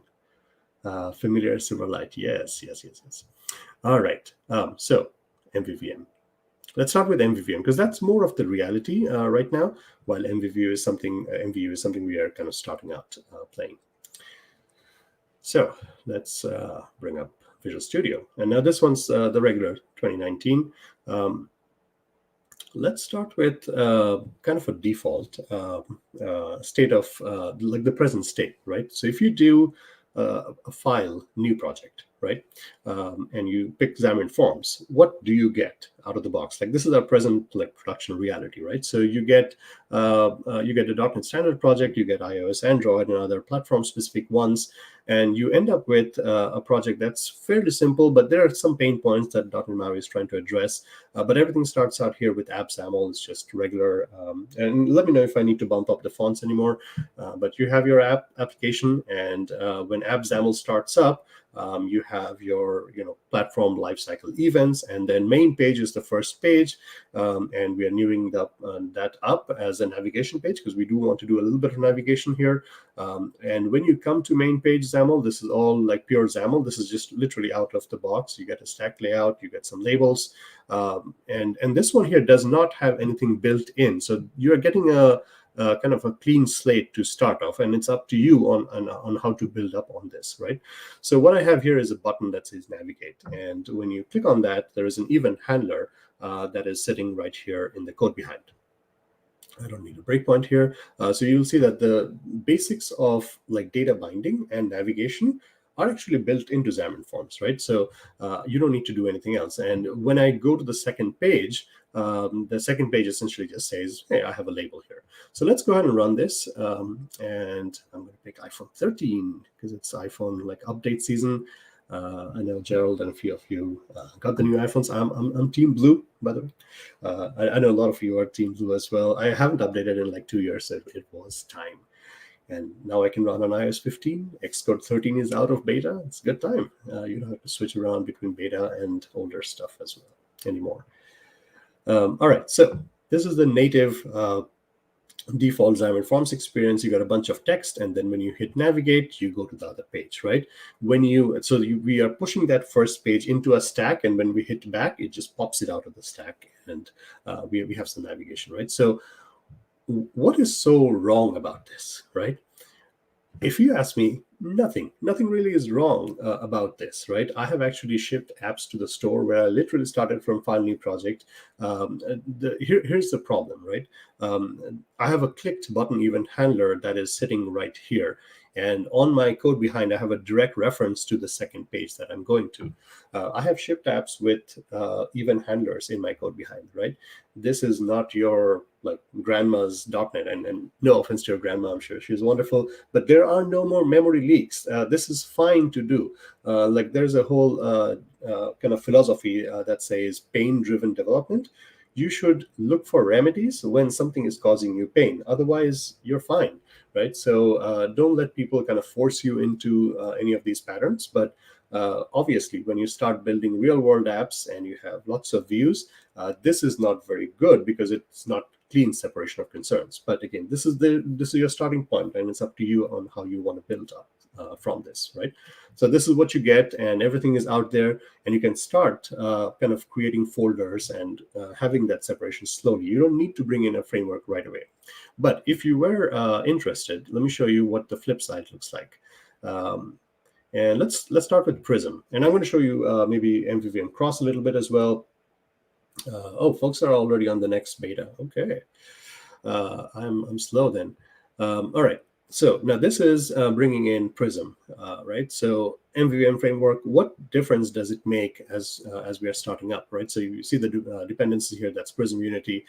Probably needs an upgrade here, but when we start up, now we're not starting as just an application. Now it's a Prism application, right?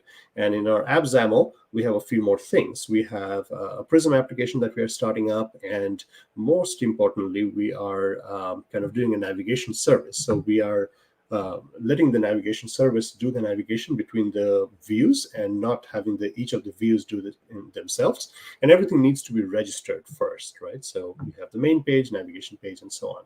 And then we start seeing view models. View models are essentially like the orchestrator.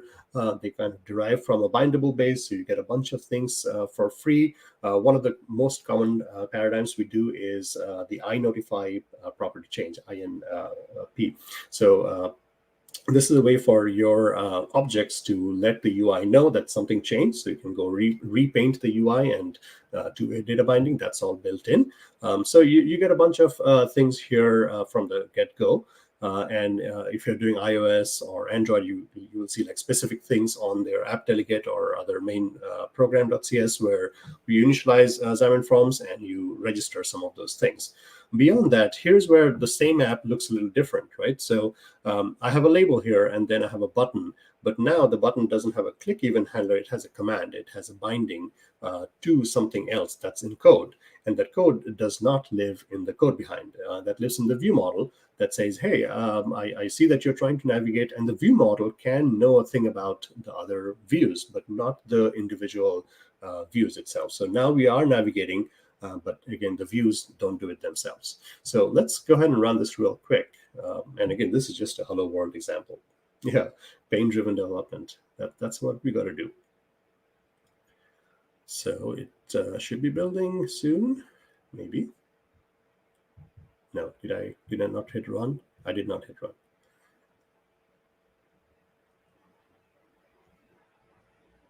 Come back. There we go. So starting page, welcome to Xamarin.Forms. When I hit navigate, same deal. Now you'll notice that this one has a title here, the secondary page, and it says I'm the other one. But that secondary page title is also done through a little bit of data binding here, right? So when we go from page 1 to page 2, we can actually carry parameters that the navigation service can bring in with it. So we have some context as to where we are coming from. And then in the other page view model, I have a thing called the title. So when we go to the second page, we can actually set the title of the page to a binding property. So this is data binding 101. We are just carrying a parameter from page 1 and setting the title on the other one. So a little bit more separation. And again, with that, you get the options to kind of isolate your code better and be able to write unit tests for them. So let me show you a few more iterations of this. And I'll be hurting feelings if I don't show some of the other things that are around. This is MVVM cross. Again, a lot of our friends over in Europe are responsible for this. And this is, again, similar idea, but just done a little differently. This one is, another concept that you see thrown around a lot is IOC and dependency injection. IOC is more of a general pattern. It's inversion of control. It's not letting the program run its course, letting other things like events and other things run the course of how the program and the flowchart runs. And dependency injection is a part of, is a type of IOC. So both Prism and both MVVM Cross and any other MVVM framework will likely give you an option to plug in your services so you can bring in the things that you need. So here, you'll notice that the application XAML essentially starts out with an MVX forms application. I have my first view model here. This is kind of their sample Hello World application. Notice how it starts from their MVX view model. We have a navigation service, obviously. There is one property called nickname, right? And it starts out saying, what is your nickname? And then there's a command here that the About Us page is actually showed through a command, and then the navigation service brings up the About view model and lets you see that. If you look at firstpage.xaml, this one has some on-platform specific things, but at the core of it, it's like one label, enter your nickname, and then who are you? And this label here is bound to the hello, the string, and the hello string essentially has hello and then your nickname to it, right? I wish VS for 2019 will remember like the simulators I want to run. I never want to run on the iPod. So let's go switch that up to MVVM cross. And let's see once it comes back up. Okay, nickname, we are going to say XamExpert. And you can see like how as I'm typing it, it picks up. And when I go to the About page, it's showing the About page through that navigation service and that view model. So a couple of things here that you saw were different is because how the app is being started up and how we are registering things, how we are letting the navigation service do the navigation, and kind of relieving the code behind from doing more of its own and not having knowledge of the rest of your app. So that's kind of the key to having the separation of concerns. Now, these are simple things, and I'm going to risk a little bit of time here, but I want to show you something here. Let's see if I can. I'm going to close this, and let's see if I can open this one up. Now, I'm not trying to show you any UI per se, but just more so of an app. So again, I work on this. So Telerik is our thing. And if I go over to mobile components, we have MAUI, but the Xamarin one is the one I'm showing you. If you hit that Try Now button, just to kind of show you the code that I'm showing you, you don't need to install anything. If you don't want to, if you have an iOS or an Android or a Windows device, go to the App Store, search for Telerik, and you're going to see the app that I'm about to show you, just to kind of make a point that as to like what's possible here. So this is a real-world app, right? It has literally hundreds of views and view models. It's a heavy app, right? Now I only have the iOS version here, but there's Android, there's UWP here as well. So let's see if I can go ahead and run this real quickly. Like I said, it is a heavy app. It does a lot of things. But what I'm trying to show you here is here's a real world app that is in the stores, and it's kind of our showcase app.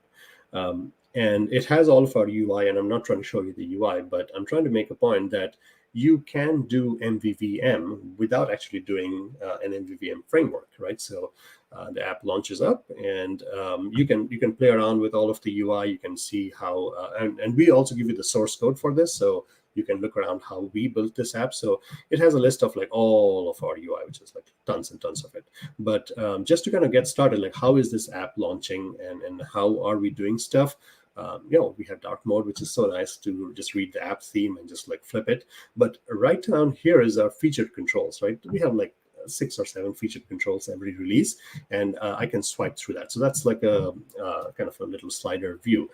So if I go ahead and stop this for a second, this one here, the .NET standard library that's powering this app.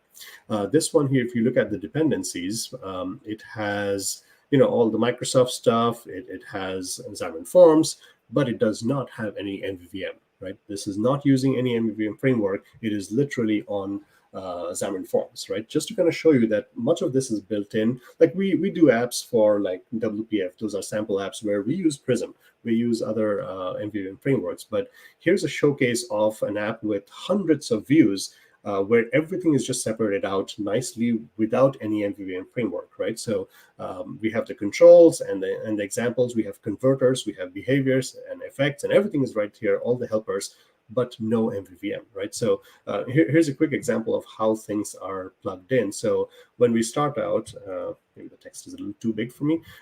So here's the slide view template, which is the initial like featured controls. You'll notice that eventually, let me see what that is.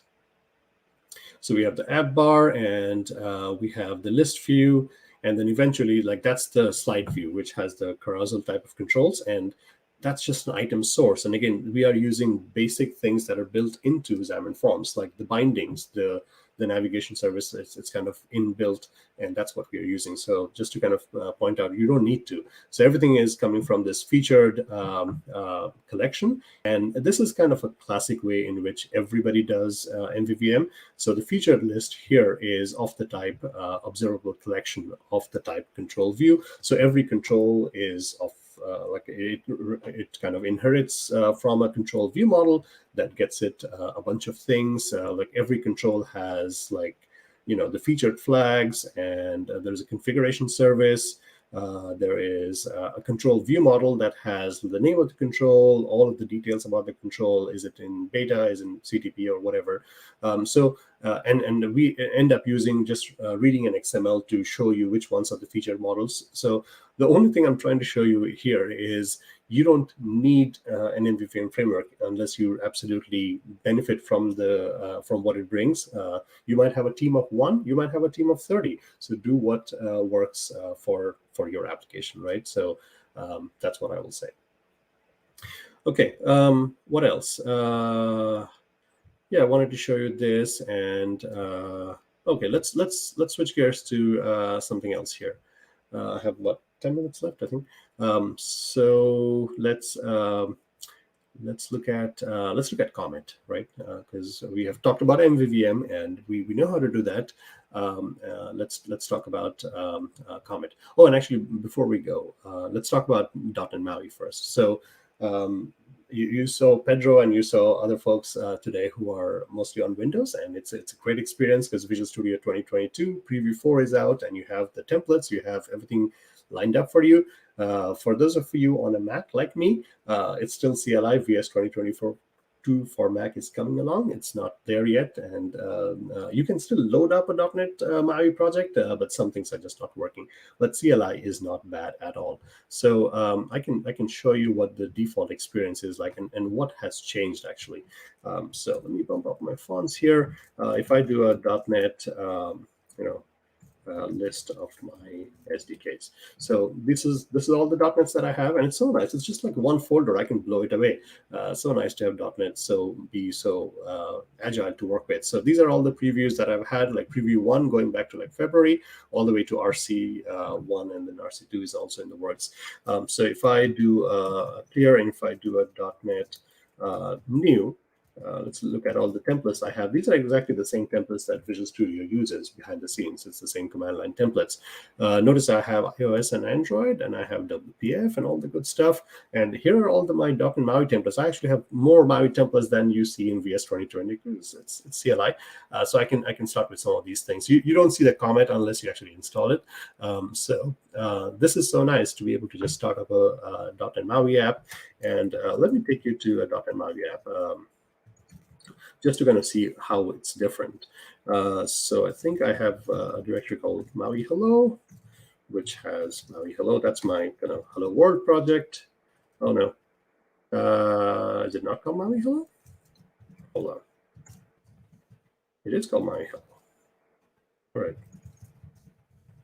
All right. No, it is not called MAUI Hello for some reason. Okay, let me go look at this. Hang on for just 1 second. I was pretty sure it was called MAUI Hello. So here is my MAUI Hello. Oh, it actually, so this is the new one. So it doesn't even have a MAUI Hello like sub project. So I still go back to this. You can do a .NET restore. And here is the .NET restore, the .NET build with the TFM to say, go run this. So we can clear this up and we can just go fire this up. So this is doing a .NET build, and this is the latest MAUI bits running on .NET 6 RC1. And preview 8. So the default iOS simulator is an iPad mini because Apple wants you to get a new iPad mini 6th generation. But running iOS 15, you can switch up whichever simulator you want to use. Let's look at the chat room real quickly. Yes, MVU. I'm getting to it. Give me a second. Yes. So this is just a native .NET MAUI project, which all of you, I'm sure, have played with it. But if I pull up the code here, I have VS Code here on my path, so I can pull this up. So the one change that I will show you that is important here is the MAUI program.cs, right? This is the latest bits, and what it's doing here is utilizing the host builder pattern, which is common in Blazor and other web frameworks. What this will allow us to do is it's doing fonts and images here, but this is where your dependency injection goes. So if you look at the XAML, like nothing really has changed, like how app starts up. This is all pretty standard, and just main page being pointed to navigation page, or you can do a navigation page by yourself. So nothing is phenomenally changed, but except for the bootstrapping of the app, this is actually real nice because you don't have to do dependency injection on your own. You can just bring this in and register right here in your host builder. Okay, so MVU. Let's switch gears real quick to MVU. If you wanted to do MVU, right? So this was funny. I pulled up this URL. If you do a search on MVU, if you just want to learn more about MVU, right? So there's this gentleman named Thomas Band. I think he's from Germany. So he wrote up an absolutely beautiful post on MVU, like explaining what it is. So I remember like last year, Microsoft Build had happened, and for the first time we heard, like in 2020, we heard about .NET MAUI, and like MVU might be supported. And Scott Hunter's post actually pointed to this URL because it was such a nice article to read. But the very next day, he wrote up another article to say, yeah, what you're doing is not really MVU. But that's the point. It's nobody can be judgmental here. It's up to us to figure out how to implement a certain design pattern. But if you want to go look at MVU, like this is a fantastic post on that explains what it is. So you have a program which is kind of like a view model. It's the orchestrator. It's where your execution begins. And then the model here is more so like a state, like I said, and that changes over time. The commanding is not changed. The messaging, it doesn't change. The update function here, this is the key. This is the one where the program essentially loops over this update function over and over and over again. And it tries to see what has changed and render the DOM or render the visual tree accordingly, right? So that's it pretty much, right? And it's up to you to how to do MVU. So this is James Clancy and a few other really smart folks. I was actually talking to James last night because like some things are actually not quite updated yet. He's gotten a pull request in to run on the latest bits, or maybe it's already in yet because it was waiting on a review. Now it's already in, so I should be able to. But this is an experiment, right? And I don't speak for James or the .NET team, but like we have to look at priorities. When .NET MAUI hits GA, I doubt this will be ready because again, you have to go with the masses. But this is a fantastic experiment in terms of how he's using the codes, like the source code generators. So take a look at this, and he's got some great examples on how MVU works and how it is. If I pull this up, hold on for a second. Let's see. Okay, I'm going to pull up two apps here. First is the default, which is the MAUI Comet, right? So let's look at that. And I was having a hard time running this. Maybe the templates have been fixed, and maybe we can run it. I can give that a try. But let's look at the code as to what's happening here. This is a super simple like a counter app. So you'll notice like this one here. It is using a lot of the same, like the handlers that .NET MAUI uses, right? But everything here is in, hold on, platform. Where's the exact code? Main page.cs. Okay. So this is just a click counter, right? Yes, VS Code. I know you can't load up some of those things. So here's the state, read-only state, commit, new. And here are some UI paradigms that are new. VStack is essentially a vertical stack layout, right? So you have a text box that counts the number of rides you have taken on a commit. You have a button, and this commit thing is essentially a custom object. And the commit ride has one property called integer called rides, and then we add to the ride. So you can click on that button, and this counter goes up, right? So this whole body thing is the update function, right? So I have 7 minutes left. I can try running this, but let me show you a different app which I was able to run because this is a little older. So take a look at this one here. This is from a couple of months back. So this one here, in terms of dependencies, same like NuGet package that Clancy has put up, just a little older. So you'll notice that this one actually does not have Xamarin.Forms, but it is using a lot of the same structures that we use, some of the renderers that were still being migrated over to the handlers, but it is using Xamarin Essentials, right? So same app, but here on my main page.cs, I have write the commit. I have a main page that's inheriting from view, and then here's my body, right? And in my body, I have a V stack. There's an H stack for horizontal. There's a Z stack as well, which is kind of like the Z index. Like it gets a little confusing sometimes. But one of the things that people get a little hung up on is like MVU by default tries to do one-way binding, and you're like, but two-way binding is so much better.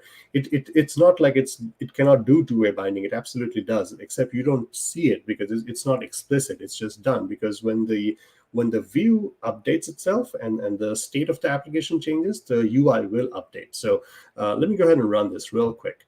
And then if I have time, I'll try to get the new template. And it looks like that pull request just went in. So I can give that a try.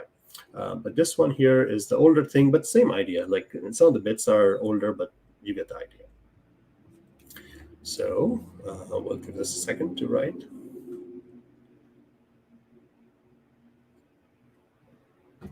Okay, comment. All right, so now we have a username and we have a password, like a very basic screen here. And then we have some text and we have a slider. So let's go ahead and start typing something in here. My user ID is Sam, and my password is obviously 123. Now, here's a slider, okay? And the slider's bound to a thing called the security value, which is essentially a float, right? So it's just a state, but it's a state of a certain type. Now, this is where the binding comes in, like, because you see the next text property here. This is like, how brave are you with your security? This is just me being silly with my demos. So it is tied to that value, right? So kind of implicitly, you get that two-way binding. So as I move this thing around, you see the braveness factor is changing. So you absolutely do have two-way data binding. You can update other parts of your UI based on whatever else is going on, or if the value of the properties of your objects change, you absolutely can update the UI.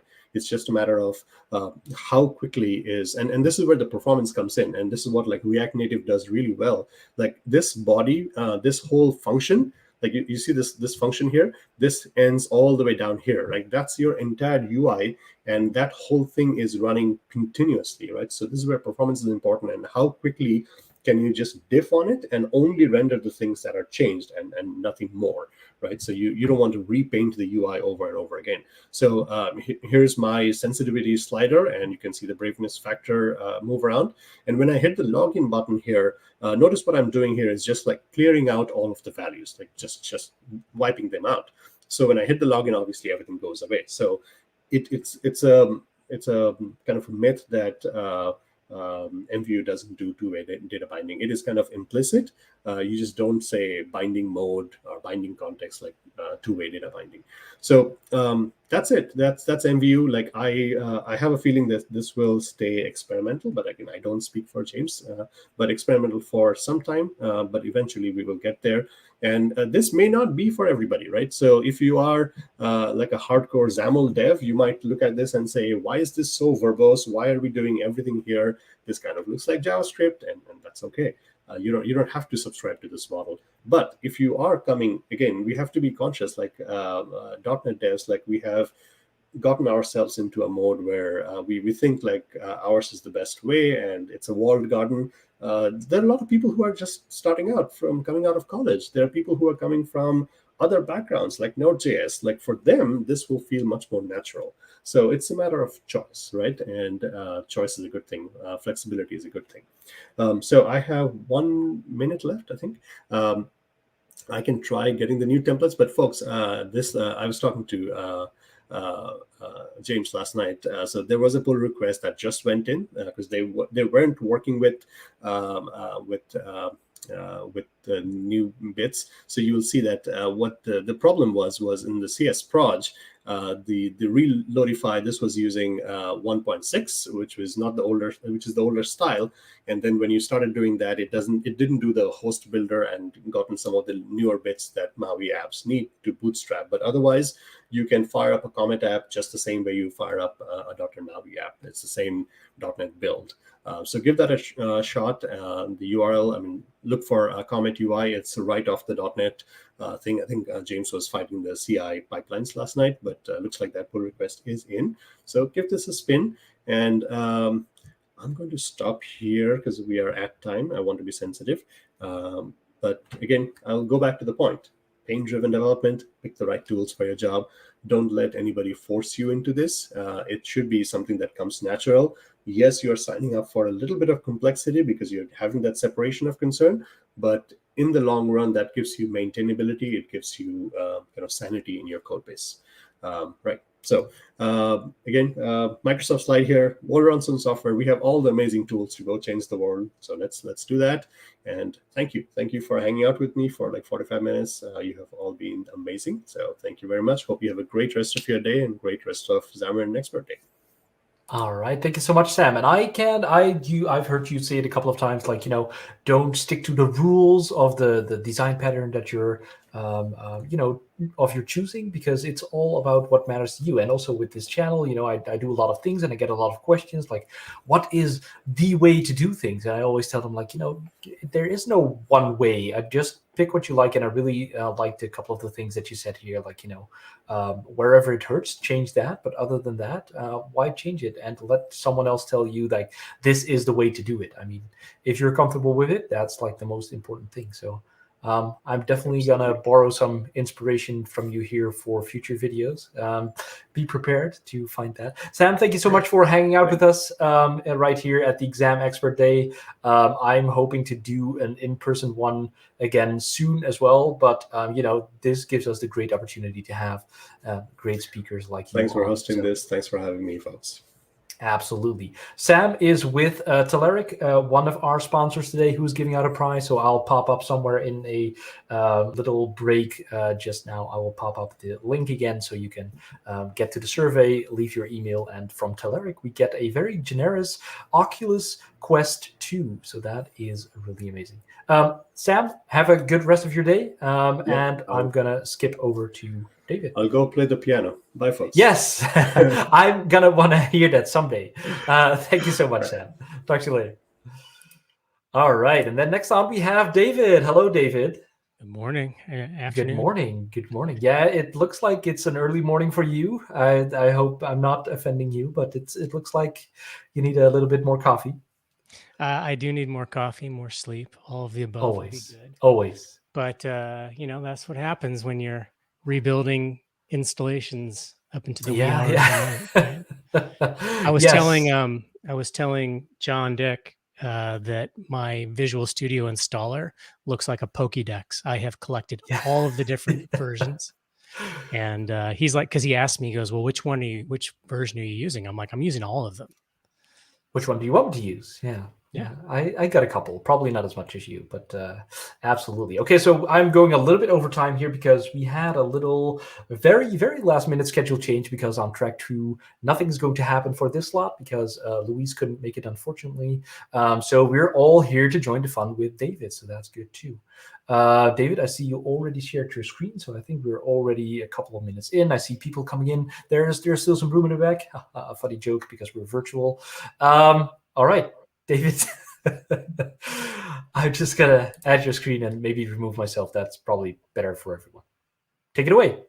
Thanks, man. I don't know. I always, it's nice to have somebody here to heckle me and to pretend to laugh at my jokes. Hello, everyone. How are you doing? I got the chat up on the screen over here. So tell me where you're from. Where are you watching from? That's always an interesting one to see because I haven't been here. I think the first session started at 3 a.m. my time, somewhere around about there. And I was definitely not awake at that time. Netherlands, of course. And I was sad because I think Mark went first. And if I am correct, yeah, there's Mark. Argentina, Arizona. Arizona's very exotic. England. Gerald's attic. You should come on the camera. Late night in Australia. Hey, Kim. Well, so I am David Ortnow. I am a principal program manager with .NET I joined Microsoft about 5 years ago. This coming December will be my 5 years. My official is actually not until April, but I count December because that's when I started doing it. I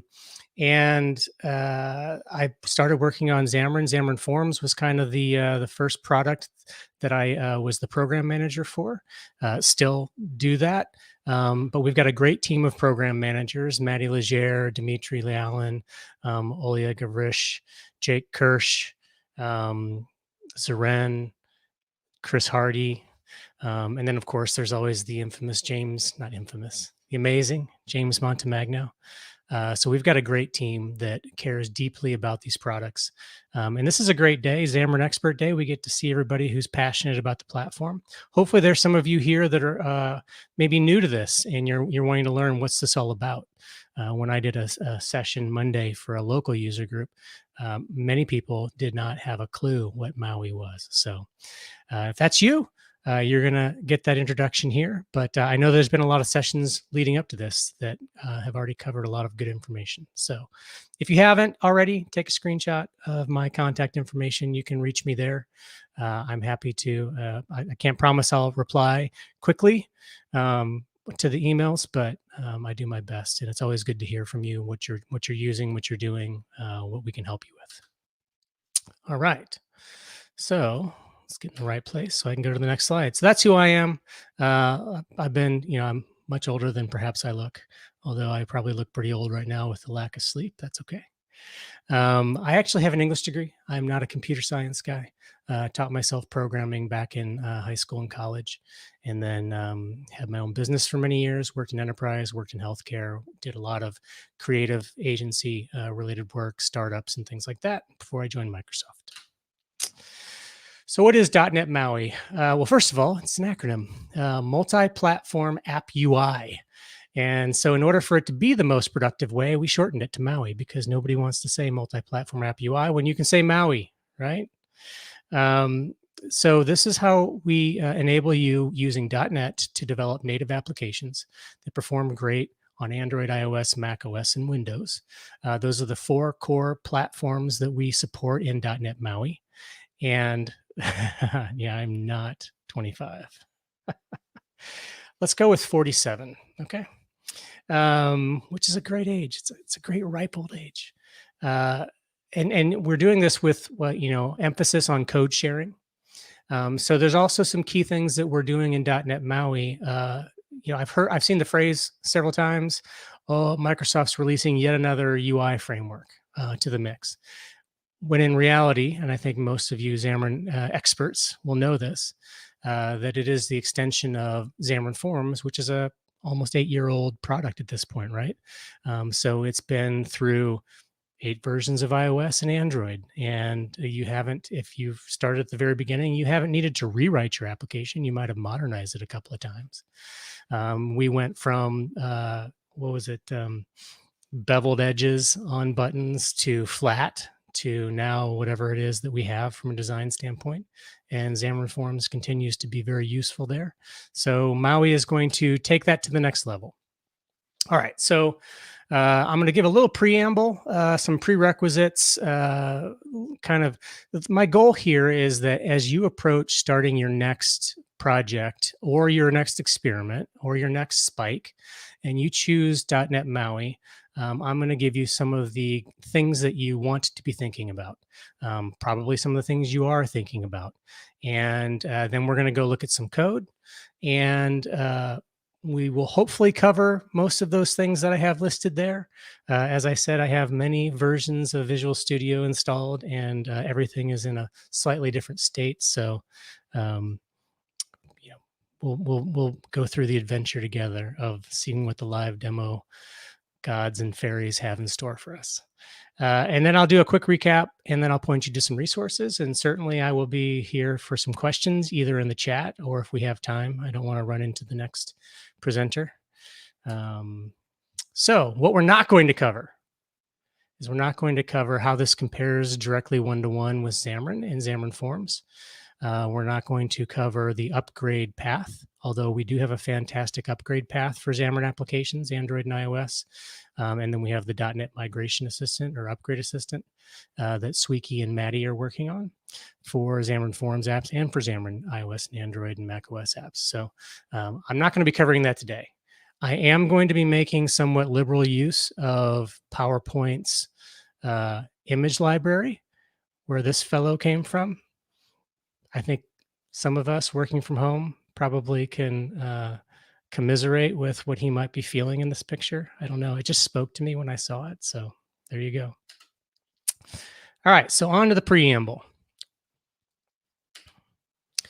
So .NET 6 and Visual Studio 2022 are kind of a package deal. Of course, you can install .NET 6 from the command line, and you can also install MAUI as an optional workload. It's called an optional workload. It is a part of .NET now. So it ships with it. When you install .NET, it knows what the different workloads are that you can acquire, depending on what it is you want to build. And you can do all of that from the command line, but really your best experience is going to install from Visual Studio. As of Visual Studio 2022 Preview 4, which we shipped last month, we are in the installer, the Willow installer, and it's that checkbox right there. You want to make sure that you check that. And then there are also a few additional things you need to check in that version. And we're working towards getting to the place where all you need to do is check the MAUI box. And of course, when we're ready to launch for GA, MAUI will be the main box in the middle of the screen, and Xamarin will become a sub check underneath it. I'm watching the chat for questions, so feel free to throw some stuff in there. I can't promise that I will absolutely catch it, but if Gerald's paying attention and not playing patty cake with Steven, then maybe he can break in and tell me what the questions are. No, you're not? No, patty No, cake? I'm not. I'm right here. No. There is, I don't know if you want to take it. There is a question. It's actually directed at me, but there is one. Let me see if I can bring it up. I think you were not going to mention the conversion, but what would you advise to migrate an existing and still active development UWPF.NET Native compile to MAUI? If it was up to me, I would change everything to MAUI, but so I think, like I said, it's directed to me. So let me take a little bit of time here. If you're still developing it now, I mean, MAUI is still preview for some time, as we've announced. So if it's still in active development, I would stick with UWP right now. And, kind of following on the pattern what Sam mentioned in his session, is there any desire to go cross-platform? Is there any desire to support other platforms? If yes, definitely look into MAUI. If UWP is fine, stick with UWP. Exactly. Yep. And, lots of investment on the Windows platform with the Windows App SDK, formerly known as Project Reunion. So you have a nice home there if that is the application in the framework that suits your needs. But yeah, like Gerald said, if you do want to go cross-platform, then MAUI is a good option for you. I see the question from Olympus Tech. MAUI will take over Xamarin. It is effectively the next version. Yep. So we've been shipping iOS 15 all along. We have been shipping Android 12 all along in our .NET 6 previews. And so those are starting to come now to the Visual Studio 2019 Xamarin channel of things. And once we go GA with MAUI, which does include Android and iOS underneath the hood, then at that point, the support policy lifecycle for Xamarin will continue on, which is a 2-year support according to the modern lifecycle policy. And everybody should be at that point upgrading to .NET 6. All right, cool. So this is where MAUI is. It's in Visual Studio 2022. All .NET 6 things are in Visual Studio 2022. So use the side-by-side install functionality. Use your Windows machines. If you are exclusively on the Mac, you are going to be for a bit yet until they ship a new Visual Studio 2022 for the Mac, or ship A1. You're going to be using Visual Studio Code and CLI, which is a cool experience. And you probably saw that from James earlier if you were around. Another thing you're going to want to consider as you approach new projects or migrating projects is what are your third-party library dependencies?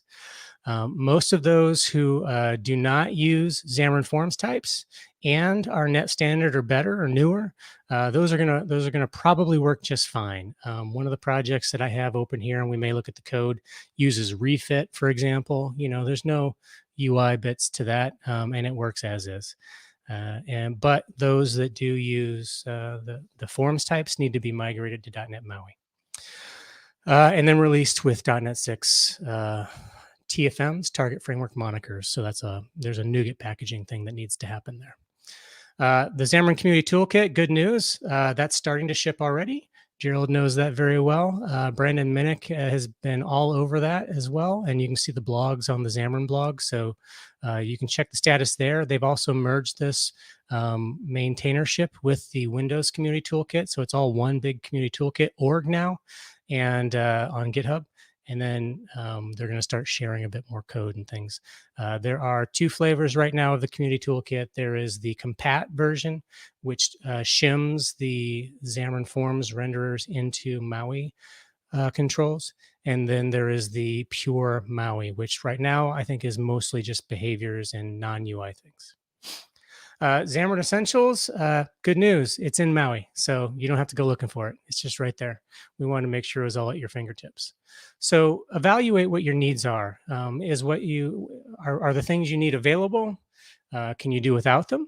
Are they perhaps things that MAUI actually supports now, such as we've added borders and shadows. Those just landed like last week, so definitely plenty of polish that needs to go into them, but you may not need that pancake view now. Sorry, Stephen. Or could you write your own? Is this something that is now super easy for you to actually implement yourself with handlers or with just composite controls? You have lots of options there. Do you actually need that third-party dependency? You can also encourage and or support that third-party maintainer and get those things moving. Some of the more popular libraries like RG pop-ups and ARC. Is that right? No, ACR. Allan Ritchie. I got your initials wrong. Some of those libraries that are pretty popular are in the process of being touched and upgraded and released. Of course, Prism has been updated, so that's great. So check those out. Just make sure that that you're setting yourself up for success there. And I've got a round of updates here. I know that Progress, I see, is a sponsor here, so that's awesome. And Sam and company have been all over MAUI since before day one when we were talking about it. And they have been actively shipping and upgrading all of their stuff and building new things for MAUI. So this is really exciting. Definitely check this out. I didn't even know they had the barcode stuff. I just saw that yesterday when I went to the website to see what the latest news was. That's really cool. And then DevExpress just yesterday launched their blog with a new release of their controls. And so they've got a whole bunch of controls. I wasn't even fully aware of all the controls they had. I knew they had the charting stuff, which is beautiful. And they also have sample apps. And I know that Progress has sample apps. I think all the vendors now are shipping sample apps. So that's a good resource for you as well to go learn, how to build apps with MAUI. What does the code look like? And poke around at it while you also get to explore some awesome, very beautiful third-party controls. Our native, Sharath asks, are native library bindings usable with MAUI, or is there a new mechanism? They are usable. The library binding project as a unique type is gone now. So it is now, everything's an SDK style project. But yes, all of that stuff should continue to work as it is. There are a couple of project system things that I think we still need to work through, and there have been some bugs filed on. But when we go GA, yeah, all that stuff will work and be supported. Question, MAUI will have some C# hot reload. Yep, absolutely. If we want custom views, the handler can reload. So C# hot reload and the way it does the method body replacement, you may be able to do that. I think we need to, or you would need to test that maybe actually, well, I don't think the team has been doing this, but check it out. So the way it works right now is that not everything will absolutely get reloaded. One of the key factors is, can that code be re-triggered? So I know that when I have tested overriding and extending handlers, like when I implemented the debug rainbows way back when, I don't remember what presentation that was, but I was able to hot reload that once the method was already there and I was inside of it, as long as I could retrigger that. And by retrigger, I mean make sure that your application executes that code path again. I do believe there is a undocumented method also where you can tell C# hot reload, hey, anytime I make a change, re-execute these methods or this method. So I need to learn from other people smarter than me what that is, but I've been told it works. All right, so some great controls here, and that screenshot on the right is actually a template studio that they are working on at DevExpress. So very cool stuff. And then Sync Fusion also yesterday launched a blog. So going head to head, and just a beautiful set of controls, tab view there. And I think one of the interesting things here, and I know that other vendors are doing this also, but I noticed in the FAQs when asked, are these controls migrated from Xamarin.Forms, they indicated they're using the .NET MAUI graphics library, which I'm very excited to hear. I know that Javier did a session earlier today about the graphics work that he's been doing, and really excited to get that shipping on NuGet so that we can get your feedback and learn if these things are going to be as big a win as we think that they are. Is it completely compatible with Windows 11? Yes, I'm running Windows 11. Yep. All right. So that all makes you super happy seeing those third-party controls. I know it makes me happy. This was the appropriate emotion image for that. Woohoo! All right, so, oh no, .NET MAUI is preview. So this is, take this into consideration when you're starting your next, project or spike. The quality is not going to be GA for a bit yet. You're going to hit things that are missing or not behaving the way you want it to early and often in some cases.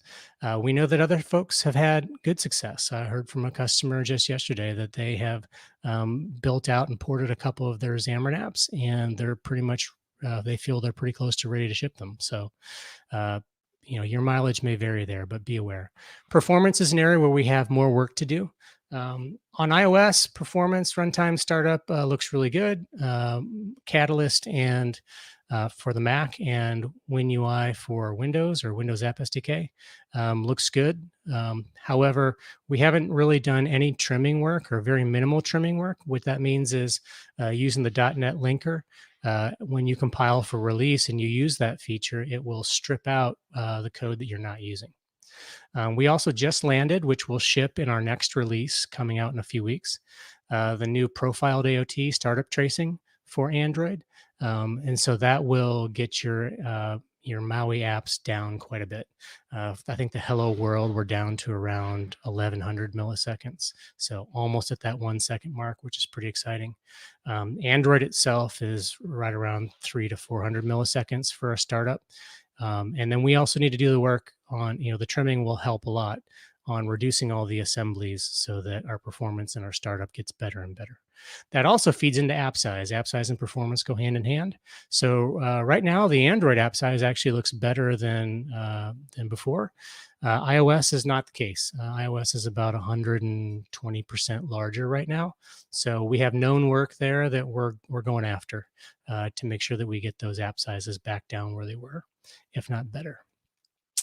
And the controls and layouts, you can go to the status webpage on our wiki and check that out and get an update.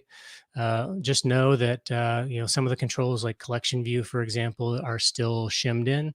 They are not ported to handlers completely yet. There is a PR working on that. So that's just one example of something that is yet to be there. All of the layouts and the features are there, and you can use them, except those that are not implemented at all. But just be aware of that. Go in with your eyes wide open. And then features as well. I think for the most part, the features are there. Right to left, I know is working. I know accessibility is working. App theming, light and dark mode is working. So lots of really cool stuff there. But look at it and make sure it meets your needs. So if you're good with that, then I definitely encourage you to go in and check it out and file issues. So here's a good indication of all the controls that are still outstanding. This is slightly out of date because I know that we landed some of the border stuff and a few of the other PRs. So a couple of these have been completed. The big bucket is that lower right-hand corner, all the other controls: carousel, collection, indicator, map, refresh, swipe. And so I have a what do you call it? A browser. You can look at our roadmap and you can see where we have planned for those things to land in our shipping schedule. Map, for example, is pretty far out there. It's a decent effort. It's a binding effort. So check that out. All right.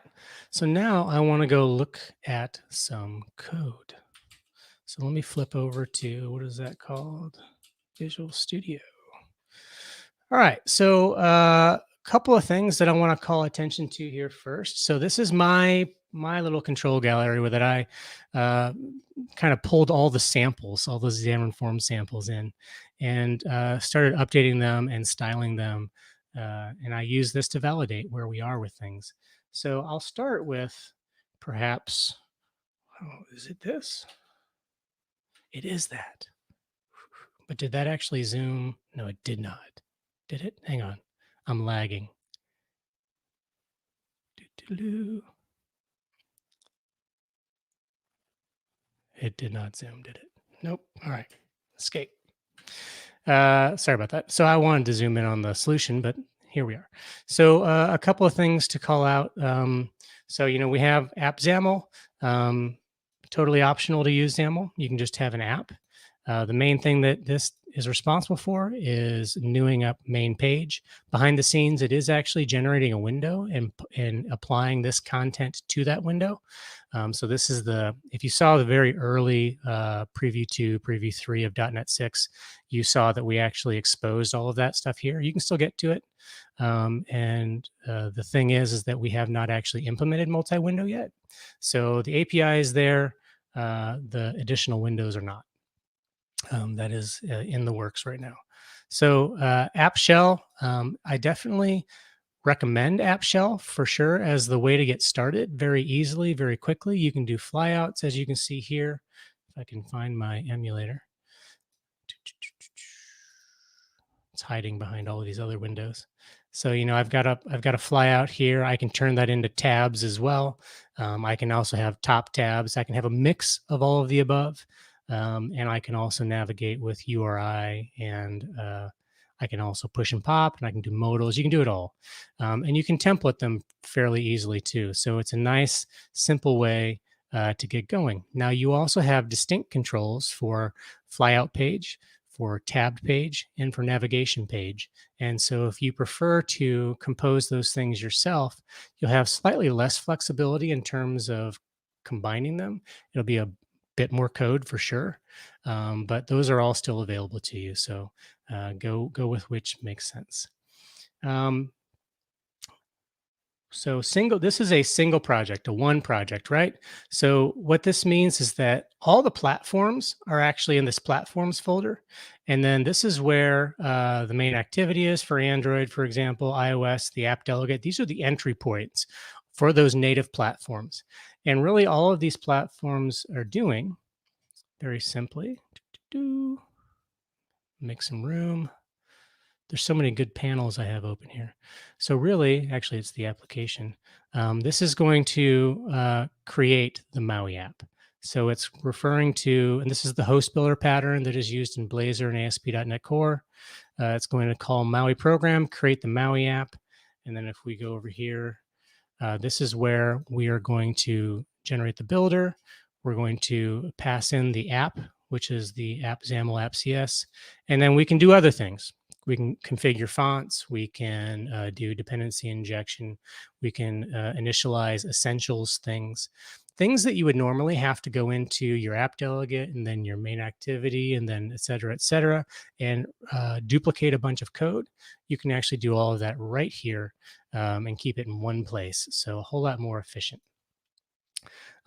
We have a PR for source generators, which would give you the ability to actually remove these and let the source generator build task go ahead and create those for you. So if you don't need to customize them, you don't even need to worry about them. The other thing I wanted to point to, and maybe it's best to actually look at the CS Proj. I don't know if anybody else has done this for you today, but a couple of things to be aware of in here. I'll just do this and do this.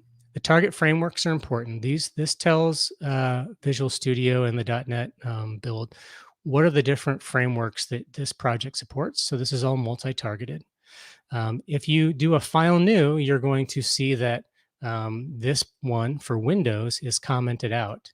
That's because you need to go up here to the extensions, and I actually already should have it installed. It's this one right here, the single project MSIX packaging tools for Windows App SDK, Project Reunion. This is needed. You need to install it separately right now. We're working with the Windows team and Visual Studio to actually get it baked in so that that's not a concern and you get it for free. The couple of things that I did want to highlight here, some somewhat magical things happening. We have some wildcards here. So anything that gets dropped into images is going to be looked for and treated as a MAUI image, which is going to mean it's going to generate all the different DPIs and sizes that you need for other platforms. You have the option to actually control that here yourself. So if I do a MAUI image, you can set a base size. You can say, okay, this thing is only supposed to be 80 by 80. Don't go guessing. And of course, you need to give it a source of some kind, right? But you can do things like this and have more control over how it generates those images. But by default, it's going to do all this stuff for you. In my experience, using SVGs as my source format or PNGs, it does a fantastic job. I haven't had any concerns about that myself. And then fonts, anything you drop into the fonts folder, this is using a pattern match with TTF for TrueType fonts, is going to be included. And you saw in my MAUI program here that I actually add those and do some additional configuration on top of that, where I give it some short aliases so that in the project we can actually control that. Okay, a couple other cool things here. You've seen this, and let's go ahead and bring this over. So this is the XAML Live preview, and it does a couple of cool things. First of all, I can't click on it yet. There is some inspection hit testing that needs to happen so that you can inspect your UI here, and that will come in a future release, but it's not there just yet for us. Any interaction I have to do on the emulator or the device itself, and in this case, it's an emulator just sitting off to the side here. One of my favorite features of this, and this may be the best part of the entire demo, is first of all, I can create guides. I can control and scroll, and I can get right up in here and I can align things, right? So I've done that. Now, what I want to see is I'm going to test out. I know that Rachel Kang showed on her accessibility presentation just before this, the font auto scaling. So by default, fonts will change size depending on what the user chooses. So I'm going to come back here. I've already got my settings open for the font sizes on Android, and I'm going to bump this up a little bit.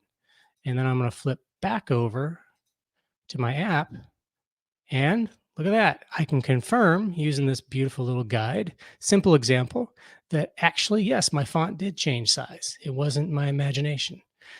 So very cool. I think that's totally awesome. And while we're here, let's click the change theme. Yay, themes work. Cool. let's see. So one more thing I wanted to point out here, or not, maybe not one more, but another thing I wanted to point out is the live visual tree. So here's a tip for you. If you're doing things in your app, so for example, what page am I on? I am on, I am on this page, which is the app theme page. So let's open that up. So if you're on a page, app theme page, and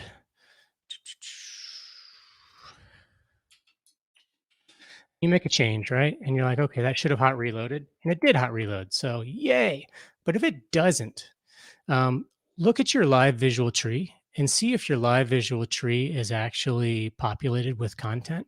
If it's not, that's an indicator that something went wrong. And then you want to go look at your error list, and you want to go look at your output, which you also have this Xamarin hot reload output. And these are two good tools for you to use, and will tell you why your hot reloads may not be working. So when you make an unsupported edit, for example, let me see if I can think of one that would be interesting. So I could do this, and it's going to say, you know, there's no type converter for this. I don't know what to do about that. You should fix that. And actually, do I have an error in my error list? And then I also have this error in the error list. The XHR is a Xamarin hot reload error message. And so since there's an error, no change is going to be applied until I clear that up, and now I'm good to go. Hopefully that helps somebody. And so this is a very useful tool in general, so that you can actually pop to the source. It took me right to it. Look at that. Pretty awesome. Which label is this? View source. Look at that. So you can also get a good indication of how deeply you're nesting your views. And if it's going very deep, you may want to look into that. I am using shell, so everything gets reported via the shell. And then I know which menu is in which order, and I can go find things. It'll be a whole lot easier when we can just click on things up here, right? All right. So I think that covers a lot of what I wanted to show in this particular application. I guess maybe there's a couple of SDK things I can highlight here. So for example, oh, look at this. So if I go to my button page, I'm about out of time, aren't I? Been so excited talking about this stuff. So a couple of things I'm doing here. First of all, I have a shadow. So do I really have a shadow? Yes, I do. Look at that. Look at that. Pretty awesome. So I love the zoom feature. Can you tell? So a couple of other things here. Let's see, what else am I doing that's interesting? I can't click that there, but I can click it here, and that's going to pop. Yay. It's going to pop a dialogue. So alerts are working, dialogues are working. Apparently they're now working slow because I did too many things at once. So shadows, they do take brushes. We will look at adding a XAML extension. What do we call those things? Markup extension, so that we can do something like this, you know, shadow, brush, red, blah, blah, blah, right? But for now, you need to apply it like this. Then we also have borders, but I think borders is on a different screen. Where did I do borders? I don't even remember now. So this code is all up on my GitHub. You can check that out. I want to jump over to a different project. Visual Studio, not that one, that one. So this is the Hacker News sample up on Brandon Minnick's GitHub. And I wanted to highlight that he has refit, he has poly in here, and then he's also using Xamarin Community Toolkit MAUI markup. So what is this? Well, notice that he has, as he loves to point out, no XAML. There's no XAML anywhere in his project. Yeah, sure, whatever. So no XAML. and all C#. And so this is, with the introduction of C# and .NET Hot Reload, I think that this could become a more interesting way, perhaps more popular than it is now, to do your development directly in C#. So XAML is certainly beloved, and it is where we have a lot of productivity investment in Visual Studio. So it is on what I would call a happy path for you as a developer. But more and more capabilities here are available to you in C#. So what does this look like? I think that this is very similar to what Sam showed right before me, although I think his stuff was Comet. So in the constructor for this news page, and actually, well, I'm not going to open it because it kind of deadlocks on the call to Hacker News right now. But this is how you generate UI. And then what the markup extensions give you are these nice helpers here for binding, for invoking. You can bind what the refresh properties are to your view model. So very convenient stuff.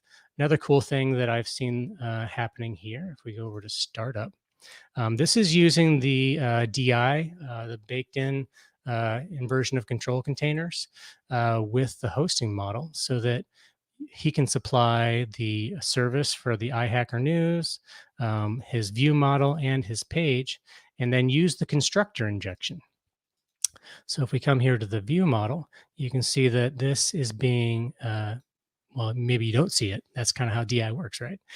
This is actually provided by the hosting model, so it's being injected. So very cool stuff there. All right. So I think I have like 5 minutes left. Is that right, Gerald? 5 minutes left. Yep, that seems about right. All right, let's flip back. Thank you. Thank you, headless person speaking to me. Or maybe you weren't headless. I'm just looking at the YouTube. Technically, I don't think you're allowed to speak to me if you're not visible. All right, hang on. Nope. So I'm jumping on the screen and off the screen. So here I am, and now I'm gone. So hopefully seeing all of those things from your comfortable seat makes you feel like this. You're cuddled up with your kitty cat and you're like, oh, this is going to be so nice when it ships. And I'm really looking forward to checking this out. Best practices on solution structure, Noel. The way I do it, obviously, is the best. It really depends. There's no tried and true. It's really about can people navigate the structure of your solution should you have team members or people coming in after you. Is that Lachlan? I don't know. Could be. Have you noticed that all the dudes that I have in here have gray hair? Trying to represent. So yeah, there's really no one way to do solution structure. Whatever makes sense for you and or the people that you're working with. A couple of things that I'll call attention to real quick as I part. You can easily customize controls on the platform level doing things like this. You can use if-def patterns, or you can use file name schemes to do the multi-targeting. You access the handler through the Microsoft.maui.controls.handlers, I think is where that is. And then you look for the dictionary position of the control or the property that you want to override. And then we are adding new extension methods. So you can see that this one is called modify mapping. So these extension methods will allow you to more easily tap into these without having to re-implement them. And then you can do things before or after, etc. So if you want to check these out, I highly recommend looking at the pull requests on the MAUI repo, and then navigate to the files on the pull request and look for the tests. Because there should be a gallery with examples and then tests that exercise it. And that's a really great way to learn how to use it until, of course, we document these things. So to recap, I showed you the one project with the multiple platforms. I didn't really call attention to it, but we have optimized layouts, vertical stack layout, horizontal stack layout. Layouts in general have gotten an overhaul so that they are optimized and faster and certainly much easier to maintain. And then borders and shadows, easily styling controls. You can compose controls. Don't feel like you have to go to the native platform just to be able to do things. Take an icon, take a button, put them together. Take an entry control and a icon and put them together. Do whatever you need to do. You can wrap things however you want to in Xamarin.Forms. You can use SAML and or C# And then, of course, you get all the really cool stuff with Visual Studio 2022. Where can you go? What can you do with these things? I highly recommend going to our docs. We have some docs there now for getting started. We are in the process of moving over the Xamarin docs, those that apply. Some of them will just stay where they are. And you can look at the Xamarin.Forms docs, and the majority of the content there will apply as well. So, consider this the next version of Xamarin.Forms in that way, and just kind of flip some names in your head, right? We do have some presentations. If you're doing user group presenting, or you're wanting to do user group presenting, and you're like, where can I find current up-to-date slides and content? Go to that GitHub right there for .NET MAUI. And I have 2 presentations there right now. One is on migration. One is just a high-level introduction. And if you want more open issues, let me know what you want to see. There is a wiki where you can find status on all the controls and layouts in terms of what's implemented, what's not. And then there's also the roadmap there, and a whole host of other documented pages of how you can get started using the main branch of MAUI without installing it from other places. Anyway, it's a bit convoluted, but if you're wanting to live on the bleeding edge, check that out.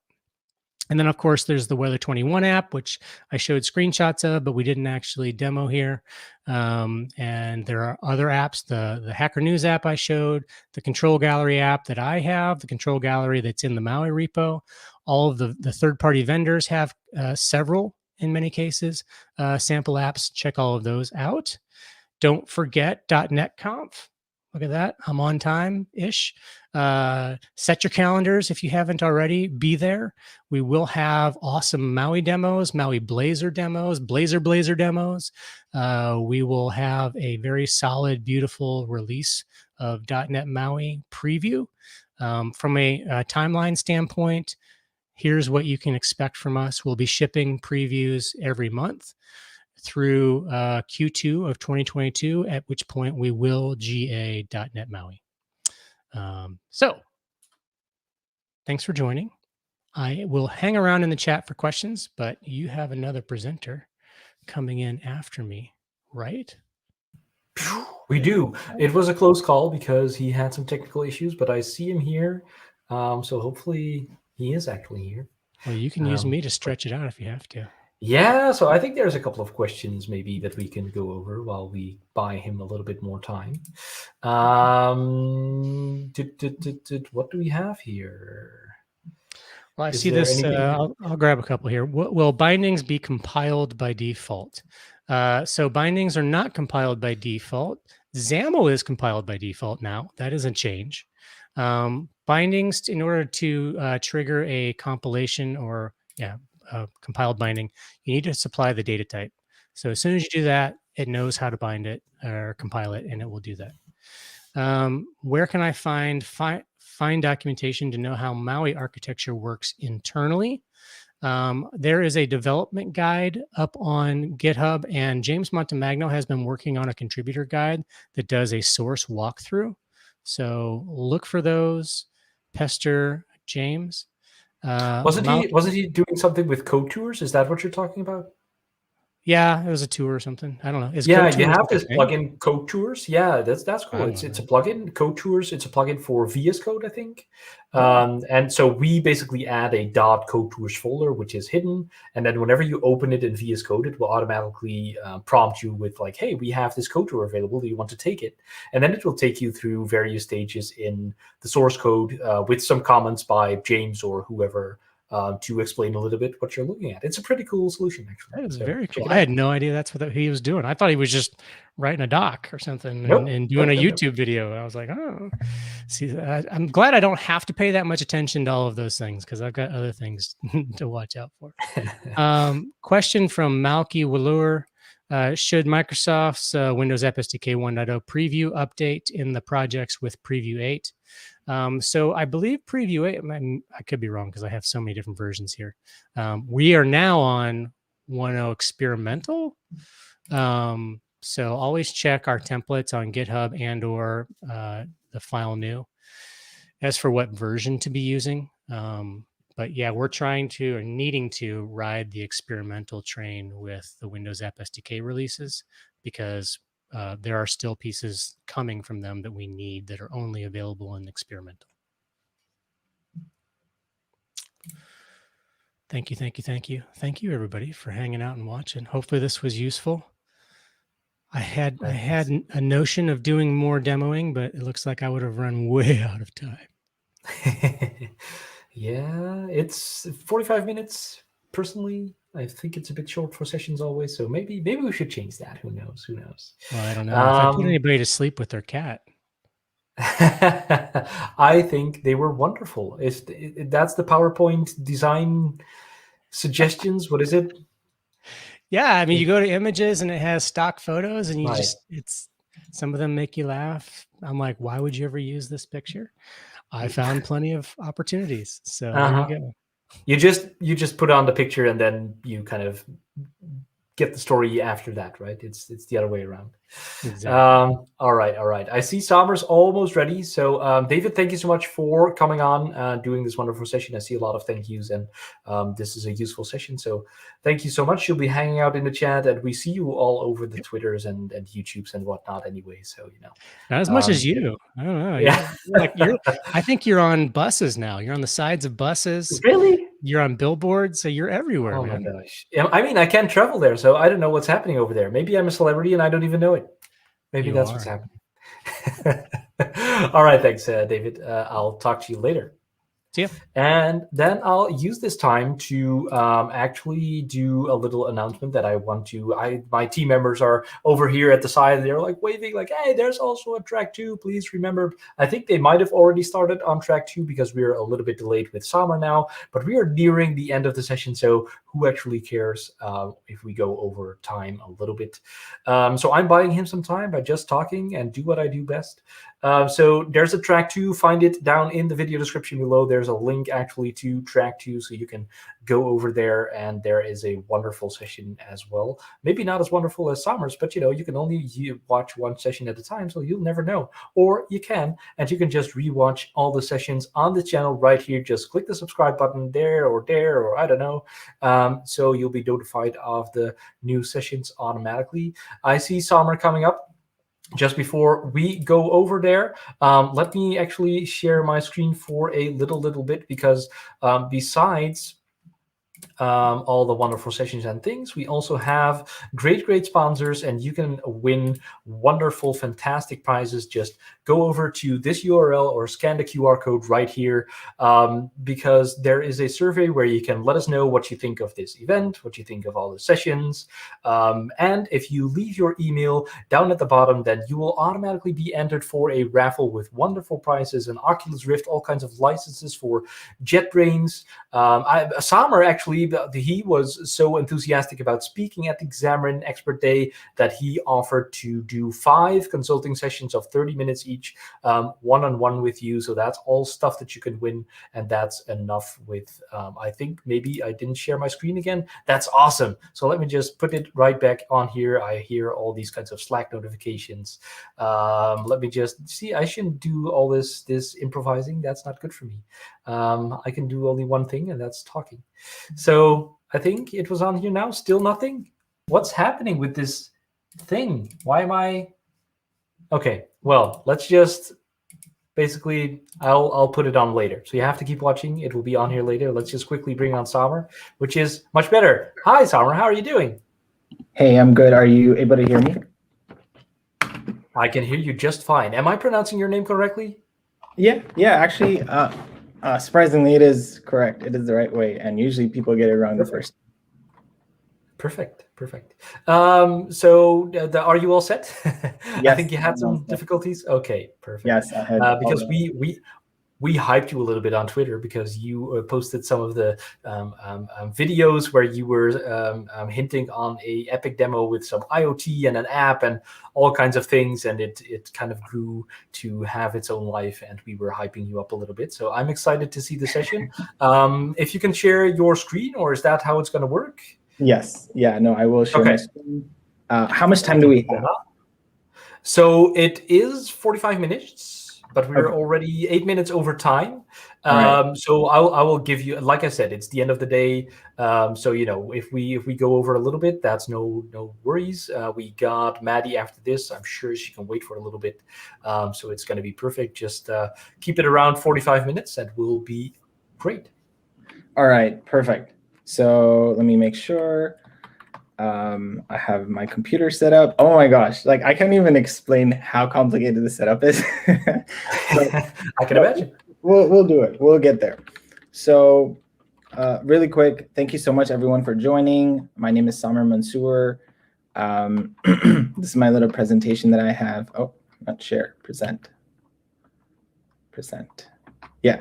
So basically that's me. A nobody. No one cared about me except for my family and my friends, just like everyone else, basically.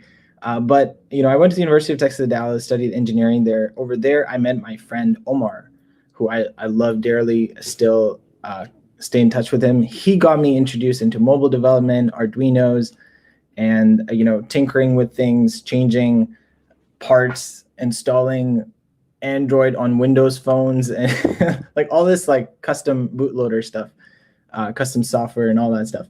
And so it was fun, interesting, got me excited. I graduated from university and I did a boot camp called Epic U. It was 3 months, C#, HTML, CSS, JavaScript. From there, I got my I got introduced into an internship. They paid nothing, but it was a great opportunity. And I got to learn Xamarin there, which was amazing. It was an amazing opportunity. I was so excited because I would be able to control all these little toys that I was making, these robots, with a phone. And so that got me into a lot of different hackathons and got me watching so many YouTube videos. There's this YouTuber, his name is James Quick. This one time it was like 8 p.m. So I used to stay back after work and just try to figure this stuff out. And there was this huge mental block that I just didn't know. I was so new to this stuff. And then watching one of James Quick's videos, he's on Twitter. He's a really good guy. I was able to figure it out. And then I did a lot of amazing apps that were installed by over 2 million people, that hit top 5 on the App Store in Xamarin. So that was awesome. And then I moved from Dallas to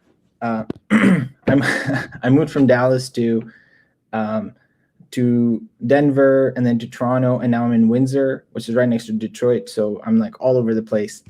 And yeah, and that's me. And so in order to get this stuff started, in order to do any project, to get to a certain point, you have to have some sort of inspiration.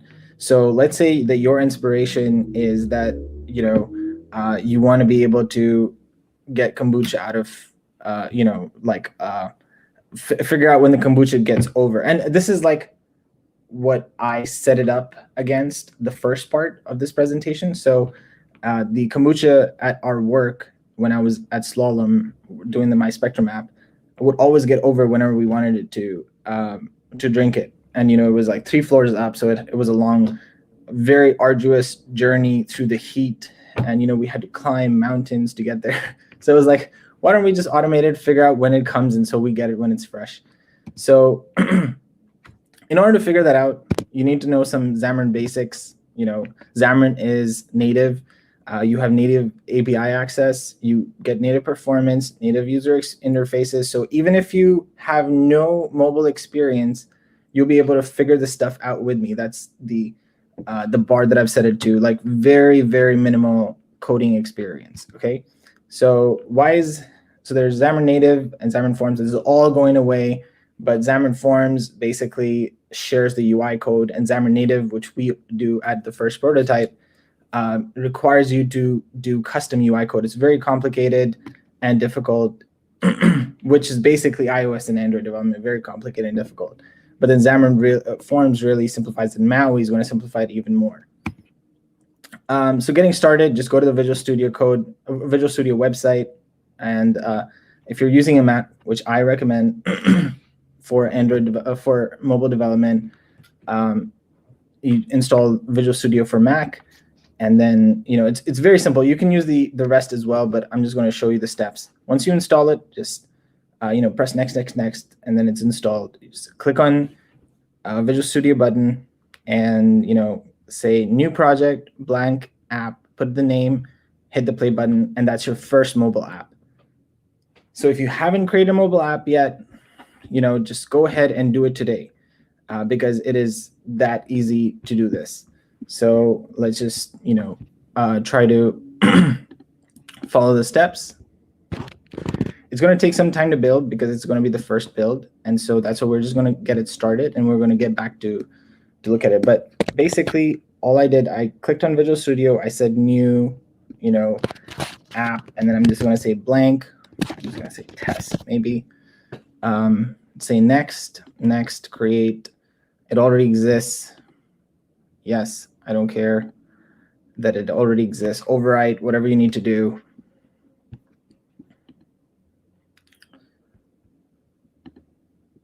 Okay, so now it's creating it. And like I said, showed you over there, all you need to do is change this. If you want to build an Android app, you just hit on Android. If you want to hit build an iOS app, just hit iOS. Debug, and then usually it takes some time to load. Apple SDK issues. Basically, I did not update my Xamarin. Sorry, I did not update my Visual Studio or my Xcode on this computer, and so it just basically says, oh, you need to update your stuff, essentially. So I'm going to try Android for now. It will let me build it on.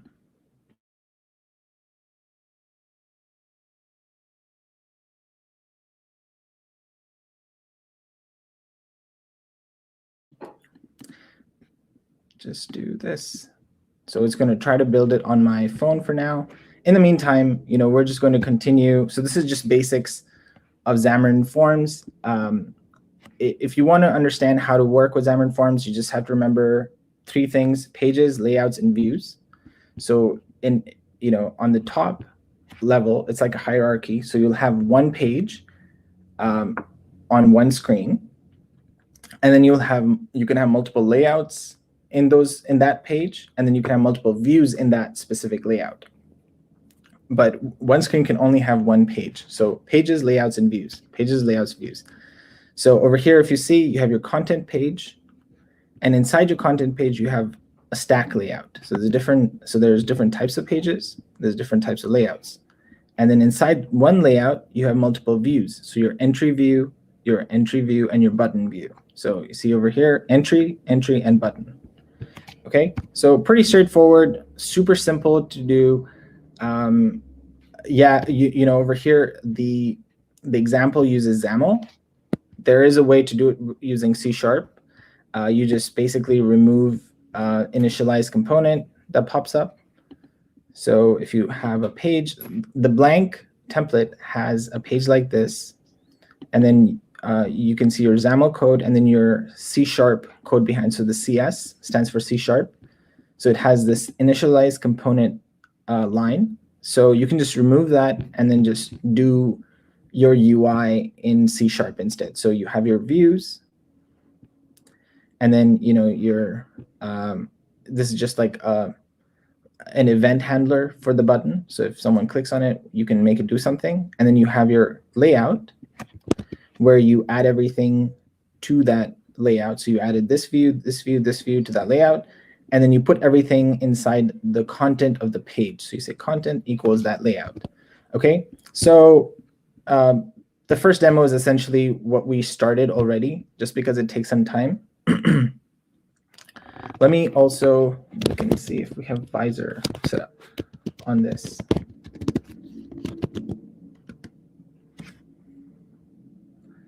So I actually had several challenges today while presenting. The main computer that I use, I'm actually not even able to open Google on this main computer. So I have 3 computers set up just to demo this for you. And so let me go ahead and hook up the Android device to that, and I'm going to be back. Give me 5 seconds.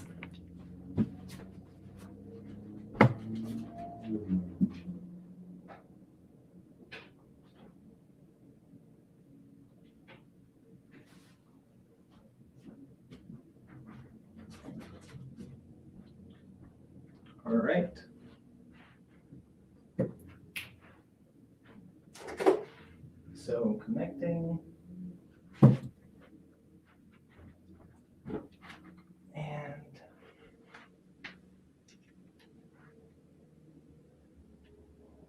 there we go.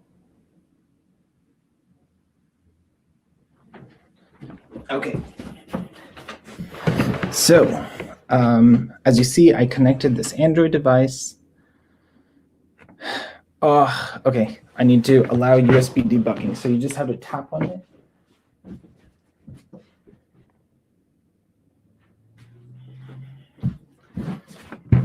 So if you use an emulator, it's much easier to set up. But if you're using a device, like you have to go through some setup just for security purposes. So yeah, Android build.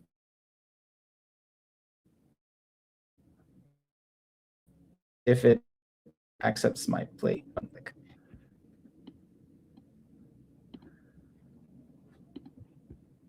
Okay, so that's building. Now, so while that's building, let's go to the second part, which is the main part that most of you are probably here for. So in order to understand this, what I'm going to do is I'm going to explain it with something simpler and then go on to the more complicated Raspberry Pi. So there's microcontrollers and there's microprocessors. So microprocessor is essentially a computer. It has all the parts and it has multiple microcontrollers in it. And a microcontroller, on the other hand, is just like a small single unit. And Arduinos are microcontrollers, but microprocessors are Raspberry Pis. And most microprocessors don't give you the access that the Raspberry Pi does, where it gives you these little pins that you can access stuff with. So we're going to start with a microcontroller first, which is a particle spark like this. And it's very easy to work with. It is less risky. They're usually less expensive, and they're more durable, I would say, as well. And you don't really need like memory cards and all that stuff, and you don't really have an HDMI port to connect with. So the reason I'm using a photon particle versus an Arduino or a Node ESP32, which are also very popular, is because the photon particle, apart from having Wi-Fi, it also has a cloud, like a cloud platform where you can push the code from. So initially, Arduino or ESP32s, you just connect it to your computer, and then you can push the code through your computer. But with a photon particle, as long as the device is connected to the internet, you can just push code to it. And then it's important to note, there's a ton of these little lights. They're called LEDs. If you put it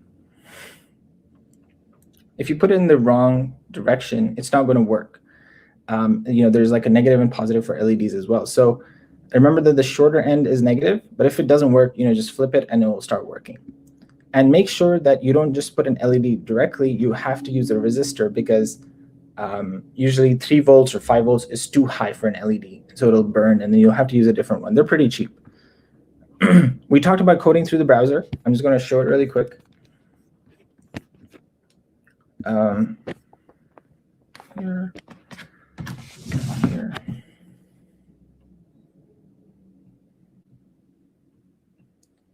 So yeah, so if you just go to build.particle.io, it essentially takes you to this place where you can set this stuff up. So you can put in the code, as you can see on my screen, and you have your setup function, which is the function that gets called only once as soon as you turn it on, and the loop is called every single time, like multiple times a second. And this is where you put the code. As soon as you put it in, you just go ahead and push it. You just say save, and then you make sure it compiles, and then you push the code. So in order to set this up, like I said, you just make sure that you download it, connect it to the Wi-Fi. There's an additional step where you have to create the particle token. just for security purposes.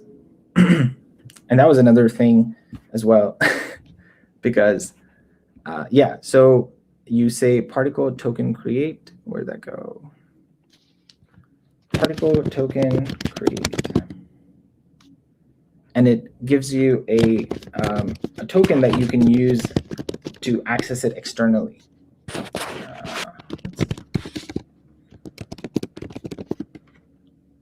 Okay, yeah, and so it expires every so often, and so you have to get a new token every so often. So you take this, you know, and we'll show you exactly what to do next. Okay, what's up with this? So it says install canceled by the user. Oh, I have to accept the installation. So just for security purposes, like if you try to install something, it asks you if you want to install it. So I just say, yes, I want to install it. So then it goes ahead and actually installs the stuff. This is from the first demo. Come on. Yeah, and you've probably seen this in other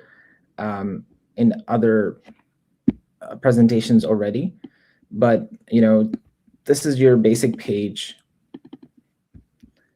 You know, it has labels, it has texts of different kinds. You see over here it says welcome to Xamarin.Forms. So I'm going to change it to say welcome to red sanitize. And I don't even hit save, and it just you know, populates it. So that's your basic stuff.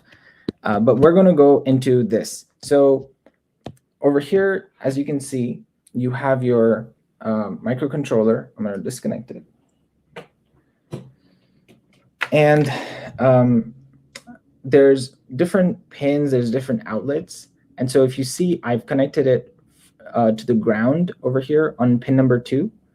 And over here, it's connected to D6. So it's similarly connected over here. There's just a few changes, but you know, this one shows how the current is flowing. So the current flows from the ground all the way here because, you know, the breadboard essentially current flows horizontally over here and vertically over here. So it flows vertically here, and then you use this resistor so that you don't blow up the LED. It goes through the LED, comes back, and it goes to D6. Okay, so on and off states. I'm going to show over here.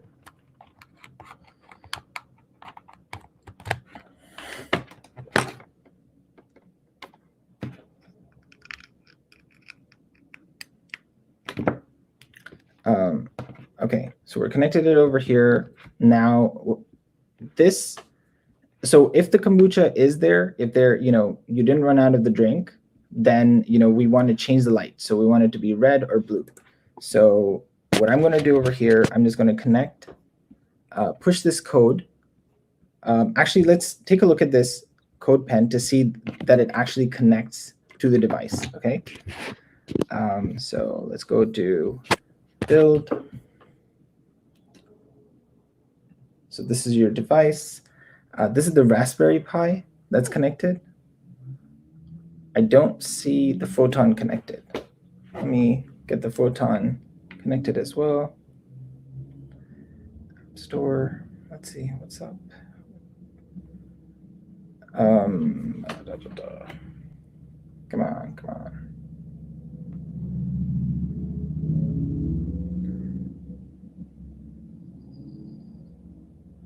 Photon particle. Yeah, so this is the app that you installed to debug it on your computer. It's just called Particle Photon. And but in the meantime, it seems like it's already connected to the internet, but my account is just not able to see it. So I'm just going to refresh and see what's up with that. Usually if a device is online, it shows up. Ah, there we go. Hunter Ranger, device connected. Perfect. So now over here, if you look at it, it says, you know, this device is connected. So if we want to push some code to it, you know, we just push it like that. But all we need in order to control it is just this device ID, which I'm going to take to the to my one second, to this code pen. So where's my kombucha? So just Google it. code pen. Where's my kombucha?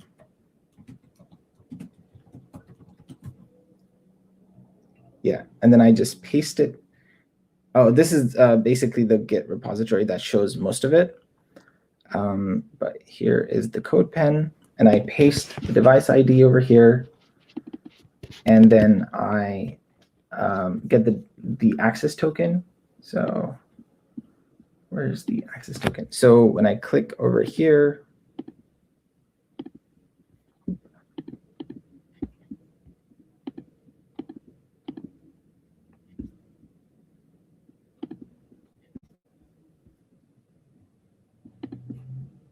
where did my access token go? Okay, I can get the access token from here as well. So go here and that in over here. Okay, so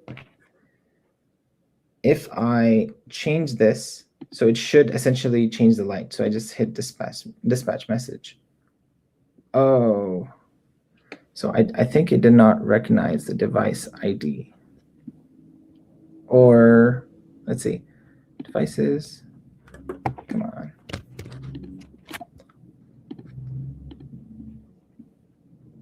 Holy moly. Personal access token. Yeah, so I just generated the personal access token using token create command. And then I put that in here. Let's see. So here is this. So it says radio, dispatch message, buggers, LED. Okay, so let's see. Kombucha.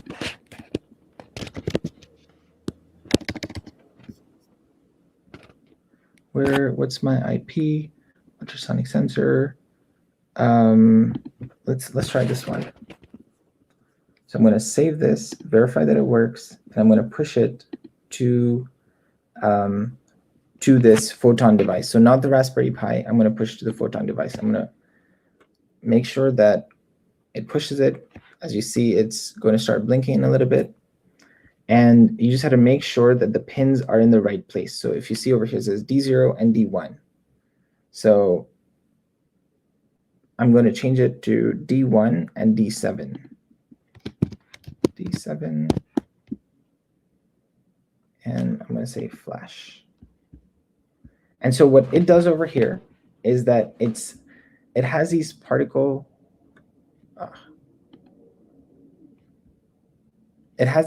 functions and particle variables that are accessible outside. Come on. Why is it unsuccessful? Don't do this to me. No, it probably will work. But essentially, there we go. Yeah. So essentially, there's different pins. Like I showed you, there's different digital pins and analog pins. So this one has D0 and D7. So these particle functions that are available through the API outside the app can be changed to toggle whatever value you want. And variables are just ways to access stuff. So over here, when I go in, I just say, the buggers finish it all. I dispatch message. Particle token provided is invalid. Let me make sure that it saved it. I don't think it saved it.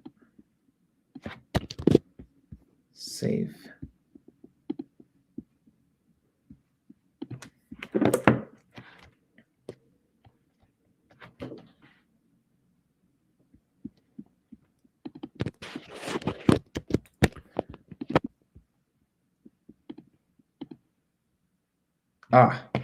Connected true.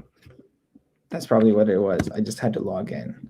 Okay, so D1.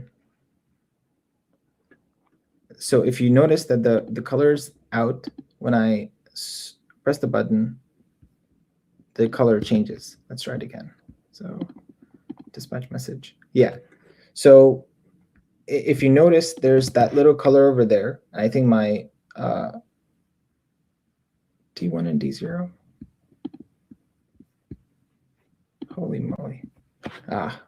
D1 and D7. Yeah, there's 2 LED lights over here. One of them is on D7 and one of them is on D1. So if you, as soon as it finishes flashing, so it's flashing the value and then it's restarting the device. And now I can change the device so that it, turns on the other color. And this is essentially how most bigger products are made. So this is like the very small version of it. But what you can do the same exact thing using code. So for example, I'm just going to take the code from the where's my kombucha Git repository.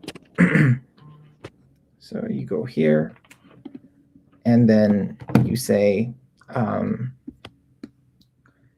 you just go to where's my kombucha, get the code from here and here.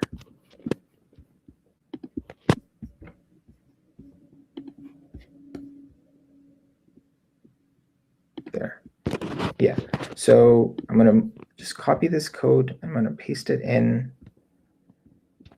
And so it does a lot of different things, and we'll go through it together.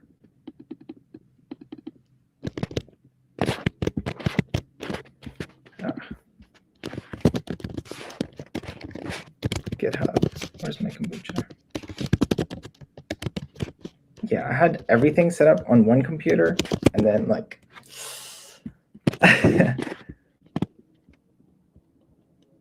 all right. So yeah, you go here, go into this project, get this page. I'm sorry, Saamer. I don't know if you're sharing something somewhere else because we're just looking at a black screen with code. Oh no, where? What?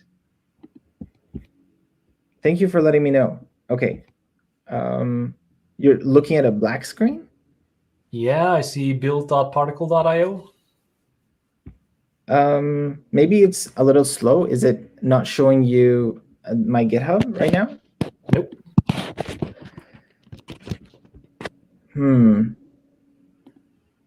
How about now? Nope. Still the same screen. Nothing is happening. Okay, let me try to unshare and then share again. I think the time also says 11:01 a.m., so it might have frozen up at some point. Oh yeah, probably did. Thank you for letting me know. Probably 4 minutes ago then.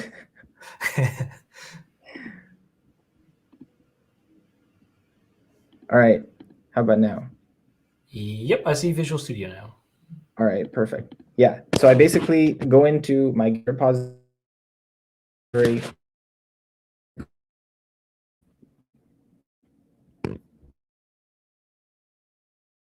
Holy, are you stuck? Okay.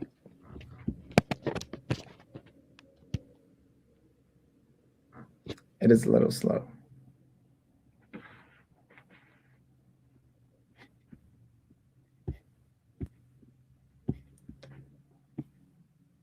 My gosh, I promise this all was working.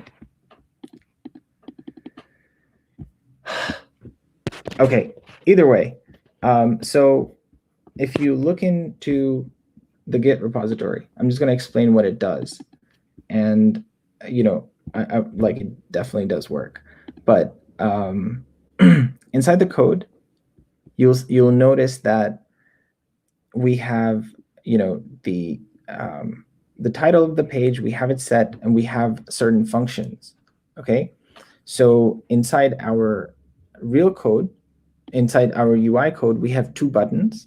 There's a sanitize me button that essentially will either sanitize you or turn it off. So, you click that button, it spits out the sanitizer, and then you go into your C# code. And if you go to the sanitize me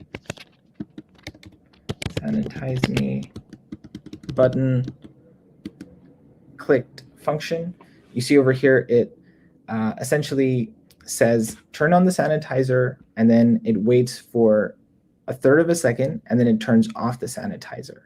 So you click over here, and then you'll see that it basically sends the on value to your API call, and then it essentially returns a result label update. So, it says, hey, it successfully sanitized. And inside the API call, it sends this on value, and that on value, as I showed you, it goes back and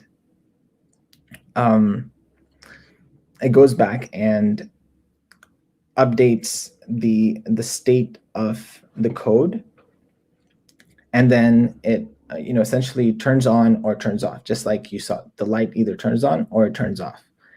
And just what we use we use Newtonsoft JSON in order to serialize or deserialize the objects that are needed. So over here, as you can see, we get the result, and that result is essentially processed using those values. So we just pass in post async v1 device ID using the particle function. So what I'm going to do is try to see what's up with this. Why did it hang? Why did you hang on me? Live demos definitely are not the best to rely on. Here, let's see.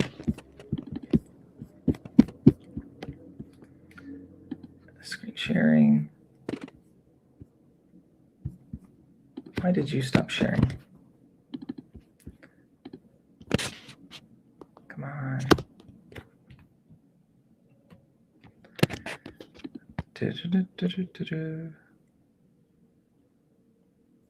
Hold on. Yeah, my demo just gave up on me. But either way, what I'm going to show you now, we saw the microprocessor blinking lights. What we're going to try to do is use that same concept to make the Raspberry Pi do some work for us. So what we have over here, we have our power supply. So let me see if you guys can at least see my screen.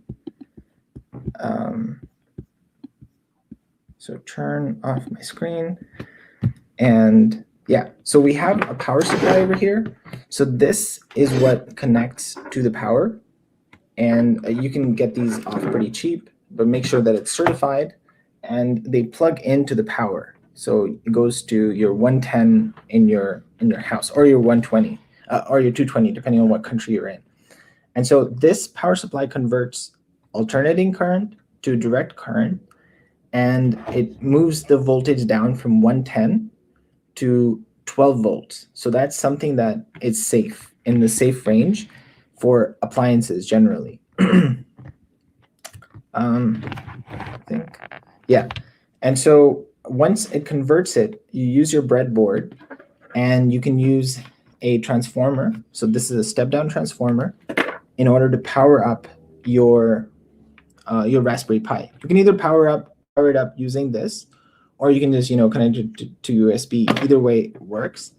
But after it's powered up, what you can do now is you connect. So basically, if you already have power, you don't really need this. But if you're creating a device, you need to step it down from 12 volts to 5 volts, and then you have little knobs in order to change that.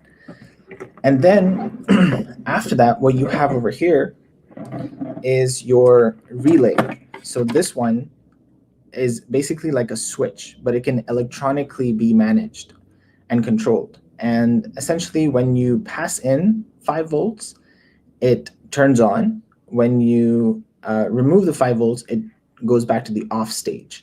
So, and then you can also set it up to do the opposite. So there's 3 for each.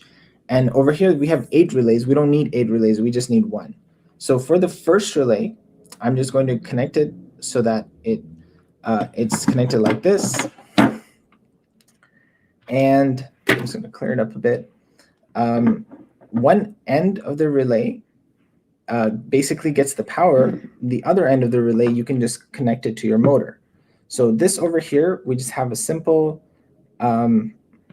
a peristaltic pump, so that doesn't touch the different parts of the motor. So essentially it doesn't contaminate whatever liquid that you have going through it. So you can essentially use it for entertainment purposes, for being able to drink water. So this is food grade pipes, and essentially it doesn't contaminate anything that you're eating. So all you need to do is you just need to connect your relay to your Raspberry Pi in the right way. So make sure that you have like D0 set up and your power and ground. And then what you'll need to do is you just basically turn it on. So give me 1 second.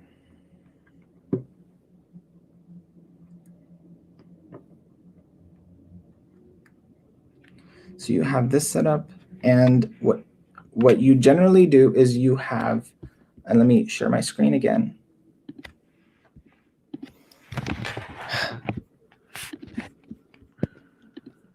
You have a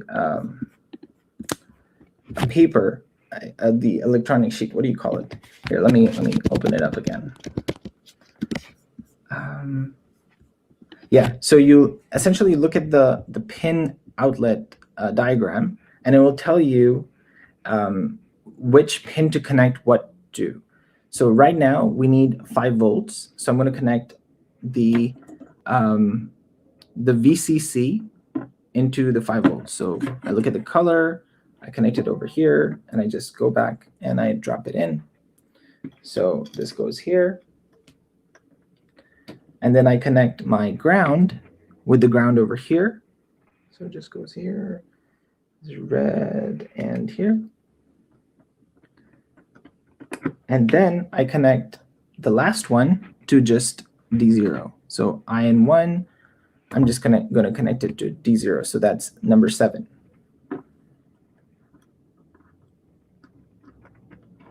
Okay, and then all I need to do is compile the code. So I send the code over to, oh yeah, this started working by itself magically. So I'm just going to send the code over instead of sending it from, instead of sending it to the particle, I'm just going to send it to the Raspberry Pi instead. So I go over here, select this, and just say flash. So it's flashing the code, it's doing all this stuff, and it's trying to put the code into that Raspberry Pi. So yeah, and it says flash successful. So right now, did that actually push the code on?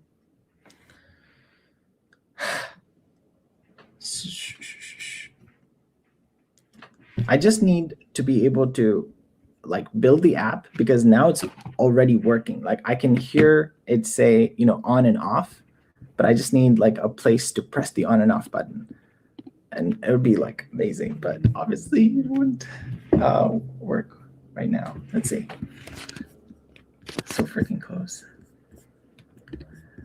Let's do it. Network, connect.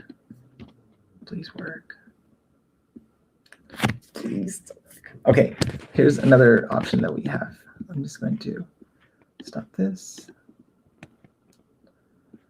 Open, auto sanitize.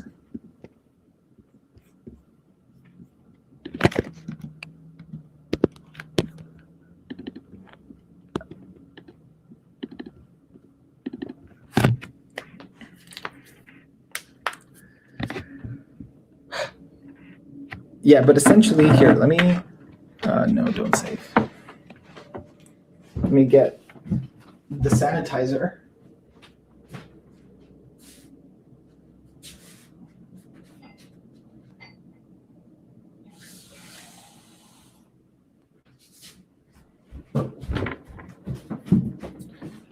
All right, so while it's restoring, we have some sanitizer per se over here, and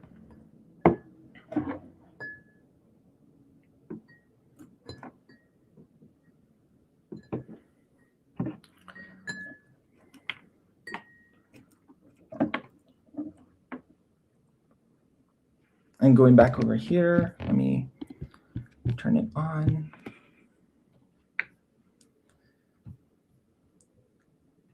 Gerald, how much time do we have? Well, you're if we count the 45 minutes from when you started, then you have 5 more minutes. Okay, cool. I'm gonna try to make this work. Sure. Yeah. Let's see. So build.particle.io.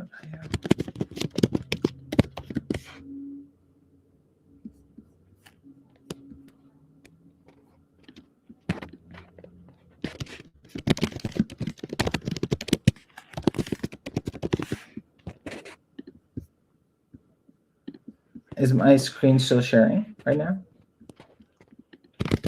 Yep, looks like it.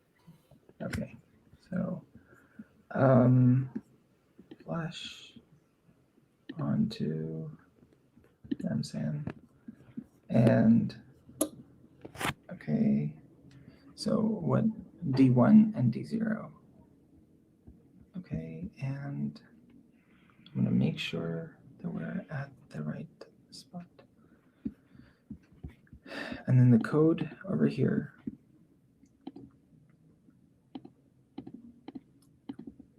Okay, so hit play. Let's hope this builds, and this should be good. Yeah, this is basically it. So the entire setup is fairly simple while it's building. If you notice, it's essentially, the pump, the relay, your Raspberry Pi, and then just the power supply. So you just need 4 devices, and obviously the sanitizer. But you can, and you need Xamarin, obviously, and like you can go ahead and create this by yourself as well. Let me just try some stuff off.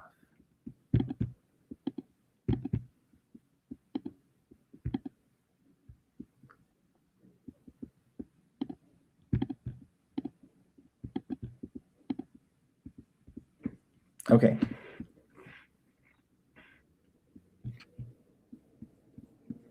Come on.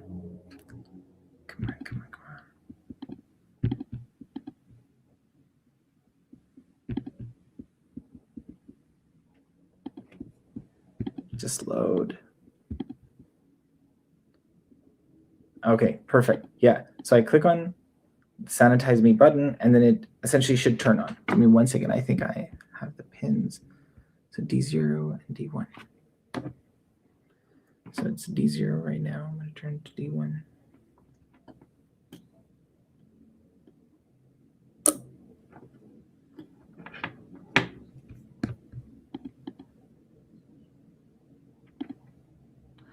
Okay, for some reason, this is not going on. Let's see again.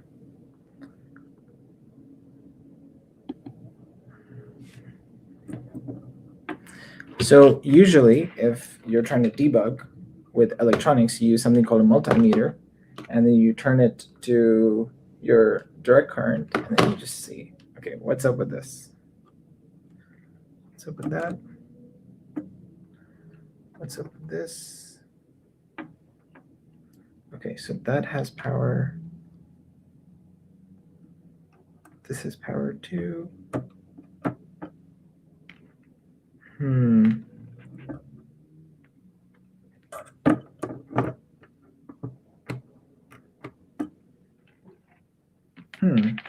Okay. So this should go in. This should be in like that. Turn this up a little bit.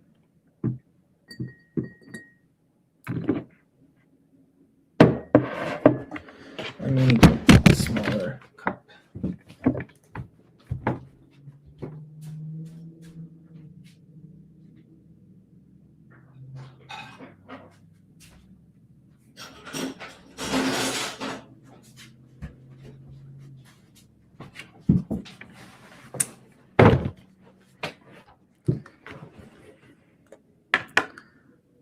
So this goes there, this goes here, and that goes there. And so this technically should just go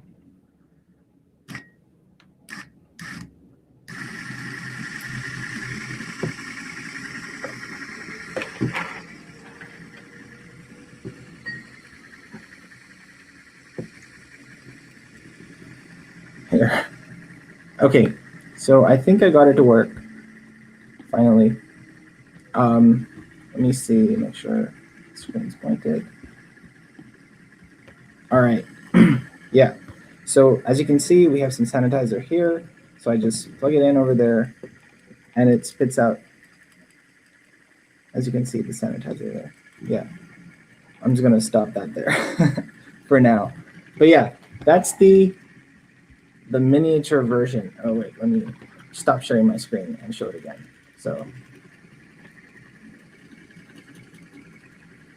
you have your sanitizer here. I'm just going to plug this into the sanitizer, and this one spits out the sanitizer. So I just put that in, and if you can see, it's spitting out sanitizer. So I take it out of the sanitizer and stop spitting it out. But yeah, that's the short version of it. Give me 1 second. Turn this off. All right. Yeah, I hope you guys learned something. You made it. You made it. Yes, I hope you guys learned something. I mean, I basically go over this, and then you can also control it using an Android Wear device that's built in Xamarin. So Xamarin allows you to build Android apps as well for your phones. So I have an example over there.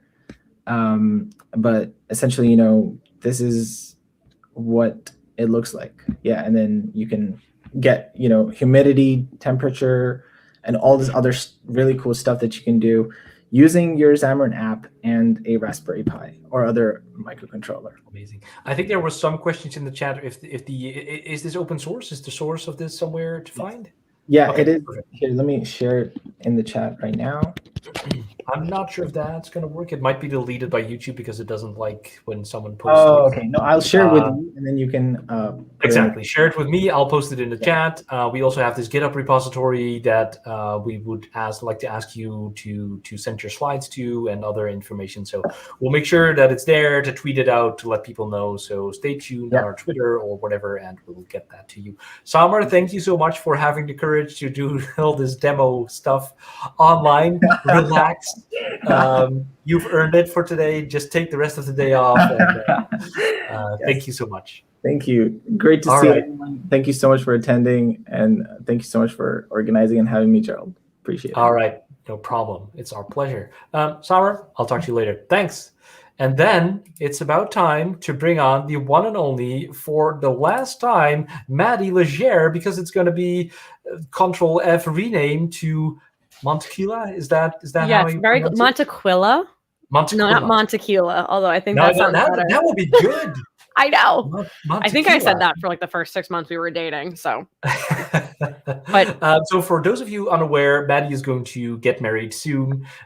So I think this is her last official session that she's doing for us. So it's glad that actually I think I asked you, and we were planning to do this next week, and then you said no, that's not going to work. So we basically moved the whole event for you. So thank you. Yeah, you were like, how does October 8th work? And I was like, great, if my wedding was on October 8th. Other than that, it's a perfect day. It's a perfect day. Yeah, it's gonna be awesome. Awesome. Yeah, well chosen. So here we are, and you are going to tell us all about .NET. I don't even know what you're going to tell, so I'm just going to put up your screen, and the floor is yours. Take whatever time you need. It's the last session of the day, so we can have some spare time. As long as there's watchers, just keep talking, basically. Oh, great. That's exactly the encouragement I need. Take it away. And I know there's a raffle after this, so that's very exciting. Well, it's not going to happen right now. So but we will be back, and we'll explain all the details whenever you stop talking. So just go ahead, and we'll take it from there. Oh, good. There are details about a raffle after this. Exactly. So hopefully that's incentive enough to stick around. Thank you, everybody, for the congratulations in the chat. I'm very excited. I'm sure there will be pictures on Twitter. And then I am taking 2 weeks off to go on a honeymoon too. So I'm out after this. I'm very excited. I need a vacation, and you'll learn why during this talk, which is story time with Maddy, as I'm calling it now. I was looking at the schedule when I started making these slides, and I know a couple months ago, Gerald was like, do you want to end of the day keynote what's going to be the final Xamarin Expert Day? And I was like, sure. sounds like kind of like a big deal. I don't know what I can talk about, but I have no idea what will be out in 3-4 months. And he was like, we'll figure it out. So I was like, what I want to do is talk a little bit about, how we got kind of where we are. Because I was looking at the sessions today and I was like, how in God's name am I going to show anything better than the things on here? Like, I could demo everything I know how to demo and I wouldn't even like scrape the surface of some of the talks on here. So I'm like, literally like, why watch me code when you can just go back and watch all these videos, which is what I'm going to do after this. I'm actually going to go back and rewatch most of this event because I missed so much of it because I was sleeping. So I've decided to rename my talk to a behind the scenes look at the absurdity of shipping MAUI this past year and a half. Because I can't tell you the expertise that Javier can tell you about handlers, or that Randy and Charlene can tell you about UX, or that Rachel can tell you about accessibility. But I can tell you what's been going on behind the scenes, which has been a wild ride. And I hope you find this as enjoyable to listen to as I found it was putting together. So let's see. First of all, who am I? I have no idea how I got here. That is like the TLDR of my life. When I was in school, I know Dave in his talk was like, yeah, I ran my own company and I'm doing .NET for forever and I'm old. My story is more like I went to college and I was like, computers are cool. I'm going to go build robots. No, I'm going to go build GPUs. I am going to tell you via memes, John. Yes, thank you. I'm glad you know telepathically that this half of the content of this presentation is actually memes. So that's good. I thought I was going to work on supercomputing. I thought I was going to work on, all these things. And then I was like, I'm going to be a software engineer. And then I did a couple software engineering internships. One was at Microsoft. And I was like, absolutely not. I'm going to be a software engineer. Can't do this. But I really like it. But I don't like doing it for like a long time every day. I like doing it for like a couple hours and then being like, look at this thing I built. And then going off and being like, okay, new thing, which is, rough. So then I found out what PM was. I decided that's kind of something I'd be interested in. I decided that I wanted to stay in tech and in software adjacent. And somehow I ended up on this team. I don't know. It was like a lot of lucky moments and people taking chances on me. Yes, that is a pajama party in the bottom right. That's in the Microsoft office in Cambridge. If you told me 3.5 years ago that I would be hanging out with James Montemagno, who has a bajillion Twitter followers in some like really legit looking studio in Redmond, I would be like, absolutely no. Nope. But this way, here we are. So long before my time, long before I was part of this team, there was this thing in this company where basically my skip manager, Joseph, was told that if he wanted to work with his friend Miguel on his friend Miguel's side project, they needed to figure out how to make money from it. And that is, I know so little about this story because I was not part of the .NET world back in these days, but it was new. And Mono, if you go look at the Wikipedia page, you'll learn more about Mono than I can tell you. But you've probably heard of it because it was really the foundation of everything that we're talking about today, and everything that you saw this morning, afternoon, evening was XamExpertDay. This was around the time the iPhone came out, and they were like, use Objective-C, and people were like, absolutely not. And so Miguel and the folks who worked on Mono and Mono Touch were like, why don't we just make C# run on the iPhone? Perfect. Easy. Yeah, that's just great. Phones aren't going to be like the next big thing, but it's fine. We'll just like make this work. This Mono developed thing. And so they did that. And people were like, hey, this is actually really cool. Like .NET's the thing that enterprises use, and we don't have to learn Objective-C. So perfect. And phones back then. I love this picture because I remember having, my friend had this phone. I didn't have this phone. No. But I remember my friend got it and I was like, this is the coolest thing in the entire world. Like my phone still vibrated every time you touch something like on that's like the little bad flip phone touchscreen. It was awful. Yeah, in the chat, people are like, Monotouch, my on-ramp. Yes, you all have like all this expertise from when I was just like, ooh, I like stupid phone games. This is around the time, 2008, 2009, 2010, where companies were like, oh man, we can make money from this. Like, people are going to keep buying these phone things, and we could probably build these app things and then make some money, right? Shazam, classic. Every time I was anywhere, I used it. Thought it was really cool. This is one of my favorite examples of apps from the late 2000s. The $1,000 app that literally just existed so that you could say you paid $1,000 for an app. People bought this. Like, this is real. And that was not a good looking app. I know we talk all about design these days, but no, not worth $1,000. Also, people got really creative. This was from an article called 31 Fart Apps in 90 Seconds. So these are the things that people were building. And some of these were built, of course, with Monotouch. Some were built with Objective-C. Android was kind of on the scene. You know, people didn't think it was as cool.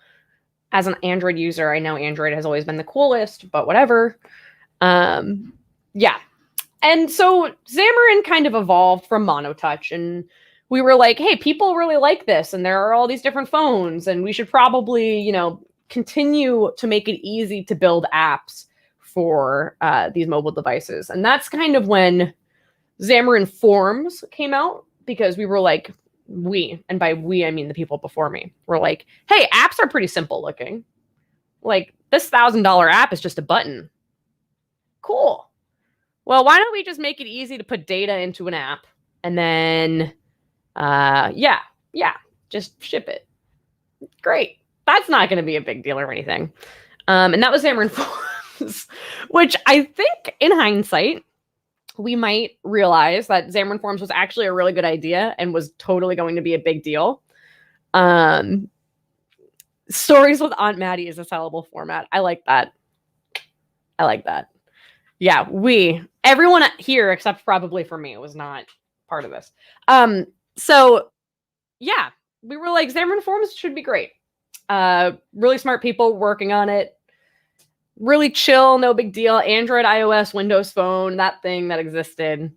And then it kind of took off. And Microsoft was like, okay, we open source .NET. We don't need this mono guy doing, you know, all this stuff without us. Let's just buy him. And so Microsoft bought Xamarin. Which was, I think, I was an intern. I remember I was an intern in the Cambridge office. Cambridge, Mass office, and my boss said, no way. They're hiring this cool startup to come work for us. And I was like, what is Xamarin? That sounds like an anti-anxiety medication. Like, I have no idea what that word you just said is. I know what C# is. I know what UWP is. I know what an Android is, but like, what is this thing? And he was like, no, they're really cool. They're really cool guys and girls and people. And they are like really fun, and it's going to be awesome for them to come join the office. They're like a startup. They're fun. And I was like, cool. Yeah, Microsoft is cool and fun. And this was over 5 years ago. And sure enough, I came back for the next summer, and Xamarin was there. They were actually sitting next to where all the interns sat, the people who were in Boston. My manager now, Chris, who may or may not be in the chat, hi Chris, heard us all like screaming at each other when we were interns. And we had scooters and we made a lot of noise, and people were on calls all the time because Xamarin has always been a remote team and knows what they're doing. And then there are these interns in the background that were like making noise, and everyone was like, we hate you. And I was like, that's the team I want to go work on. They seem really cool. Maybe I'll go work on that thing. So I tried to figure out what Xamarin was and what mobile was and what .NET was. And I kind of did. And I was like, yeah, that sounds like fun. So how I got the job, whole other story. Not going to get into that. But while all this craziness was happening, phones were also growing up. I don't know if you've noticed that in the past 13 years, the iPhone has taken a little bit of a glow up. And this is from a slide that this is a slide taken out of one of Miguel's presentations when he announced 1.NET at MVP Summit like 2018. So we've gone even further than this. I just did not feel like Googling the iPhone, whatever stats we're on now. But phones have really glowed up. And so the way that we build mobile apps has also glowed up. You know, design is kind of important. If you look at I use this example all the time. The settings page from the original iPhone, we thought this was the pinnacle of design. This was like not even 15 years ago. And everyone was like, look at these switches. Oh my gosh. When it's on, it has a different color background. And now we're like, no, clean, modern, you know, not everything is just nice, simple. And I'm sure we're going to go the other way. If you look at home decor and fashion trends, everything comes back in a style. But when Xamarin.Forms started, we had from the beginning said, we're going to use the native controls, because that way, as the design languages of all these operating systems and platforms and everything else, as all of those things evolved, we'd evolve naturally with it. And that made a lot of sense at the time. And it still does make a lot of sense, except we also have come into a society where people have design degrees and they're really good at designing things. And they say, I don't care what platform you're on. I want this app to look like this. So we did a bunch in Xamarin.Forms when it came to the visual design system and shell, better customizations. You might remember, if you've been around for a couple of years, the F100s initiative, where we were just like fixing little paper cuts that were like, oh, make it easy to round your corners, you know, gradients and blah, blah, blah, blah, blah, all that stuff. So we've been doing a ton of work to Xamarin.Forms to make it easier to adapt to the ever-changing landscape of design, but still maintaining that like underpinnings of native controls, right? And then, of course, the operating systems grew up too. It's not all about UI. I liked Shiny's, Allan's talk description about Shiny that was like, Xamarin.Forms isn't just UI. Come learn about all the stuff that has to work under the hood. I was like, good point. Good point, Allan. Yeah, all these operating systems kept coming out with APIs that we had to wrap. And then people were like, why do I have to do this once on Android and once on iOS when I could just do my control in XAML and Xamarin.Forms? Like, what are you guys doing? And we were like, I know what we'll do. We'll come out with the Xamarin.Forms, but for device APIs, Xamarin Essentials. Perfect. And when I say we, this was like John Dick and James Montemagno. So again, I am taking credit for things that I had no business working on. So thanks, guys, because this was brilliant.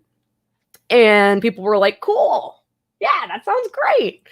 And we were like, awesome. Okay, cool. Our SDK is better than ever. And then we did all this tooling stuff, which is kind of where I've lived. This quote at the bottom, I like to say when I talk to customers, which is, I try to make you more productive while you're developing your Xamarin apps, but I don't always succeed at that. But I'm always trying. But you might remember things like Live Player, the Previewer, which I tried so hard to save, and people were like, just use Hot Reload. We built that. Dave and I were trying to work on a MAUI app a couple months ago without Hot Reload. And I think we just like said to each other, how on earth did we either develop or demo or anything before Hot Reload? I don't know. I do not know. But Previewer in the chat, I know. I missed the Previewer too, but don't worry. If you saw Dave's talk, if you didn't see Dave's talk, go back and watch it. He showed live preview, which is awesome. I know, I feel like a little bit like I'm like, okay, everybody, here's the history. But so it definitely like a little memory trip. But yeah. So there were a bunch of things we did. I mean, install size was a big one. We went from like 23 gigs to 8 gigs in Visual Studio, which is made it so much easier to get started. Of course, we've gone through quite a few different editions of Visual Studio at this point. We got faster. VS Mac has been like piece by piece overhauled. The XAML and IntelliSense, we just like ripped out and plugged in the one on Windows.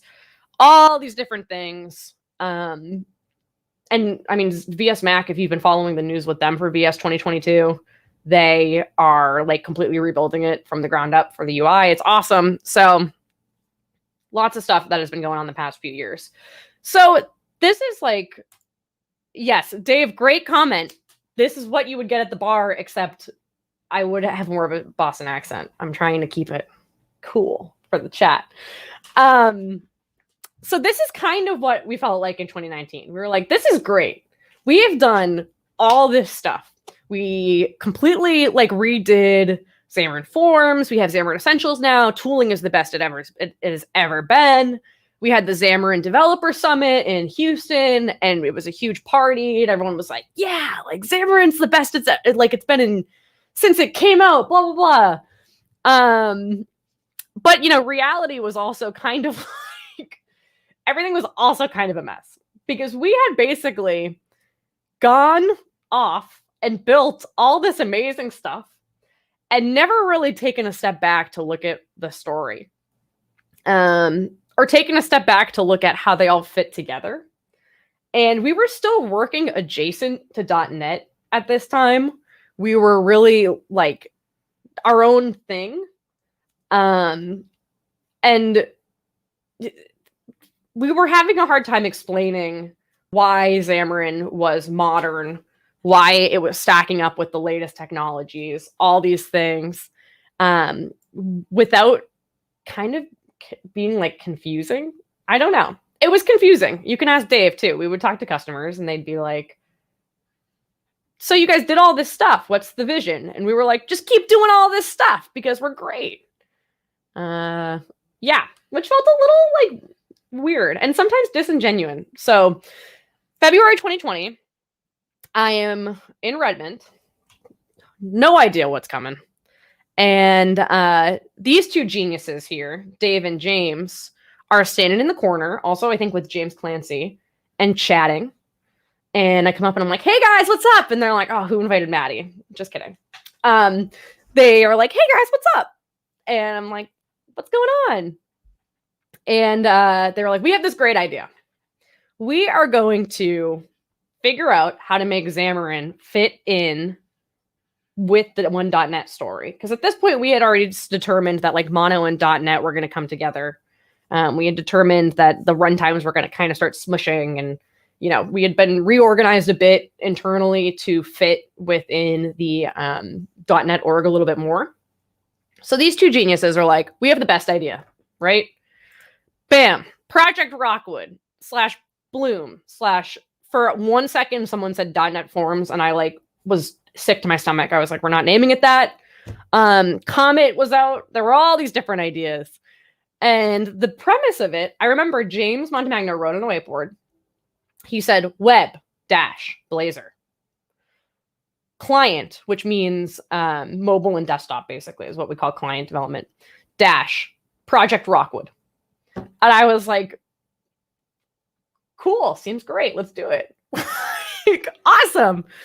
We really had this awesome vision of everything was going to be on the same runtime. We were going to have all the tooling experiences unified across the .NET stack. We were going to kind of modernize the branding so that people weren't like, Xamarin, that's like what my dad used 10 years ago to build a fart app and Mono. It's like, no. Xamarin.Forms is way different than it was a few years ago. All these things. And so we, you know, young us, February 2020, we were like, we'll announce it at Build this year. And then we'll share it in a couple weeks when we're all back here in Redmond at MVP Summit. And then we'll ship it in a couple months in November. Like, this is going to be great. We're having a great time, everybody. Stephen, I'm glad you also hate .NET Forms because I'm sure you would have been consulted at some point if it made it any further than this slide. Yeah, so we were super optimistic.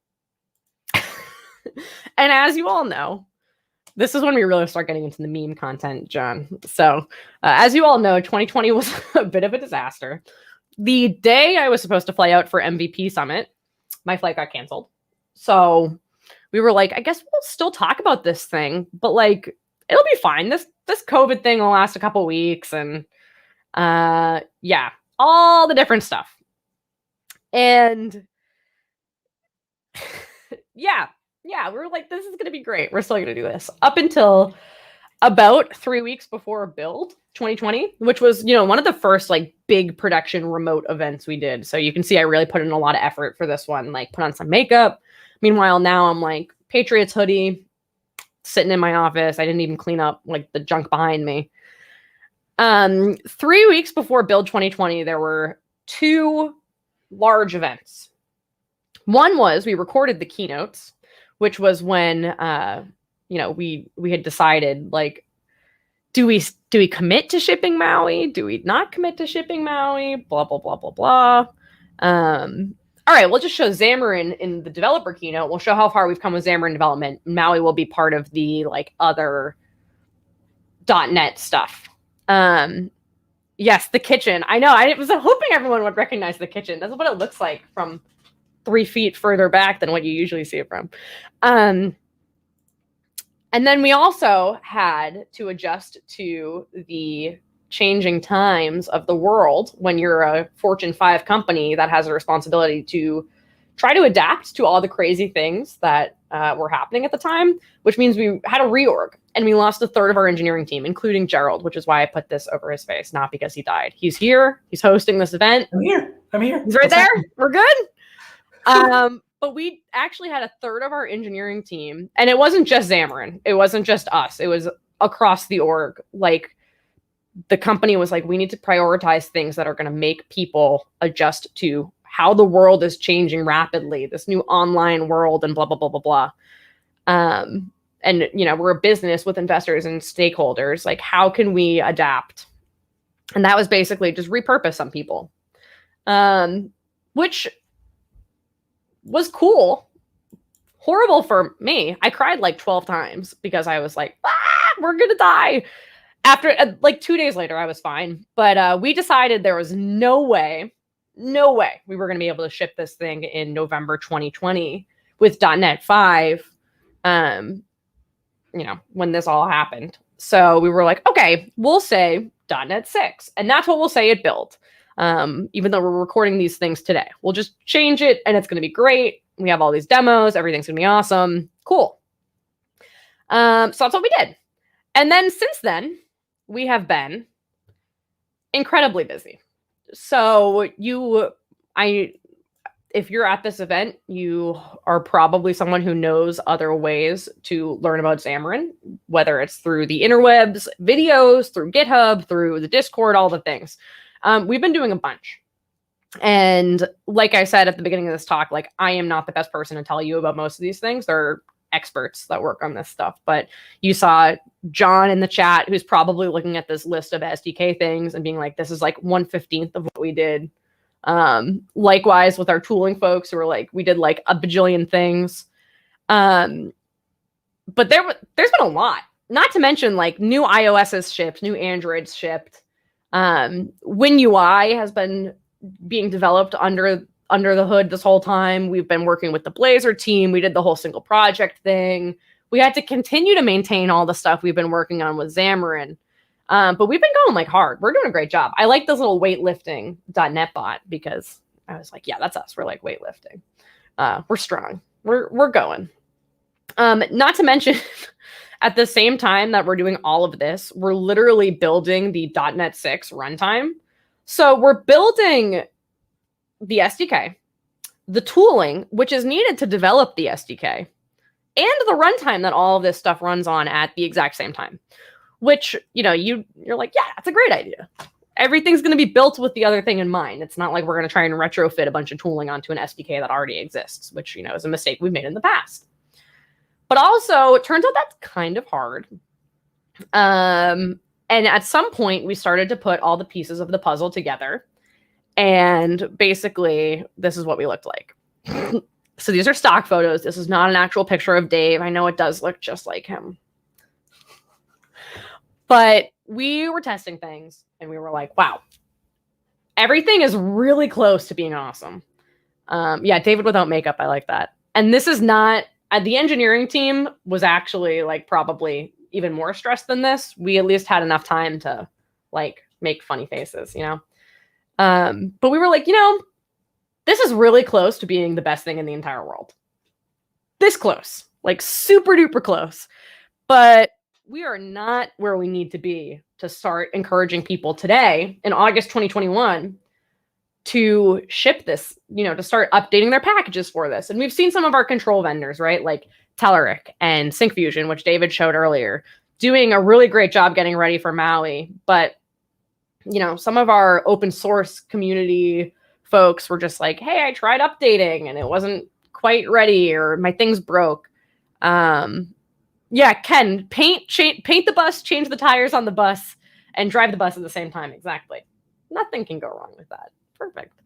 Single project, we were like, it's like done, except we can't really get the Windows stuff to work yet. So we're just going to have someone on the MAUI team go and like hack on WinUI. And then, oh man, we have to go work on this other stuff. So it was just not quite the perfect click once, run everywhere experience that we wanted. And so we went to leadership and we were like, what do we do? What do we do, guys? Because .NET 6 is coming out and we don't want to ship this thing and have it be a total flop, even though we feel like we're so close to what we want this to be. So I found this picture of a MAUI puzzle. MAUI is in Moana, MAUI, played by Dwayne "The Rock" Johnson. I thought that was very funny because this is kind of what it's felt like the past couple weeks. Like as recently as this week, we are taking a bunch of puzzle pieces that we dumped into, like we took 5 or 6 different puzzles, right? The runtime puzzle, the SDK puzzle, and the tooling puzzle. We dumped them all into the same box. And then we're trying to put them all back together without making a total mess. It's definitely been interesting. But we're really close. And so you've probably seen more momentum when it comes to even like the demos you saw today. When it comes to control vendors showing what they've been working on, when it comes to the upgrade assistant work we've been doing, the API is pretty stable at this point.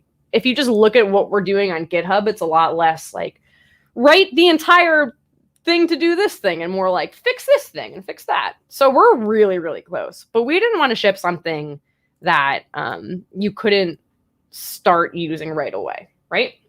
Which is why we made the decision to move this .NET MAUI as a GA product to 2022.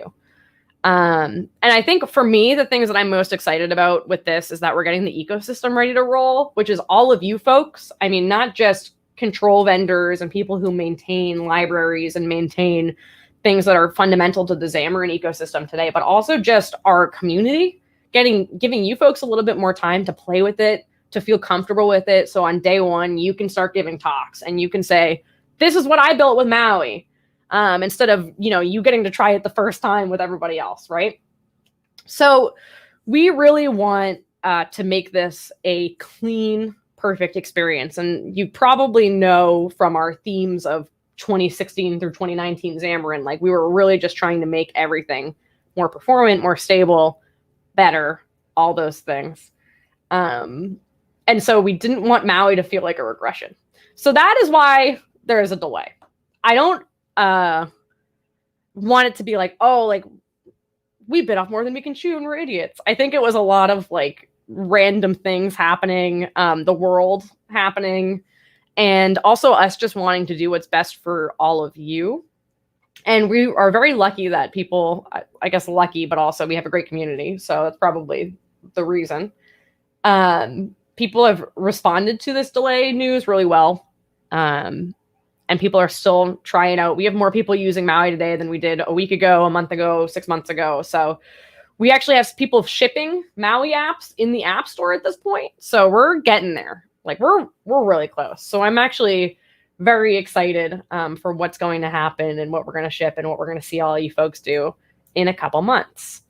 And then, yeah, so I wanted to show some stats. I know this is kind of sad. Like it's kind of like a farewell to Xamarin.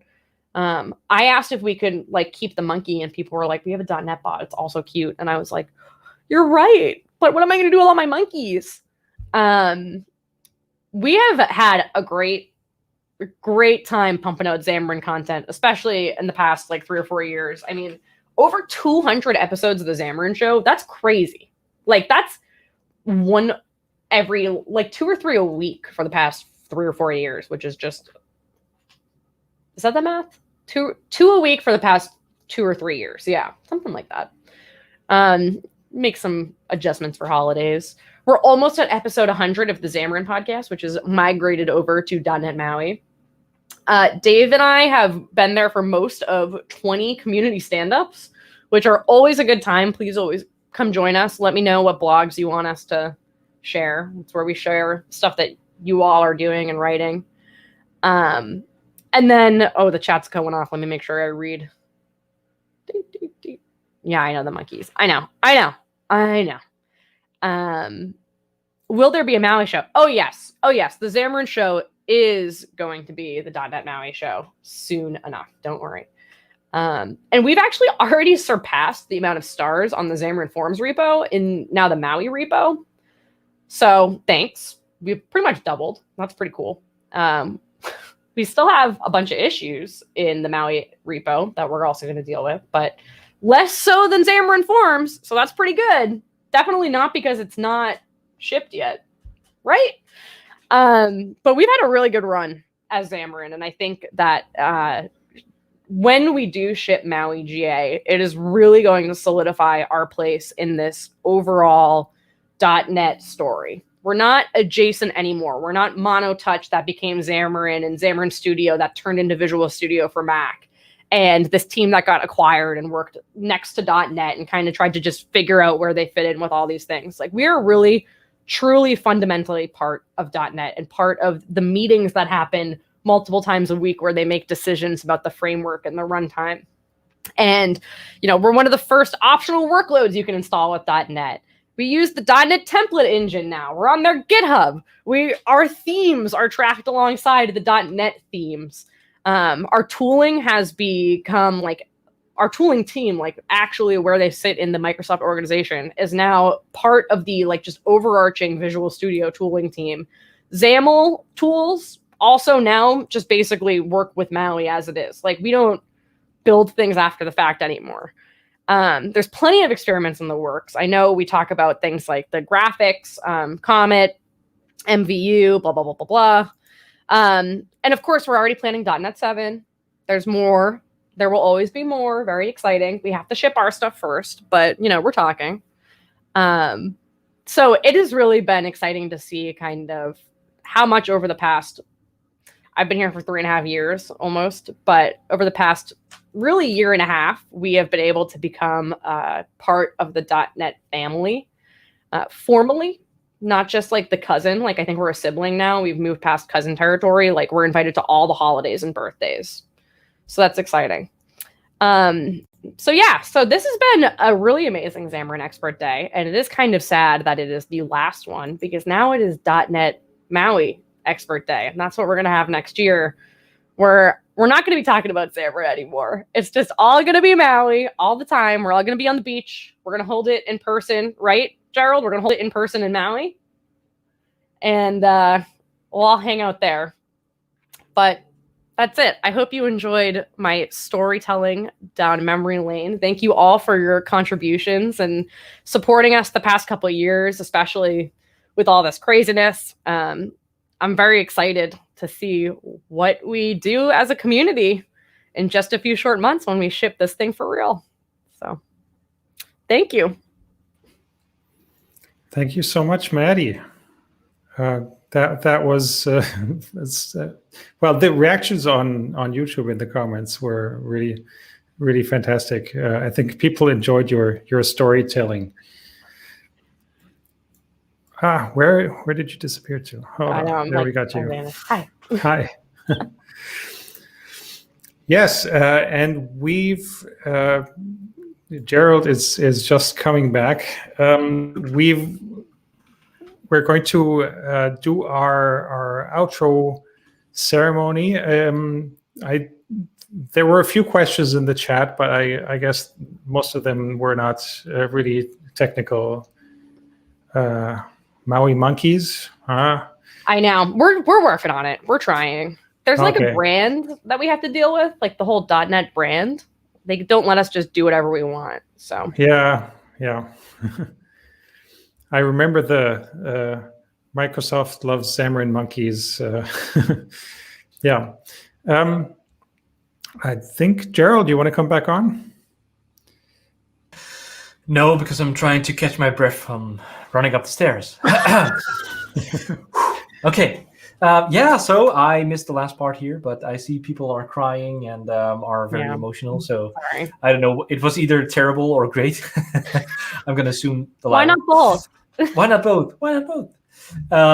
So yeah, thank you so much, Maddy, for coming on. I think like what you started with, we're going to do a little closing. I'm going to reiterate thanking all the people, basically tell a little bit about the raffle, those kinds of things. Maddy, thank you so much for coming on. Enjoy your time off. Have lots of fun next week. We'll probably see all the pictures of weddings and those kind of things. Can't wait. So enjoy. Thank you. Thank you for having me. Bye, everybody. Absolutely. Happy weekend. Bye-bye. And I'll bring on the other people right here. Look at that, all red shirts. Yay, we made it. We made it work because we started the day, and some people, I'm not saying who, did not put their shirt on. So here we are. And we got some questions. I don't know what the kind of the outcome is, because we had questions where the shirts were coming from. And this is actually because since we're going down memory lane anyway, our event started in person a couple of years ago. Then last year, because of the whole pandemic, we were forced. I mean, we would still love to do something, so we decided to do something virtual, and we are doing that again this year. Although things are looking up, it's still not where it's supposed to be. So, we're still doing it virtual, 2 tracks, crazy, which allows us to, have all of you as an audience and also have all these amazing speakers, because, we're not a big, huge event that we have budgets to fly people over. So it's great to do it this way. We'll have to find ways to do this in person and online kind of hybrid maybe in the future. I don't know. Anyway, and that's also why you might see some pictures of the Cologne skyline. We had some discussion about that, and I made the styling this year to kind of exclude that, because for the people who don't know our history, it kind of doesn't make sense. But our in-person events always has been at the Cologne office of Microsoft. So that's kind of where the skyline of Cologne, that's in Germany for the people who are not familiar. That's where it's been coming from. But back to the question, some person asked, where are the shirts coming from? This was from the last in-person event. We grew little by little. We started as a little meetup, and for the last in-person meeting, I think we had over 100 attendees. Also 2 tracks, even more, 2, I don't know. Yes. Great. So with speakers, and that was truly amazing.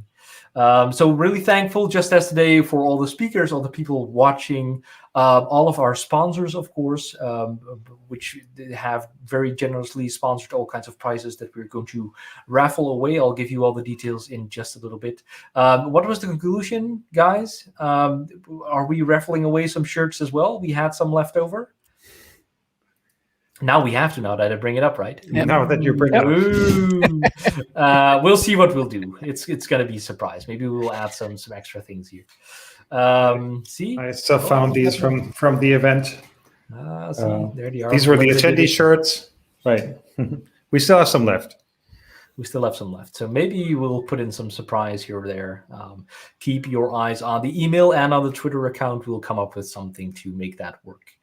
All right, I see some people. Thank you. Let me actually just I'm just talking here. I'm just babbling on. Kerry, Tobias, Glenn, how did you enjoy it? Is there something that you want to add here?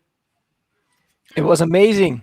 A lot of content and a lot of good content. So thank you very much, everyone that presented, and also everyone that watched the show. That was great. Yeah, I was over in Oh, sorry. Go ahead, Tobias. Go ahead. Yeah, I'm basically muted because the rascals are taking over the house anyway, but there's not much to add what Glenn said. We had a lot of amazing content. It was great seeing that. It was also great doing this with all of you, I have to say. And I can't wait for the next version. hopefully in real life again and not only online. Yeah, I was over in track 2 most of the day, and basically doing the announcements there. We invited, or we had the call for papers, and then we went through the sessions that were handed in, and we were like, oh my goodness, these are all so good. What do? We only have like 8 slots, and we have so many good talks, and so we came up with the idea that technically it would be possible to have 2 tracks, and I'm really happy we did, because there was really some talks where I didn't really know what to expect, and I was pleasantly surprised many times today. So that was really awesome. Thank you so much to all the speakers. Absolutely, because I think there was some speakers who had to get up early their time. So, and there were some last minute changes. We didn't really have to deal with that before. So that kind of took us by surprise, which is, life happens, no worries for the people rewatching this who this is about. I mean, no harm done. We'll manage. And that was actually kind of like the good thing that we had 2 tracks, because if one track is not there, then you can all just switch to the other one. So it was perfect. I see a lot of comments in the chat here. Thank you. Great content. Thank you for doing this. So I think everyone really enjoyed it. I think I've already put it in the chat here and there. All the streams will be available right after we stop this one, so you can just rewatch the whole thing. I'll try to put in the time codes so that YouTube will create chapters from it somewhere later today. And then I will download the streams as well, and I will cut them up and put them as separate sessions back on my channel, where you can still subscribe. There's still some room to do that. So subscribe, like, and ding that bell to be notified of new content automatically. For the rest, we used to do the prize raffle thing for the in-person events. We would do that on the event, so we could just hand out the prizes to people, make them go home. It's always fun to shout out, and then people will come forward and very awkwardly stand there while everyone is looking at them and applauding. But now we don't have that experience, so we try to do it a little bit different. So we have this survey, because we also would like to know. Let me see if I can actually share my screen right in just in one go. There we go. So we have this survey which asks you for the ratings for all sessions. So you can put in a rating for all the sessions that you've watched. For the other ones, just leave them empty. Because we can't expect you to watch them all in this virtual event. But I think I've seen a lot of people consistently in the chat, which is really amazing. For no less than Kim Philpotts, who is my dearest friend. But I think it's getting pretty late there. It's late. I don't even know, in Down Under.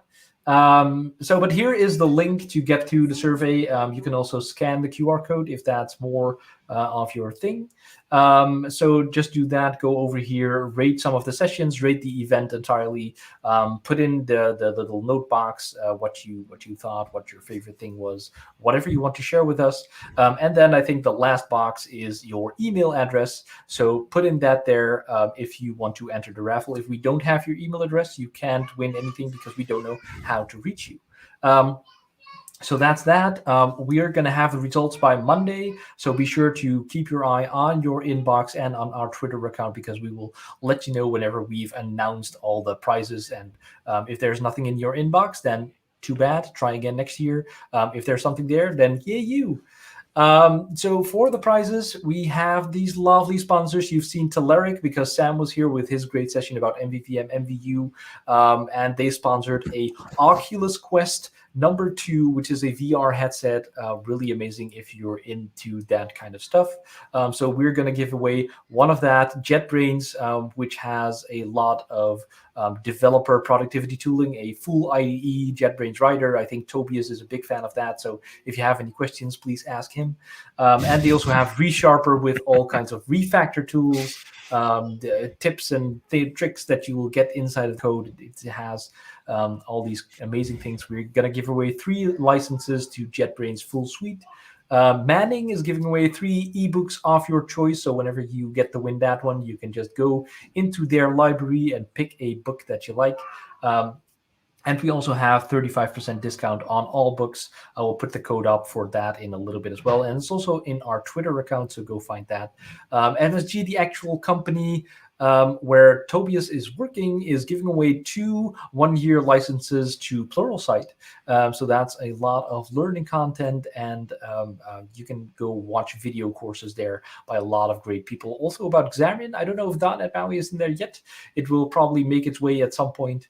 But yeah, there's a lot of good stuff in there. And the first prototype, the top right logo, the company where Saamer is working, the amazing session where he showed us all the IoT things. It wasn't perfect, but he made it work. So he knows what he's doing. He knows a lot about this stuff, and he is very pumped to be part of the XamExpertDay 2021, and because of that, he normally we reach out to sponsors. He reached out to us. Can I please sponsor something? So that's really amazing. That really shows, I think, how open and lovely this community is, which I really mean, because I've never seen a community where people love to help out. Sure, we can have some discussions. There are some frustrations from time to time. That's all part of our friendship. But overall, I think our community is really lovely, and we really stick with each other and help each other out. So the first prototype is giving away 5 times sessions of 30 minutes where you get some consulting time. I'm going to assume with Saamer one-on-one, maybe one of his colleagues. I don't know what the actual details are, but you can find that out by yourself whenever you win this. Here's the code for the 35% discount on all the products. So make sure to write it down, make a screenshot, find it on our Twitter. I don't really have anything else. So guys, if you still have something, then speak now. And else, I guess I'm going to get something to eat because I'm hungry. Me too. Thank you so much, everyone. Thanks. Yes. Thanks to you guys. That was another very fun event. I think so. Hope we'll see each other next year. Yeah, let's just, everyone that's here in the chat, let's do this next year in person. I don't care where you're from, just fly over. Let's do this thing. I mean, over half of the speakers were from the other side of the Atlantic, and the viewers were from all over. So it's good to see this too, and it's good to see people in person. So and actually, I actually like both formats. Let's just end up with this one here. Oh no, yeah, no, not Ken. Well, thank you everyone. Awesome event. That was not the one I wanted to highlight, but thank you, Ken. Kim says, "Take care, everyone. See you in Maui." Let's just do it there. Let's just all fly to Hawaii. Why not? I can live with that. All right, guys. I can say thank you all night here, but I think we should just end it here. So have a lovely rest of your day. I'll be seeing you. I'll be probably in touch with all of you. Hopefully, I shared all the details about the sessions being on here. So watch our Twitters where we're going to announce maybe some new editions, where the videos will be, and take care. Bye-bye. Have a good one. Bye. Bye, everyone.